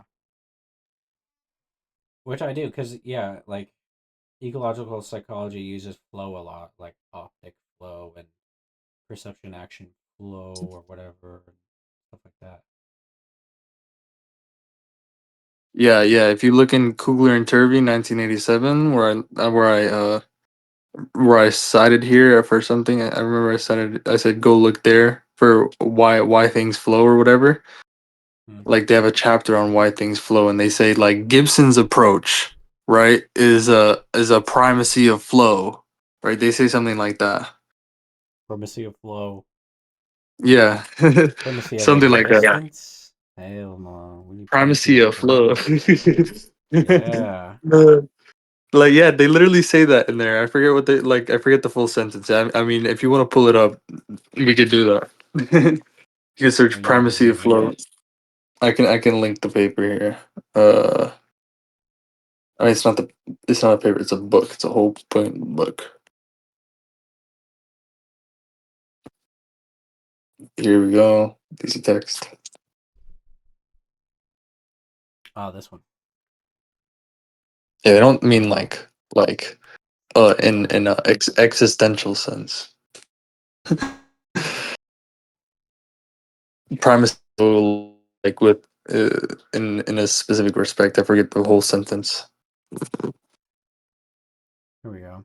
The significance of the embedded nest building activities is that they exemplify a self-organizing system that is dominated macroscopically by kinematic flow field properties and microscopically by force field properties. This design may be very general. A presentation is given of Gibson's ecological optics and of the optical flow field properties, kinematic, geometric, and spectral, that constrain locomotory activity. A case is made for a Gibbsonian paradigm for interactions, asserting the primacy of flows to supplement the Newtonian paradigm for interactions, asserting the primacy of forces. Damn, the ecological dude. Oh, dude. I don't think that's the only quote of it.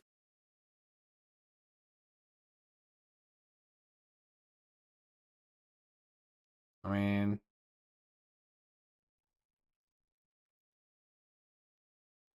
there's a primacy of force coupling, primacy of the flow description. Yeah, yeah, yeah. That's it. They have a whole fucking like section on it.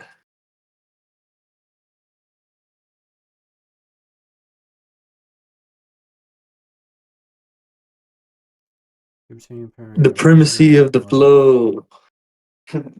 The Gibsonian paradigm.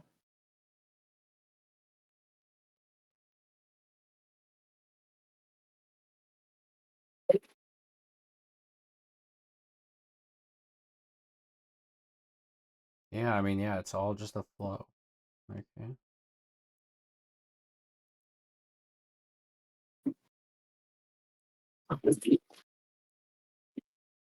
But what did Yeah, they say? The Newtonian paradigm was the primacy of what? Primacy of forces, right? primacy of forces. Yeah. Is that what they said? Yep. Primacy of forces. Primacy of forces. Yeah. Okay.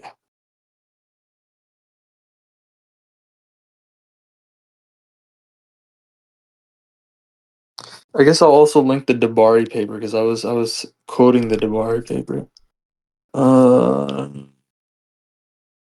Let me see. I'm trying to remember. Here, I'll just I'll just link all the Dabari's papers like I usually do. Dabari. It's one of these. Here. It's the one what's it called? What the fuck?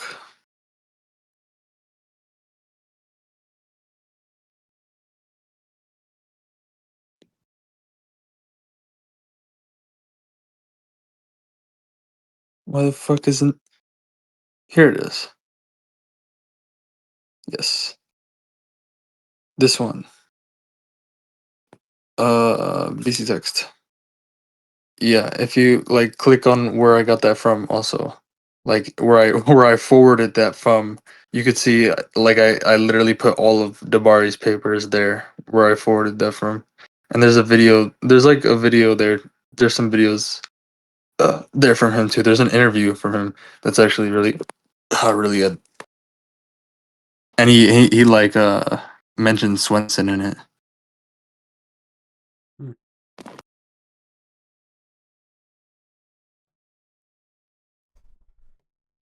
What am I looking for in this paper?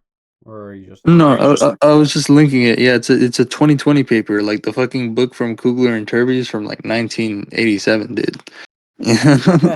This is the modern. This is like what we're doing now. You know. Nope, doesn't talk about primacy of flow. We're in. Alright. But I think yeah, I'm on the you next saw I paragraph. quoted it. Okay. I think this is the next paragraph. I'm not sure. Wait. What are you doing? Well, Okay. we finished this. Okay. Yeah, we finished that. Yeah. You gotta scroll down past all. These are all notes. Yeah. These are all notes. And then it was this one that didn't look like one. Yeah. Yeah. Yeah. Yeah, I mean, I don't.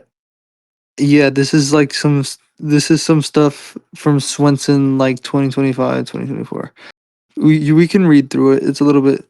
Yeah, we can read through it. It's not totally finished. I don't think.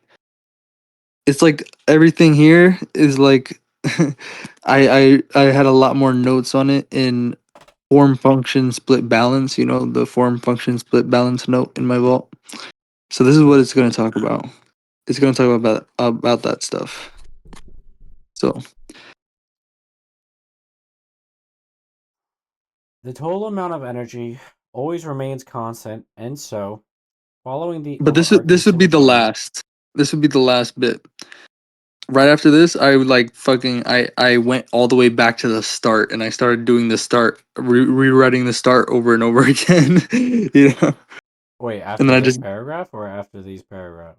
after these paragraphs, I went back and I started like maybe there's a I don't know if there's some stuff about events and like units of action there, and I was like I just went back to the beginning, you know. We don't gotta go over this, you know. We don't have to read that part. We can finish with the thermodynamic stuff here. This is gonna be the end of it. But like after this, I went back and I just started doing the start over and over again, and then I just decided I'm gonna start from scratch, right? I'm gonna start from scratch, and like these will I'll just come back and like put these properly in like you know chapters or whatever, you know, later chapters, like in a proper order and everything, you know.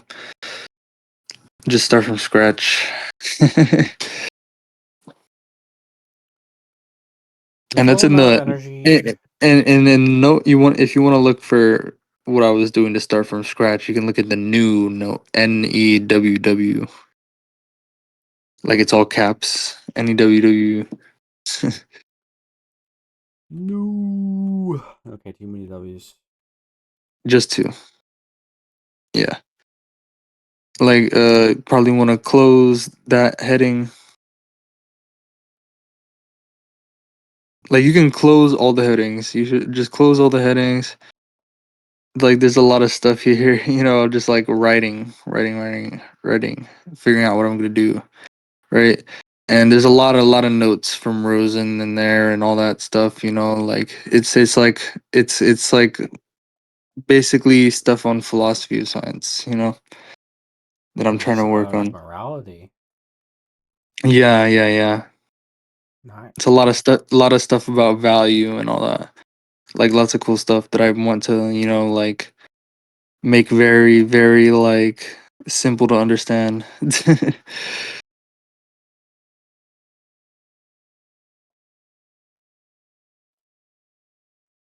Is there any other notes that you have on morality? Like, in here? No. No. I'd have to. That's a whole nother book I would have to write, bro. Bro, I'm telling you, On you and moral Patino gotta reasoning. do it though, man. Yeah, I, like you gotta I fucking. would write a whole book on moral reasoning, bro. Like with my ideas about all of that stuff. Ethics, right? You have to be I would- absolutely fucking brutal about it though. Like you have to fucking Right? target Yeah. everybody. All these Yeah. fucking I moral would. rationalists. But I wanna write my philosophy of science thing first. Hmm. You know. Uh, I mean, I don't want to get all into my whole plan with that. Let's finish this.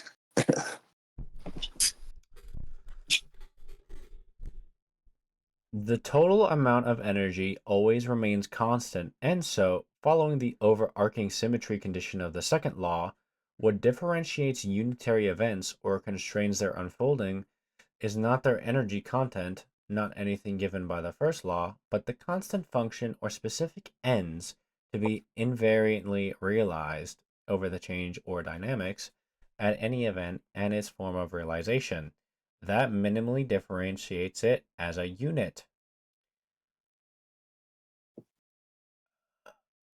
And particular functions are precisely those unfulfilled symmetries of the world which motivate the direct motivate and direct any particular change or dynamics, viz., those functional descriptions, open quote, those functional descriptions of the world that agential systems fit into. This is, however, one more pivotal understanding that took me considerable time to fully grasp. I had been struggling to precisely locate how the concepts form and function enter into this thermodynamic picture, viz., both of which can be seen now in the same vein as the other paired distinctions being discussed: forces, flows, sources, sinks, potentials, drains, and also entities, properties, extensions, and tensions, respectively. And my initial mistake was to try relating them directly to the first and second laws as if one governed form and the other governed function, or vice versa. And at first, I even thought perhaps function was a conservational symmetry just like energy, but that framing I now see was mistaken, especially in light of the point, as already discussed, that energy cannot in fact drive any change, and the first law has no causal character whatsoever. It merely tracks conserved quantities across all transformations they constitute, and, open quote, yet the first law itself is entirely indifferent to these changes or dynamics, or distinctions, differentiations, directions, orderings, structures. As far as the first law is concerned, nothing changes at all. The mistake was to even look to the first law at all to find the place of differentiating either form or function, and so I only found my answer as I started to fully turn my attention to the second law, already established as a law of availability and not a law of disorder, as it is often miscast in the legacy of Boltzmann. For details, see Swenson.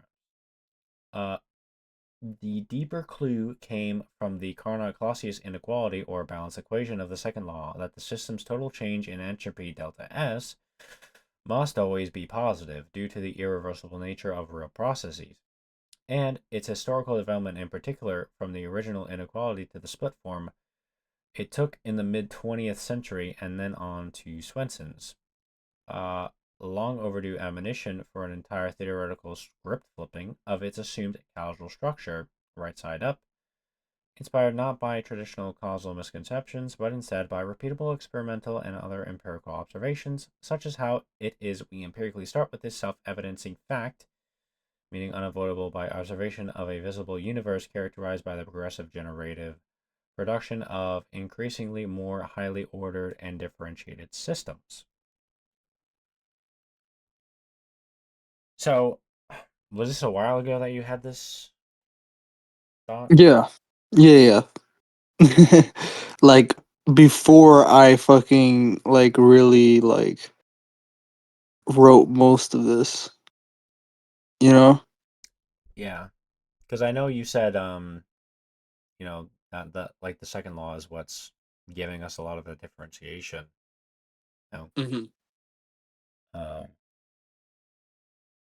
Because I thought like, oh, the function remains invariant across the event, right? The uh the intention remains invariant across the event, right? But but really, it remains invariant across the event because the unfulfilled symmetry remains, across the event. right, the kind of the disequilibrium there, Hmm.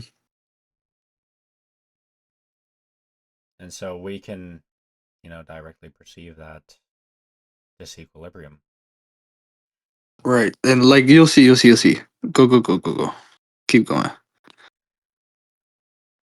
As the second law became most widely construed as mandating the spreading out of mass energy distributions from more concentrated to less concentrated distributions, the paradox of why there would be any concentration of conserved quantities at all was certainly puzzling, or in the worst case, would prompt one to cast all the increasingly more concentrated, differentiated, and more highly ordered flows that have progressively populated the universe all as dualistical evaders of physical law.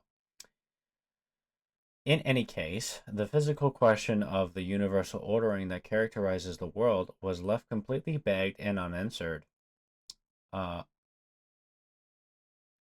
who was also oh, Bertalanffy. Bertalanffy, who was so far ahead of his time in so many ways, certainly well understood the problem of increasingly higher order at all levels in embryonic development as well as evolution. As a whole, was perhaps the greatest issue for theoretical science and thermodynamics.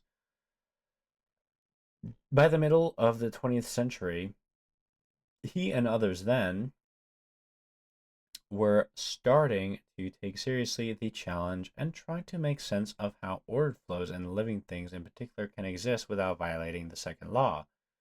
Namely, it became widely understood that so long as they consumed and dissipated enough potential, energy gradient, food, or negentropy, to use Schrodinger's term, so as to reduce enough entropy to balance or compensate for their own internal entropy reduction, ordering, or increase in spacetime dimensions, the net change in entropy would still be positive, and the second law would not be violated.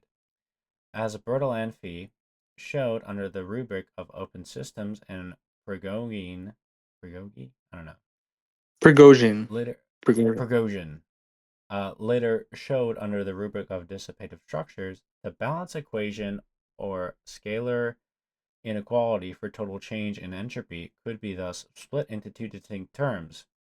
Delta SE plus delta SI is greater than 0, where the first term is a measure of the change in entropy due to the negentropy, disequilibrium, or the potential on which the system feeds and it is imported into the system. And the second term is the entropy produced by the system and dissipated into the environment as presumed to be a consequence of the system's ordering, its constitutive relations. In departure from equilibrium, which remained unexplained. This is clearly an important point, unquote, but theoretically, contextualized as it was Open as an quote. explanation. I said that. Okay. For a life in Schrodinger's terms evades the decay to equilibrium has been unfortunately causally misleading at best. This theoretical framing and in-kind relations, for example, that an organism avoids the rapid decay to equilibrium by feeding on negentropy, as we will show, puts the causality upside down and obscures the universal nature of it. It still had the active and directed nature of living things and all real-world systems by extension, as a result of some autonomous internal unidentified extraphysical telos or ad hoc Kantian natural purpose, viz. Illegitimate teleological or causal smuggling inside them as improbable debt payers fighting against the laws of physics rather than just the other way around, even though Bertalanffy was one of the first to recognize that given the split balance equation, such ordering was permitted to exist without violating the second law, stricto sensu. He still, along with Schrödinger, showing the Empress of Boltzmann, viewed them as systems that maintain themselves in a state of fantastic improbability. The central problem, then, still remained, namely why is the reality of our world / the universe, including us and our measuring devices, fundamentally characterized or made up of systems that universally seem to defy or evade what are taken to be the laws of physics. So this is talking about like humans, right? Because I think you said that we're like self organizing. Yeah, yeah. And so Just keep reading, keep reading. I think you should keep reading. Yeah. why are you in a hurry? No, just like to get the whole picture. At the historical event where trailblazers like Schrödinger, Bertalanffy, and later Prigogine, who underscored order can arise far from equilibrium, but never was able to give a reason why it should, left the question frustratingly begged, and worse, it effectively cast all living or ordered flows as fighting against rather than expressing the laws of physics. The classical framing of, open quote, what the split balance equation of the second law is supposed to explain, tacitly takes the one-way irreversible time asymmetric flow or causal entailment at any event or macroscopic change to run in the direction delta Si to delta Se from the second term to the first, with infinitely improbable ordering that causally forcefully uses the disequilibrium, negentropy, potential motive force, or delta Se term to evade the laws of physics in their own extraphysical service, or delta Si term. As if a system's behavior is to be read off the list of its parts, with functions only given post hoc from their pre-given configurations, and the entire system's behavior given downstream from its infinitely improbable internal structure. But as will be made increasingly clear, right, the opposite is true, which has some very significant implications for understanding the real, thermodynamically entailed functions of brain dynamics, as is fully explored later on. Fultalt et al. Or is this, what the fuck? Okay. No, I think this is just, sorry. See also Van origin. Okay. Expressed in terms of the direction of entailment regarding forms and function, causality flows mechanistically from parts to whole, subsystems to systems, never vice versa, and the function f, taken as the output of a mechanism, is inherited from the system's pre-given ordering or form of its mechanical components. See parenthetical C to F, open quote, The assumption from the Cartesian machine metaphor that a biological function f is entailed by its components c means minimally two things. First, f is implicated strictly by the material composition and form That's of a you c. said open quote, right? This is a quote.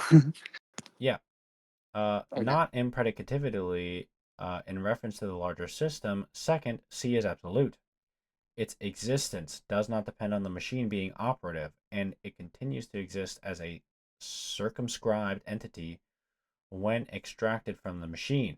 The situation is very different in the case of a functional system, in which any component C is entailed by the overall function f. The f nest building depicted in figure 5 is a dynamical process that achieves an invariant behavioral outcome, not as a pre entailment loop of the form You FCIF. skipped the whole line there. Bro, what? You skipped the whole line there. Behavioral outcome, not as a predefined endpoint, but wholly and temporarily extended over changing circumstances. The variations identified in the figure are specific to F and generated by C's that are entailed by F, a closed entailment loop of the form FCIF, where CI is inherited from F, that is, of the whole they compose. In sharp contrast with mechanical units, functional units are context dependent and have no existence outside the larger system.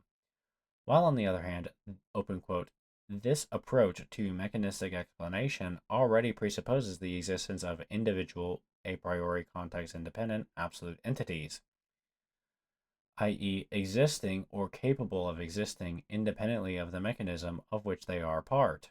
Only in a second step, or their interactions with other entities and their activities organized within a mechanism taken into consideration. So, this a priori functional organization of C, following this predicative direction of entailment, may refer only to the mechanical components Ci of those C in their pre-given ordering, which may again refer only to the mechanical components Cj of those Ci and their pre-given ordering, and so on, either ad infinitum or until some extra-physical causal smuggling ideal ordering takes its place as to answer the problem of our original meaning or ordering. To take this direction of entailment, open quote, is to define all terms predicatively. That is, according to previously defined rules of operation and infinite numbers, i.e., exhaustively, An so as to leave. infinite number. Oh, I thought it was just pasted. No. Previously defined rules of inferation and infinite numbers, i.e., exhaustively, so as to leave semantic residue. But, as Gödel demonstrated, systems defined in this way are too impoverished in entailment from the point of view of the inferences that can be drawn from them to produce theories as rich as number theory. There always remain residual qualities to numbers which cannot be captured by the initial predications. More on this later. From this, Rosen draws a parallel between formal impredicativities and complex systems of physics.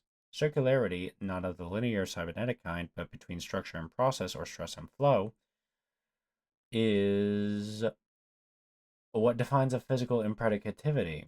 This occurs, for example, in the Rayleigh-Bernard instability, an example seen in every one of Swenson's works.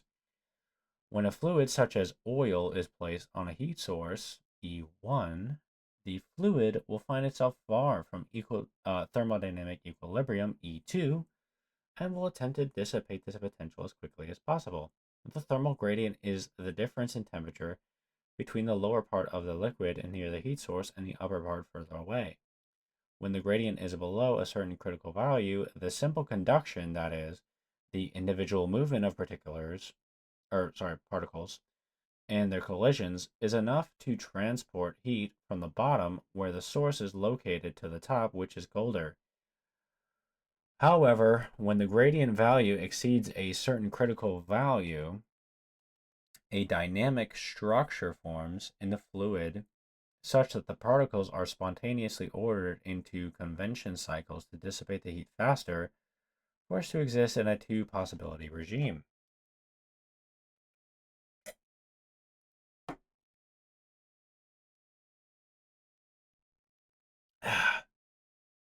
Either these particles rise along a column transporting heat upwards, or they descend outside this column, already cooled by having dissipated heat between the surface of the liquid and the air to collect heat again at the bottom.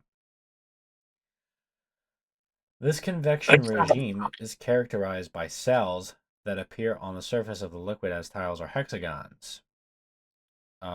What is fundamental here is that the cells as a structure or form are hardly rigid. They are formed by the very flow of particles, and they constrain this very flow in return. A paradigmatic case of circular causality in the sense of Rosen, or an impredicativity in mechanistic terms, this would amount to designing a structure other than the pre-established structure or organization which would form during the progression of the mechanism. To this day, however, the standard mechanistic paradigm discussed here ignores thermodynamics, which turns out to be very important, for example, in biology, to explain how systems maintain their structure through the dissipation of energy potentials. That was a really long full talk quote. Further notes that in his review of these contemporary proponents of the mechanistic approach, the problem is that they promise reconciliation but never demonstrate that it is, in fact, possible. Holy moly. Yeah, you could that I was trying to really integrate there, you know. Yeah.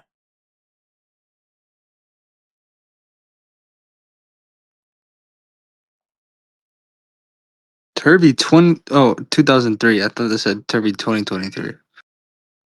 But that's a I was like, what? 2023? That's when he died. Are I we think. dead? Damn. You didn't know? Nah, bro. Oh man. Yeah, he's super dead.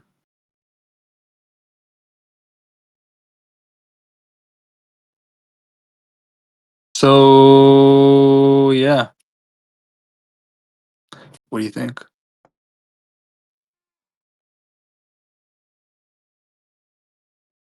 Um, I mean, I'll There's a probably get lot a bigger, more. better understanding when I watch it back, but I mean, I Yeah, think, like this even continues in form function split balance. It basically continues like that's like that it shows how I wanted to continue and like you know like if you find where this paragraph is in there, like I mean there's a lot of stuff in here, bro. Like I put a lot of notes in here and you kind of won't be able to tell what order they're supposed to go in like at all. hmm, holy moly.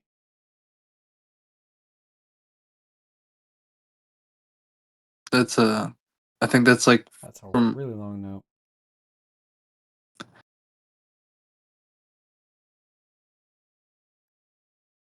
oh yeah, that's Kugler, Kelso, and Turvey. They're talking about the split balance equation, and that was before I wrote that stuff about the split balance equation. So I wanted to read that and like incorporate what they say about it.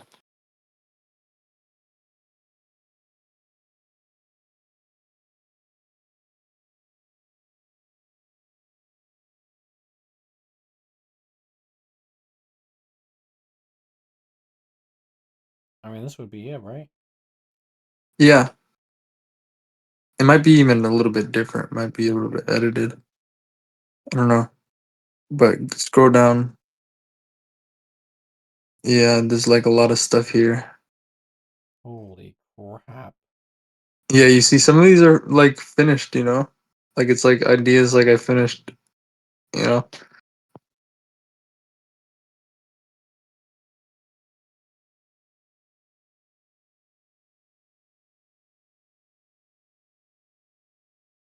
Yeah, and I go back to it. Like this is actually all finished. I mean, this is like new stuff here. Me, man. So much. Yeah, but we're not gonna read it. Mm. Oh yeah, that right there is like on the cyclic universe stuff. I thought like, oh, is there like a fifth law? And I was like, no, that's dumb. There's no fifth law.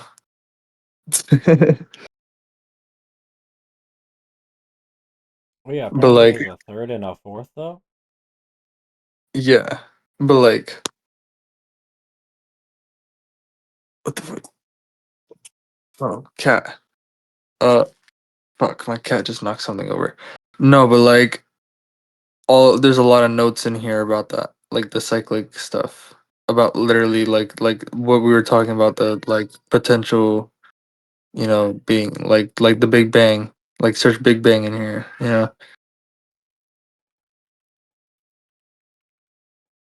See, like Big Bang. 128. Yeah, lots of stuff.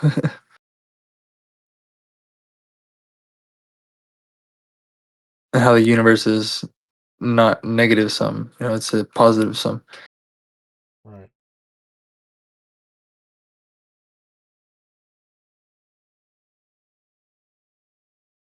It's a lot of like AI notes. A lot of it is AI notes, to be honest. And open, yeah, it talks about open endedness.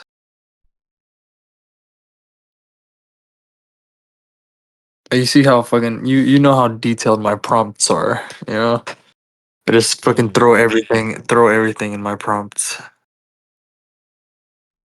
We need to start doing that more. I think that's my prompt right there.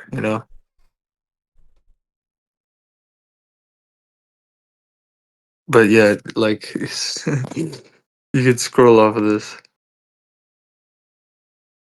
Okay.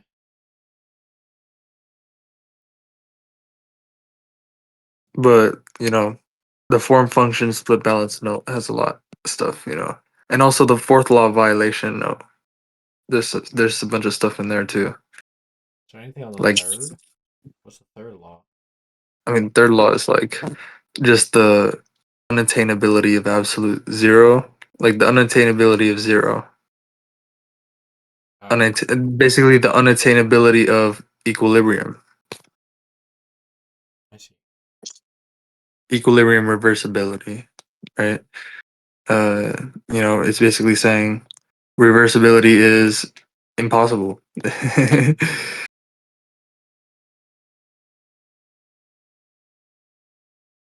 This is not a real fact, a feature of nature at all. It's like we can treat we can trace, like we said, like I've said many times before, we could trace like an irreversible ring, like with irreversible dynamics, right? That uses irreversibility to export all of the dynamics and irreversibility that's like inside that ring, as much as possible, so it's like negligible, so we can like treat what's inside under those conditions as reversible, right?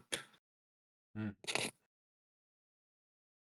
So fourth law is And if you want stuff on that, there's like, oh fuck, I forget what it was. There's like a machine world note. No, I think it's just like maybe it's in use very soon. Maybe just search in OmniSearch machine world. There's a lot of stuff there in the machine world. Yeah. Yeah, I think it's someone. Might be machine world. Yeah. no. There's a lot of stuff there. Uh, About what? but machine world, you know? The fuck is that? You'll see, bro, when you read it, bro. It's like we created machines, like a whole new class of systems, literally, Oh, like in order, like I said this before, in order to like to realize our mechanistic formalisms, which no natural systems could do such things. And it's like history. This is like I didn't like, these are like chat GPT notes on like give me like a sort of like historical narrative, of that. But it's like the idea basically, the idea I started thinking of that. Like I literally like the machine world, like we created a whole world of machines or whatever, is literally like it's coming from Condeputi. This lecture from Oh, Condeputi. fourth law is law of maximum entropy production. Oh, I didn't know that. Yeah, it's Swenson's thing. But let me see. Dilip Condipity. I mean, are the third and fourth? I mean, they're kind of just corollaries of the first and second, right? Here we go. Dilip Condipity. I don't remember. I think it's in both of these lectures. Like one's longer than the other one. But he talks about exactly what's talked about in that note, the machine world note. So I'll So the link. third and fourth. These are very interesting lectures. About irreversibility and reversibility, and like you see, he mentions Rosen. Welcome, everybody. So it's a pleasure. What's up, Gato? Hello. Hello. Hello, hello. So What? G, are the third and fourth law, are they like corollaries of the first? They're all mutually entailed. They're all irreducible.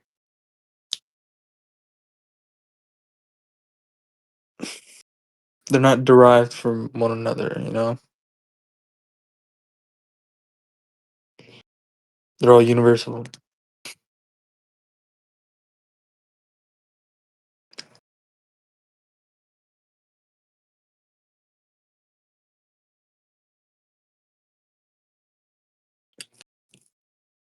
All right.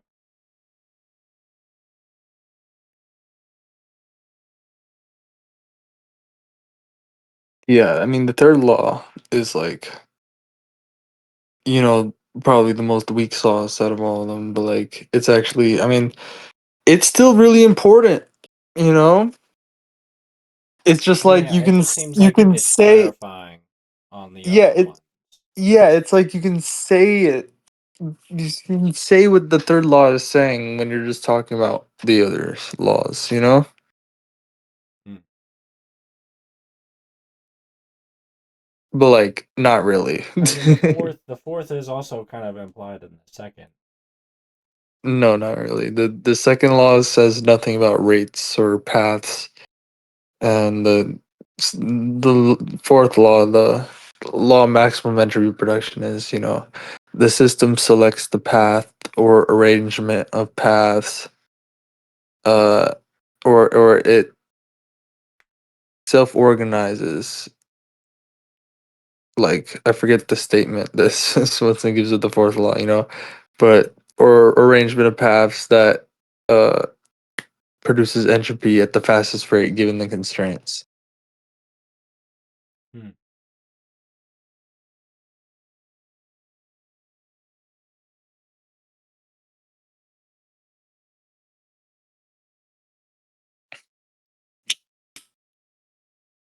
And that's explained in every single one of Swenson's papers. So just I linked did I link the collection of Swenson's papers? I definitely did. Yeah. Yeah. I linked it just a little bit ago. Right. Uh right here.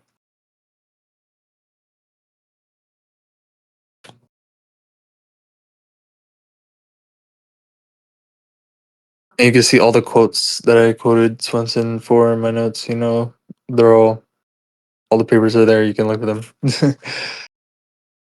And what else he says? I've read like all of his papers like multiple times. Like when I was writing, just like while I was writing these notes, I literally read like all of his papers multiple times. That's why it's good to write notes. Really pushes you to fucking integrate shit. Hmm.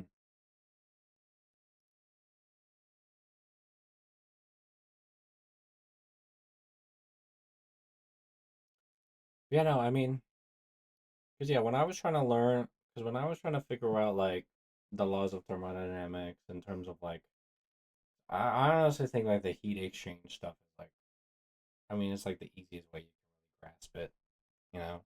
Yeah, did you think my like the way I put together the whole explanation, do you think it was put together well? Um, yeah, I mean, I think it was pretty well. I mean, I always advocate for like real life examples. I think that examples that like literally everybody has like experience can honestly help a lot of people. Yeah. Like, because like I that's what I always try to do. Try to I'm just like, okay, well, what's like the most like random like just inconsequential thing that I've experienced in the past like week or so that could maybe map onto this. Yeah. I mean, you can explain it. You can explain it with thermodynamics.